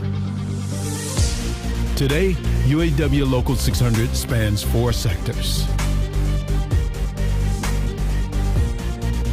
We have 45 autonomous units. There are over 30,000 active and retired members. And guess what? We make a difference in our communities too. UAW Local 600, a history to be proud of, a tradition to carry on. Since 2012, Mess Bucket Comics has been an independent comic book publisher bringing you a variety of genres, ranging from superheroes to pro wrestling to sports-themed graphic novels like the following. The Arcane Awakening is a graphic novel trilogy where God's army, the Ministry, and Lucifer's army, the Demonic Blight, battle each other one last time for Earth and humanity, winner take all. Mojo, a popular general of the Ministry, is a descendant of Jim Morrison and speaks in all lyrics by the Doors, while Ravager, a general of the Demonic Blight, is a cannibal demon that was inspired by the writer's ex-girlfriend. Donnybrook is a comic series about a semi-pro hockey league featuring real-life stories from former professional athletes. The fictional teams in the series are owned by 4-time Stanley Cup winner Darren McCarty, Major League Baseball all-star Brandon Inge, Hollywood actor from the Clerks movie franchise Brian O'Halloran, and pro wrestler Rowdy Roddy Piper. Rowdy Roddy Piper, the Kilted Avenger, is a 54-page graphic novel featuring WWE Hall of Famer Rowdy Roddy Piper as a talk show host by day and vigilante by night. Roddy fights off the evil Ruth S. Heel with the help of Hacksaw Jim Duggan, Mick Foley, Tony Schiavone, and many others. Finally, Darren McCarty, Life's a Grind, Enjoy My Truth, a 150-page graphic novel. Mess Bucket Comics dives into the highs and lows of Darren McCarty's exciting life story, as well as provide untold tales of the hockey legend. Get these books, exclusive signed merchandise, and up-to-date information at messbucketcomics.com, and follow us at Mess Bucket Comic on Facebook, Twitter, and Instagram.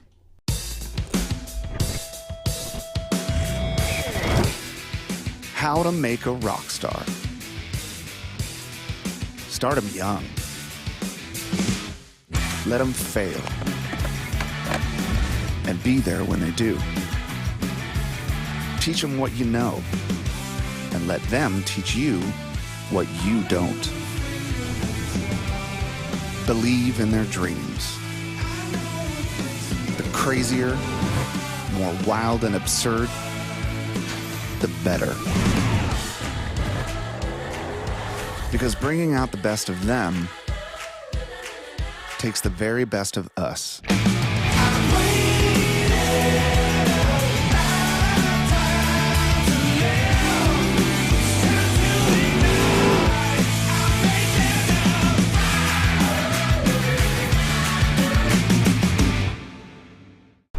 Miracle Flow, you know? A lot of people claiming, oh, hockey here, this, hockey that. There's only one. There's only one. You know, I've been out here since 2016 selling the finest salad dressings for your salad, you know? Sure, okay, yeah, you got the salad, but we got the dressing. And I mean, it's as simple as that. I mean, a lot of people have considered us the Paul Newman of hair care products in the sense that, you know, we're just the best. You know what I mean? So to be considered, you know, the Paul Newman of our own respective salad dressing is just, I mean, to say it's anything under an honor would be ridiculous. So I mean, that's obviously huge. You know, I I mean, obviously we understand we're no Hidden Valley Ranch. We get that, but we're out there. You know, if they're not going to stock us in the shampoo aisle, we're going to try again in the salad dressing aisle, because, I mean, it works either way. Some are willing to test boundaries, to find the edge. We weren't content to merely find the edge. We pushed past it, to places no other truck had gone. There's no doubt others will try to follow, but we will always go farther. Because that's what you demand. More power. Speed. Control. We design, engineer, and test every part to add thrill to those who seek it, to raise their already high expectations. That's how we take you well beyond the edge, so you can do what's never been done before.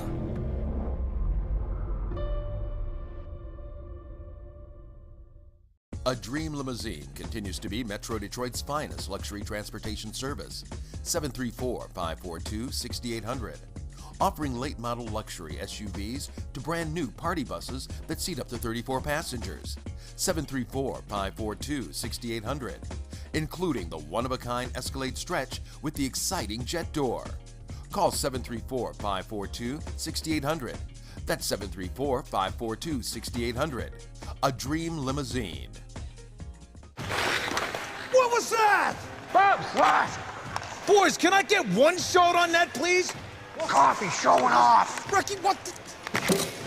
What are we even doing here? Where's the puck? Whoa, what are you doing, man? Get the hell back out there. It's the only chance we have is if I fight them. Put the foil on, bud. All right, I like your spirit. That's not how you put on the foil, bud. That's how you put on the foil. Anytime you want to ante up. So we finish this.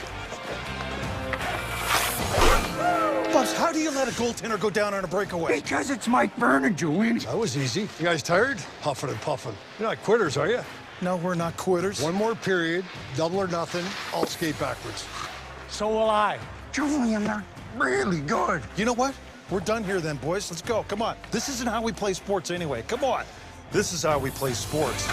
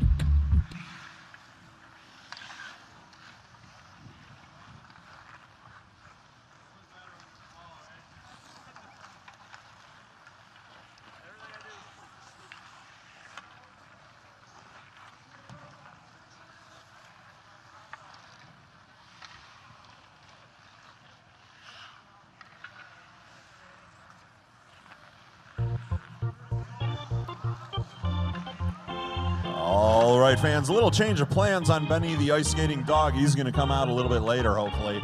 But we're about ready to get underway with the second half. Hey, Bloom, if I knew how to change that clock, I'd take care of it for you, baby. Believe me. It's cold out there on the ice, isn't it?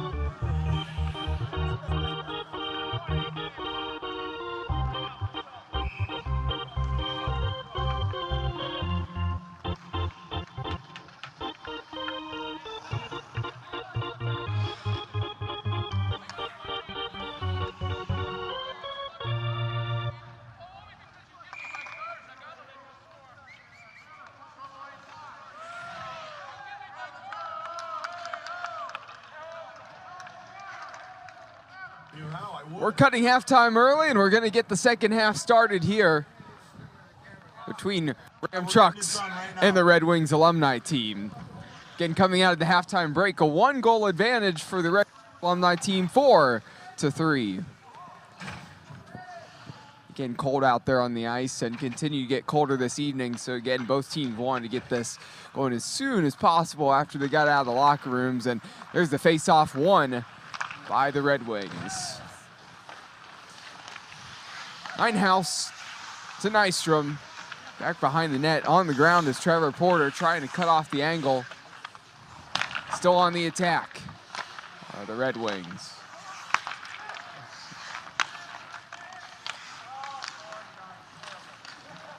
Ram Trucks able to pick out the puck into the neutral zone, looking to pass it all the way to the far side, and Nystrom intercepts it. A little more setup here by the Red Wings in the second half. It was hard to tell what their plan was a couple of times in the first half. You know, you'd have some guys who were looking to set up and other guys who were just looking to walk in and put the puck in the back of the net. This time, that first series for them looked like organized plays they were trying to run. Well, I think, Mike, I can tell you what their plan is. It's cold out here. We're going to get moving as fast as possible. And if we score some goals in the meantime, that is what we'll do. But I think they just want to stay warm.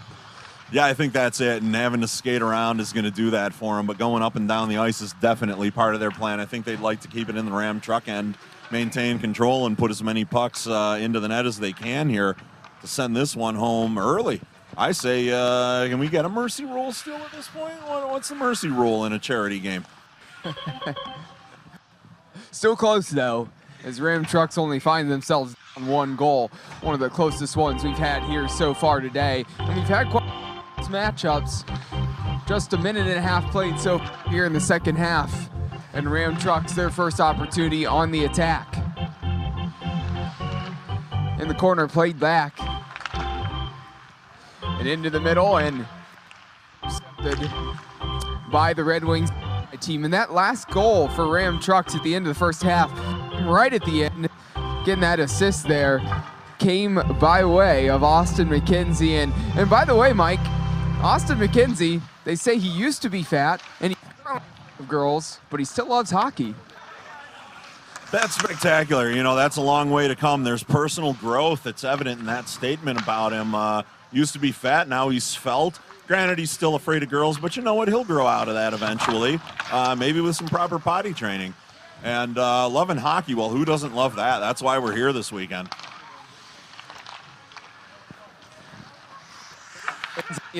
Zone. Losing. Again, changing the goal positioning there again. I believe there's some contact with that goal that put it offline. Trevor Porter got it reset. Crossing the blue line on the attack, Ram Trucks has it taken away. Here comes Foster. Foster with some speed. Needs to make a move. Cuts inside. Opportunity for the shot. And it looks like that one might have been saved. Yeah, hard to say the ref didn't get down there quick enough, and his player may have dug it out of the net and pinned it up under him. But credit your defenseman there if that's what happened. It may not have crossed the line. Hard to say from our vantage point. Yeah, and I got to say that almost looks like that's what happened. Of course, we don't have the camera angle here where we can see right now.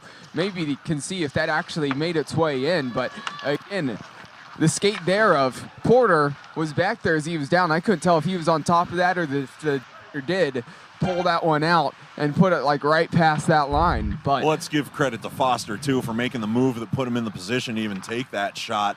nifty little way to beat the defenseman, just kind of slipped it over to the other side of his stick, took a step and went right by him.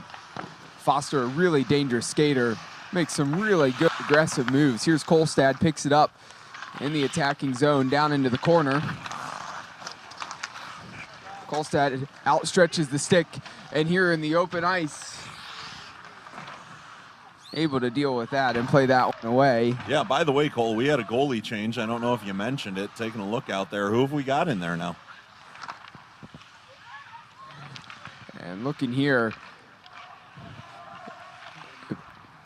looks like in goal now at the moment. Yeah, he's facing us, so it's kind of hard to tell. We don't see the name on the back of the jersey, but I'll tell you, I think it's Malicki out there. That's what Malicki, number 29.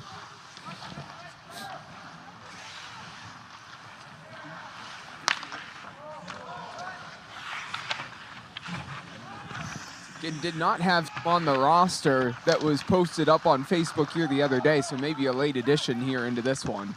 Yeah, I think he may have been supposed to play tomorrow, ended up being here today, and he and Eddie Mio are able to just switch out here at the half. They may do the same thing again tomorrow, depending on who's available for the game.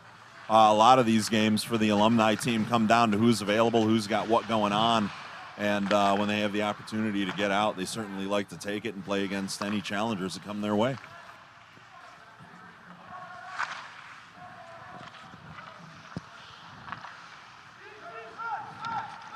Plum deals with it, finds Nate. Ninehouse up the wing, playing it all the way back across. So Grodnick, the closest in the area. Grodnick finds Noft. Here comes Ram Trucks across the blue line with some speed. And Malicki pokes that one away.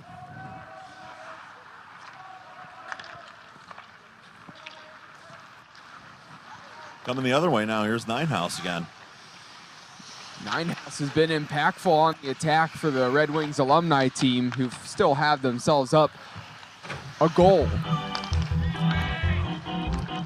Maybe an open ice here, an opportunity to tie this one up for Ram Trucks. 1v1, the shot right into the chest there of Malicki.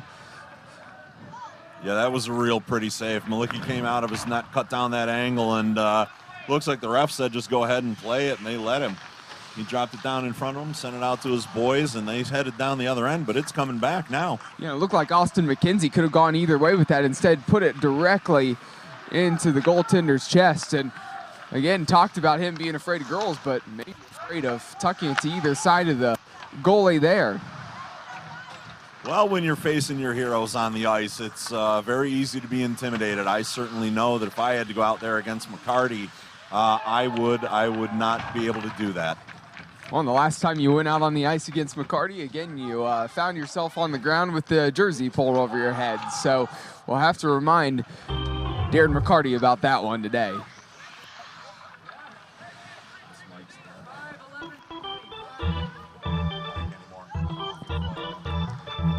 There's a goal by Ram Trucks.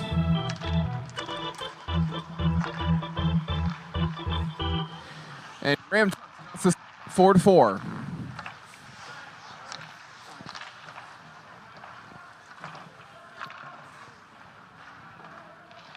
Ram Truck goal scored by number 5, Joe Sikora. The assists go to number 11, Jeremy Cheney, and number 20, that's going to be Jason Wiles. Number 20, Jason Wiles with the assist, as well as number 11, Jeremy Cheney. Goal going to number 5, Joe Sikora.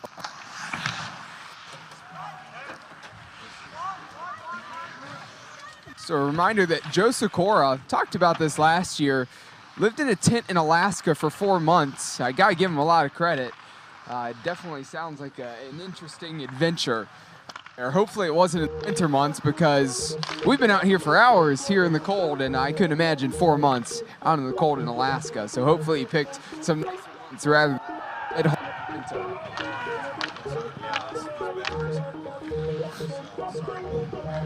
Ram Truck picks up another goal. And there you have it. 5-4 now is the advantage. Red Wings, the Red Wings alumni team, they were the ones coming out quickly. They were attacking. They were really maintaining that lead through the entire first half. Here in the second half, through the start, it was still the Ram Truck goal scored by number 18, Steve Galasso. The assists go to number 14, Thad Sott. And also number 8, Steve Demers. Steve Galasso with the goal.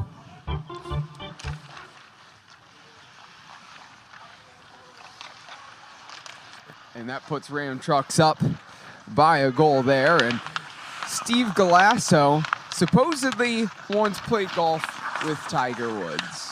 Again, don't know if that is true. If it is, again, you can't ask for a much better golfer to play golf with.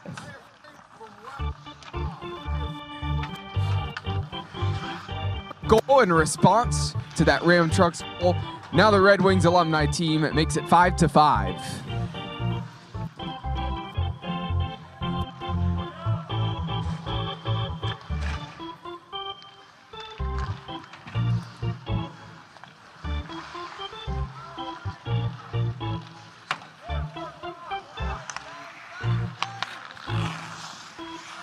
Red Wings goal scored by number 43, Iafrady. The assists go to number 45, Weber, and also number 5, Noft. Number 43, Al Iafrady with the goal. Assist by number 45, Paul Weber, and number 5, Lorne Noft. Again, the Red Wings alumni team took those multiple goals personal from Ram Trucks and had to quickly tie this one up and then once again quickly take the lead. Now the Red Wings alumni team with 14 minutes left to go in this game find themselves up 6-5.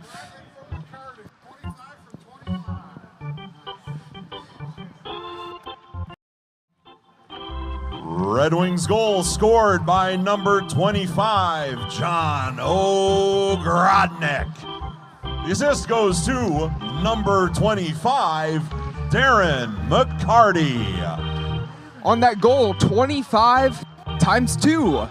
John Ogrodnik with the goal and the assist from Darren McCarty. And now Ram Trucks, after making a really nice back and starting to chirp a little team, maybe that lit a fire for the Red Wings alumni team as they respond right back.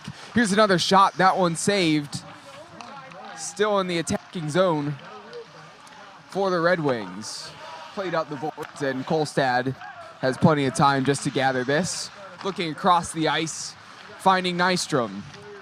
Excellent little move there, cutting back across, but couldn't beat the second man. Taken off of him and he'll check to the bench. There's a shot in low and a nice save. And here's Foster. Foster with Ninehouse on his side. Foster to the back door. Another nice pass and an easy finish. Foster to Ninehouse. The Ninehouse just need to tap it into the empty net right at that back door. 7-5 now in favor of the Red Wings, and they have a 2-goal advantage with 12.5 minutes left to go in the second half.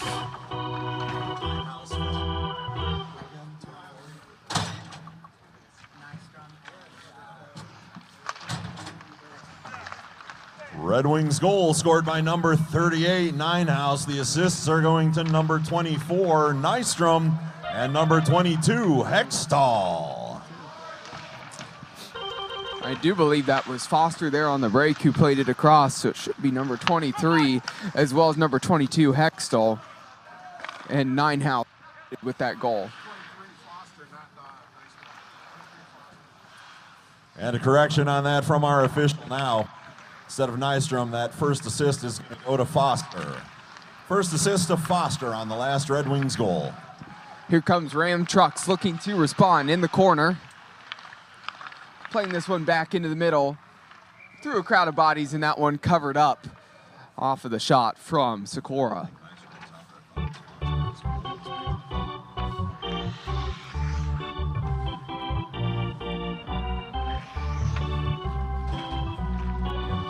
Face off here in the right-hand circle off to our side.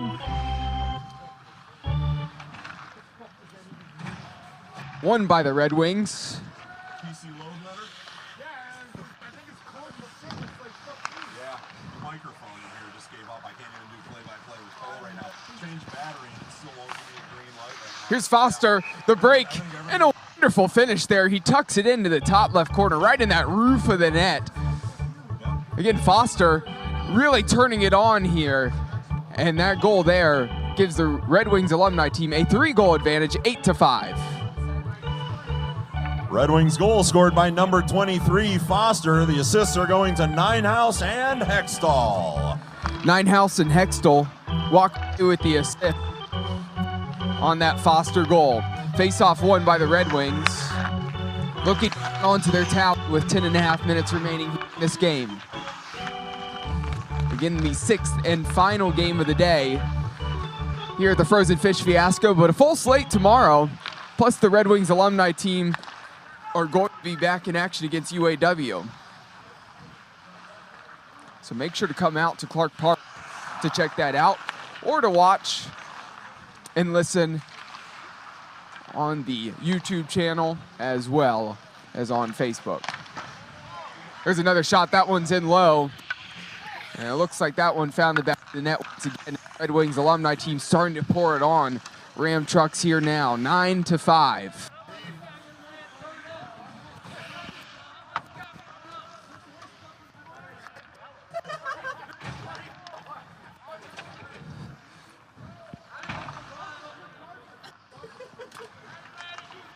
Red Wings goal scored by number 23, Foster. The assist going to number 24, Nystrom.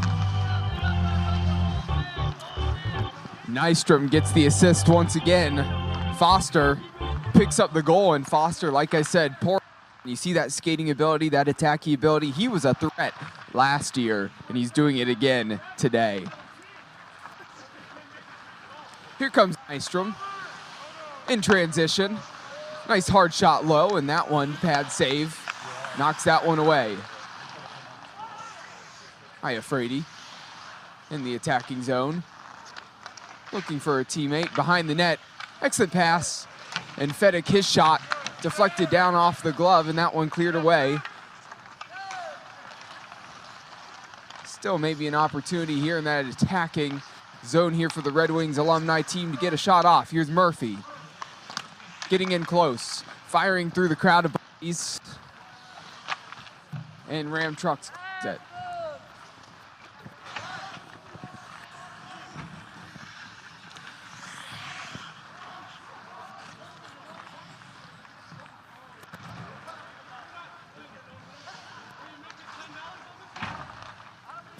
Eight minutes remaining here in the game.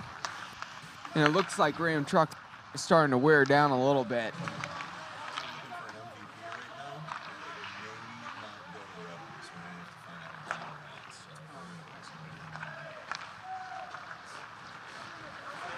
Into the attacking zone. Ninehouse rips low and into the pads. Big collision there between teammates right in front of the goal crease.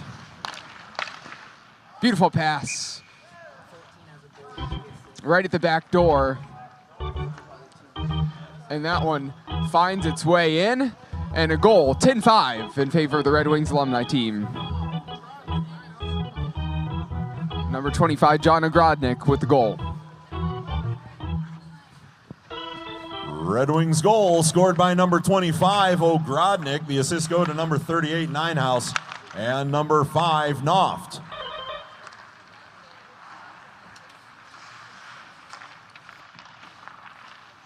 And as the Red Wings continue to pour it on, if Ram Trucks want to put any more goals in the back of the net, again, they're going to need to find their guy who was hot earlier in the game. Number 4, Doug Pickens, who scored several goals. Again, you'd have to think he's in contention for that Player of the Game award so far.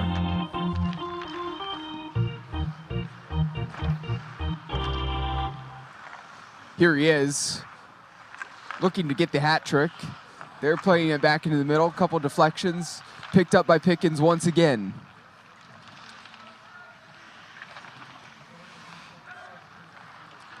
Foster comes away with it. Maybe an opportunity in transition. Ninehouse has Foster ahead of him in the middle. Instead laying it back to Noft. That shot door closed at the near post on the glove side of the goaltender.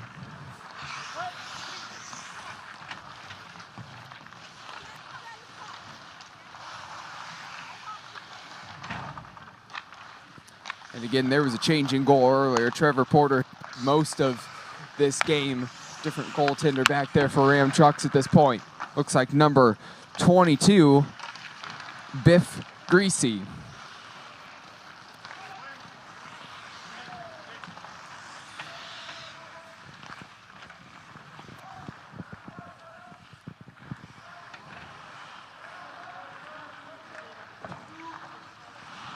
By the way, Biff Greasy in goal supposedly made it rich betting sports games. They say he has not lost a bet since 1984, and also that he drives a DeLorean.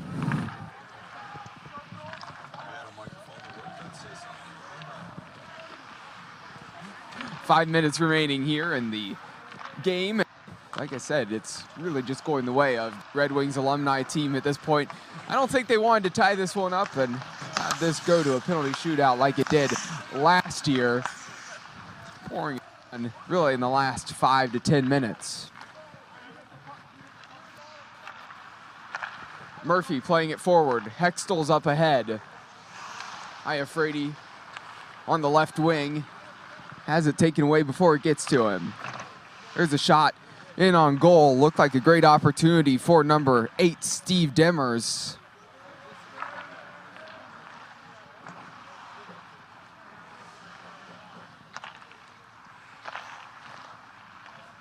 That one flips up in the air.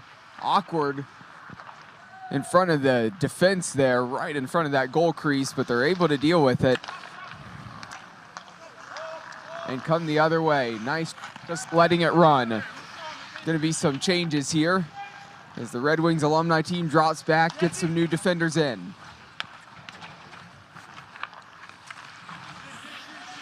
Poked away. Hextall has Noft ahead of him. In the middle. And a good shot there, but that one saved. McCarty. He's in, playing it along the boards. Noft coming up to collect it. Looking across to the backside, Hextall was there. That one just slips through. Hextall not able to get a stick on that.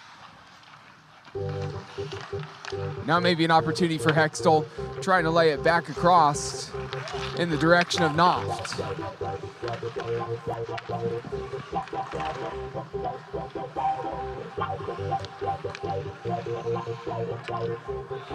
This one flips up in the air. Ram Truck's able to bring it down.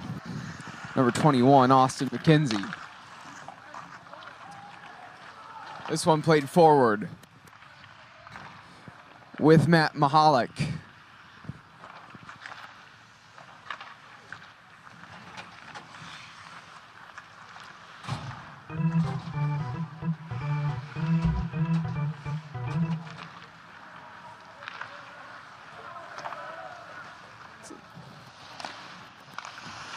Coming forward and playing it down the ice. Here's Pickens. Pickens inside. This shot deflected, and this one looks like it went up and out.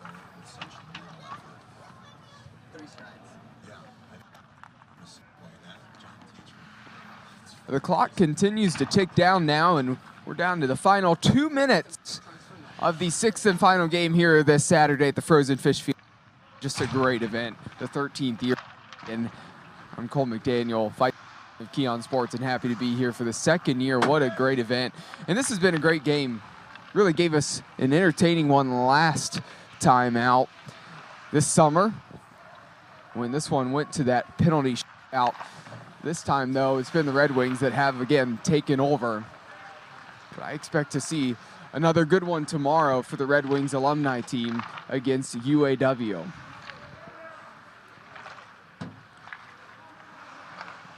Five other good games on the slate as well including, I believe, the first one tomorrow is the rematch between the Vipers and Hutch Paving, which offered us a very competitive physical game last year. So I do look forward to that one tomorrow morning. Oh, and here we go, Foster in open ice. Door slammed shut there as Ogrodnik gets another goal.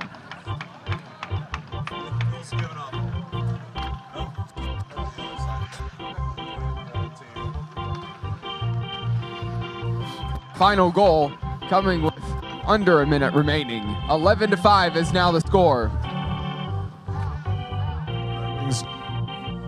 Red Wings goal scored by number 25, John Ogrodnik. Again, that's number 25, John Ogrodnik. Once again, John Ogrodnik with that goal.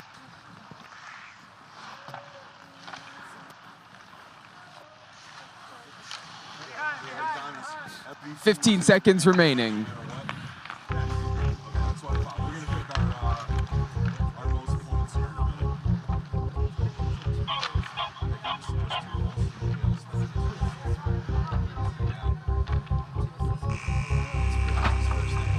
And there you have it. That wraps up this game.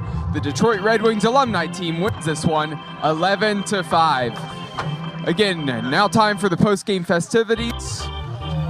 Again, I'm Cole McDaniel. Again, thank you for everybody who was tuning in for all these games. I'll be back tomorrow for all 6 games, but that's going to do it for me. Everybody stay warm, have a safe night. Continue to watch this stream here and watch these post-game festivities.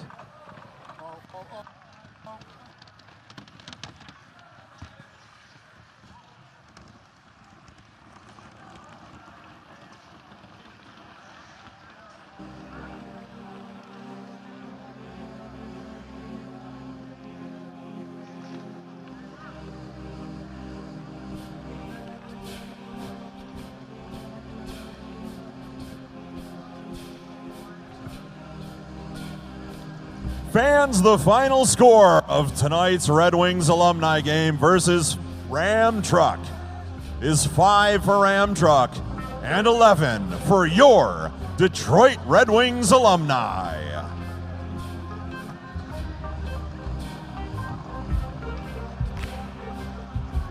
Hello, how are you? Can you hear me? Great. Okay.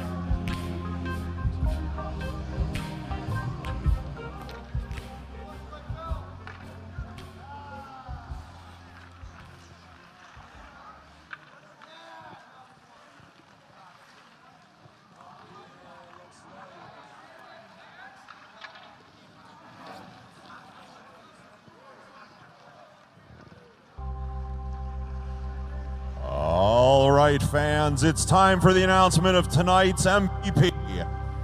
And tonight's most valuable player, brought to you by Mess Bucket Comics, is from Ram Truck, number 4, Doug Pickens. Doug had 2 goals tonight for Ram Truck.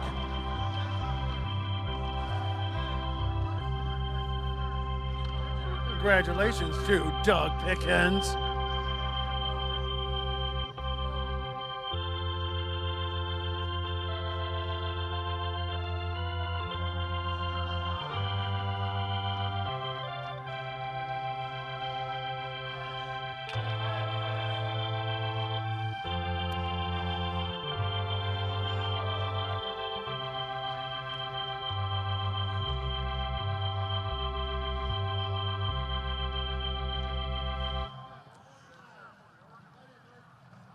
Fiasco fans, thank you for attending. And one last reminder, the House of Shamrock Sports Bar is 15 minutes up high, and they will be showing a replay of tonight's game, as well as giving proceeds of the profits, food, and drink. So again, that's from the food and drink back to the park. We appreciate you coming out to support Clark Park. No reason to stop now. Head over to House of Shamrocks and drink, eat, make merry, hang out with all of us. We can't wait to see what's up there. Take care, Fiasco fans. We'll see you at the House of Shamrocks. All right, there you go, Red Wings. Fun time today down here, great time. All we need now is for somebody to come up and kick the bucket and we will be all set. So get ready. More hockey action coming your way.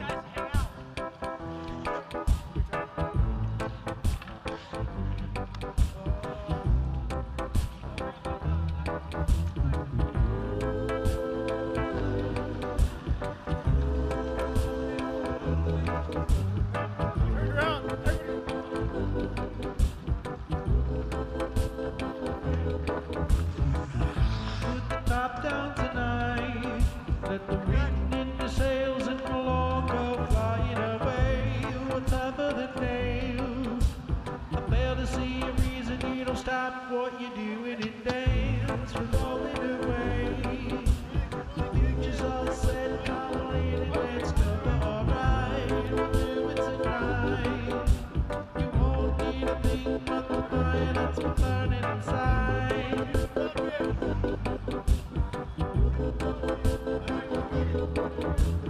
Thing afterwards. Whichever team didn't win has to kick the bucket.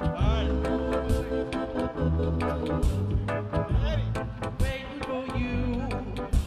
You won't hit the road until you wave your hand and give us a sign. The light in your eyes. It's paramount to guiding everybody as we break on through. My name's Biff. Biff, B-I-F-F. Greasy. All right. We got the goalies here. And there they go, taking the nice picture with each other. Biff and Eddie Mio, both looking good.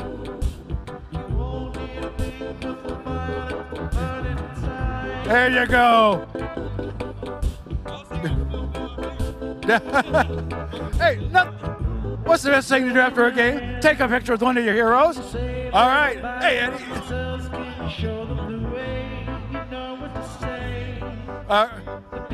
All right, Biff. All right, Biff. Just go ahead and kick that can like you just want to kick it all the way down.